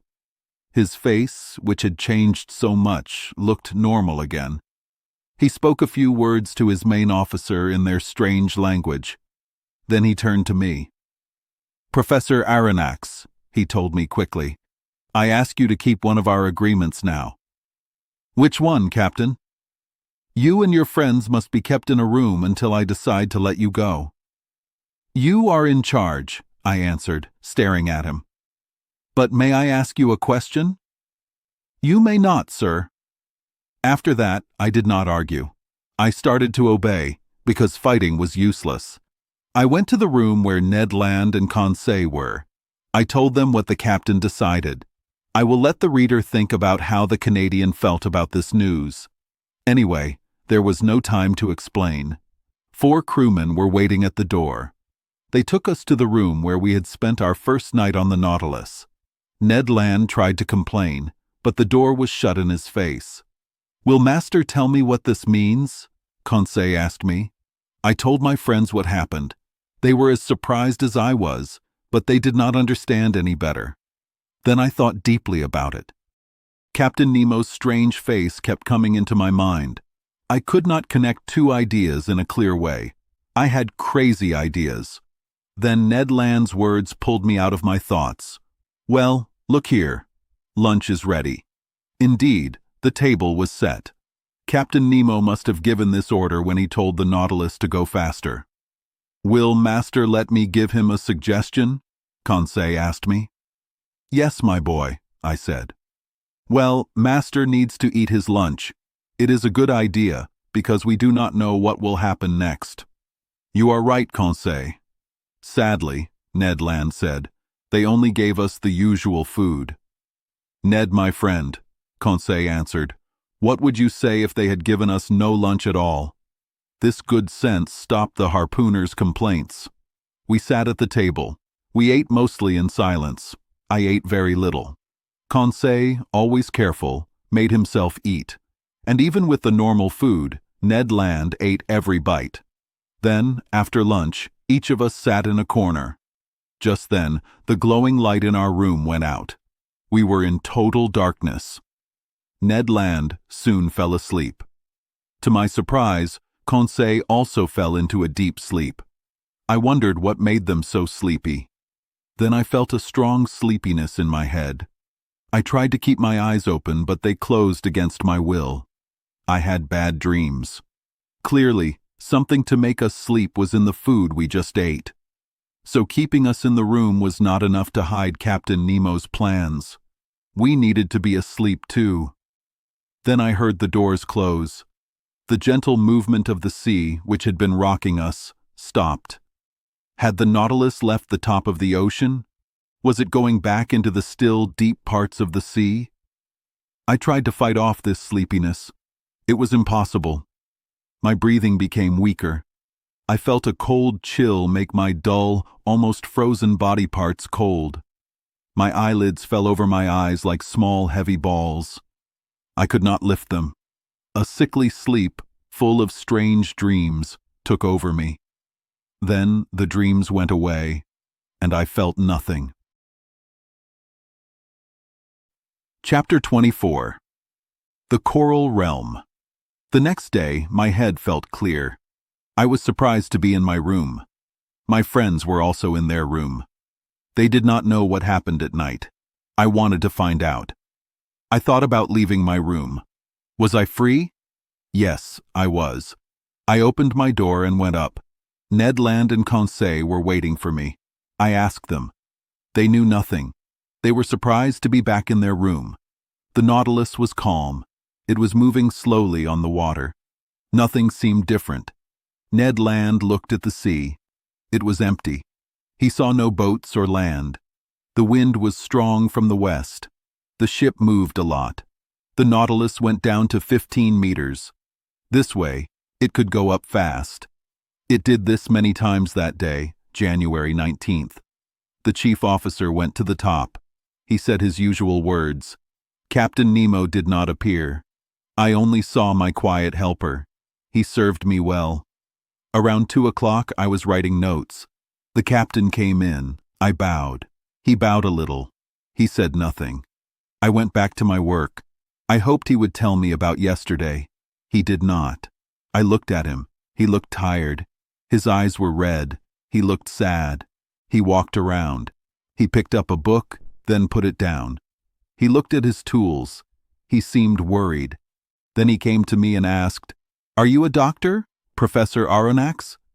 This question surprised me. I looked at him and did not answer. "Are you a doctor?" he asked again. "Some scientists are doctors too." "Yes," I said. "I am a doctor. I worked in hospitals for some years." "Good, sir." Captain Nemo was happy. I waited for more questions. "Professor Aronnax," the captain said, "can you help one of my men? Is someone sick?" "Yes." "I will go with you." "Come." My heart beat fast. I thought this sick man was connected to what happened yesterday. I wanted to know the mystery. Captain Nemo took me to the back of the Nautilus. He led me to a room near the sailors' rooms. A man lay on a bed. He was about 40 years old. He looked English. I looked at him. He was sick and hurt. His head was on a pillow. It was covered in bloody cloth. I took off the cloth. The man looked at me with wide eyes. He did not complain. It was a bad wound. His head was broken. His brain was open and hurt. There was old blood. His breathing was hard. His face moved strangely. His brain was swollen. He could not move or feel. I felt his pulse. It was weak. His hands and feet were cold. I knew he would die. I covered his wound. Then I looked at Captain Nemo. "How did he get hurt?" I asked. "It is not important," the captain said. "The Nautilus hit something. A lever broke and hit this man. My chief officer was next to him. This man jumped to save him. It is like a brother for a brother. This is our rule on the Nautilus. What do you think about him?" I did not want to say. "You can speak freely," the captain said. "He does not understand French." I looked at the man one last time. Then I said, "This man will die in 2 hours. Can nothing save him?" "Nothing." Captain Nemo made fists. Tears came from his eyes. I thought he could not cry. I watched the man dying. He became paler under the light. I looked at his smart face. He had lines from sadness. I hoped he would say something. "You can go, Professor Aronnax," Captain Nemo said. I left the captain and the dying man. I went to my room. I felt very sad. All day I felt bad. That night I did not sleep well. I thought I heard crying. Was it a song for the dead? The next morning I went on deck. Captain Nemo was there. He came to me. "Professor," he said, "would you like to go underwater today?" "With my friends?" I asked. "If they want to." "We will come, Captain. Please put on your diving suits." The dead man was not mentioned. I went to Ned Land and Conseil. I told them about Captain Nemo's idea. Conseil wanted to go. Ned Land also agreed this time. It was 8 in the morning. By 8:30, we were ready. We had lights and air tanks. The door opened. Captain Nemo and 12 men came with us. We stepped onto the seafloor, 10 meters down. The ground went down gently to 15 fathoms deep. It was different from my first dive in the Pacific. There was no sand or grass. I knew where we were. It was the coral area. Coral is a small animal. It grows together. People thought it was a mineral or a plant, but in 1694 it was known as an animal. Coral is made of small animals. They grow from each other. They live alone, but also together. They are like a natural team. I knew about these strange animals. They turn into stone like trees. It was very interesting to see these stone forests in the sea. We turned on our lights. We walked along new coral. One day it will fill this part of the ocean. Our path had many tangled bushes. They had small white flowers. But these trees grow down from rocks. Our lights made nice colors on the bright coral. I thought I saw tubes moving in the water. I wanted to pick the fresh flowers. They had small arms. Some were new, some were just opening. Fish swam past them like birds. But if my hand touched the moving flowers, they would close. The white flowers went into their red parts. The bush changed into stone bumps. I saw the best corals. This coral was like the ones from the Mediterranean Sea. It was bright. It was called blood flower or blood foam. Coral costs up to 500 francs per kilogram. There was enough coral here for many people to get rich. This coral sometimes grows with other corals. They form hard, tangled groups called machiota. I saw some pink ones. As the bushes got smaller, the trees got bigger. There were stone thickets and long arches. Captain Nemo went into a dark path. It went down to 100 meters. Our lights made magic effects. They showed the rough parts of the arches. They looked like hanging lights. We saw other corals here. Melita coral, rainbow coral, and green and red corallina. These are seaweeds with stone. They are now known as plants. But someone said, "Here, Life starts from stone, but it stays simple. After 2 hours, we reached 300 meters deep. This is where coral starts to grow. But here, it was not small bushes. It was a huge forest. Big stone trees were connected by hydras. These are like sea plants. They had many colors. We walked under their tall branches. They were dark from the deep water. At our feet were organ pipe coral, stony coral, star coral, fungus coral, and sea anemones. They looked like a carpet of flowers with shiny gems. It was amazing. I wished we could talk. Why were we in these suits? Why could we not speak? I wanted to be like the fish, or like animals that can live in water and on land. Captain Nemo stopped. My friends and I stopped. I saw the men form a circle around him. 4 of them carried a long object. We were in a big open space in the forest. Our lights made a bright light. It made long shadows.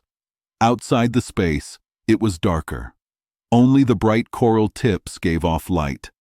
Ned Land and Conseil were next to me. We watched. I knew something strange was going to happen.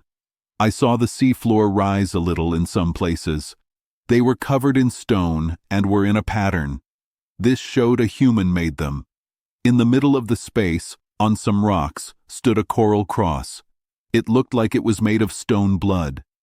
Captain Nemo made a sign. One man stepped forward. He took a tool from his belt. He started to dig a hole a few feet from the cross. I finally understood. This space was a graveyard. This hole was a grave. The long object was the body of the man who died last night. Captain Nemo and his men came to bury their friend in this secret place in the ocean. No! My mind was racing. I did not want to see this. The digging was slow. Fish swam away. I heard the tool hitting the stone ground. Sometimes it made sparks when it hit a rock. The hole got bigger and deeper. It was ready for the body. Then the men carrying the body came closer. The body was wrapped in white cloth. They lowered it into the water grave. Captain Nemo crossed his arms. He knelt down to pray. All his friends did too. My 2 friends and I bowed. The grave was covered with dirt from the seafloor. It made a small hill. When this was done, Captain Nemo and his men stood up. Then they all went to the grave. They knelt again. They put out their hands to say goodbye. Then the group went back to the Nautilus. They walked under the trees, through the bushes, and past the coral. They went up. Finally, the ship's lights appeared. They showed us the way to the Nautilus. We were back by 1 o'clock. I changed my clothes. I went to the top of the ship. I had bad thoughts. I sat near the light. Captain Nemo came to me. I stood up and said, "So, as I thought, that man died last night?" "Yes, Professor Aronnax," Captain Nemo said. "And now he rests with his friends in that coral graveyard?" "Yes, the world forgets them, but we do not. We dig the graves. Then the coral covers our dead forever."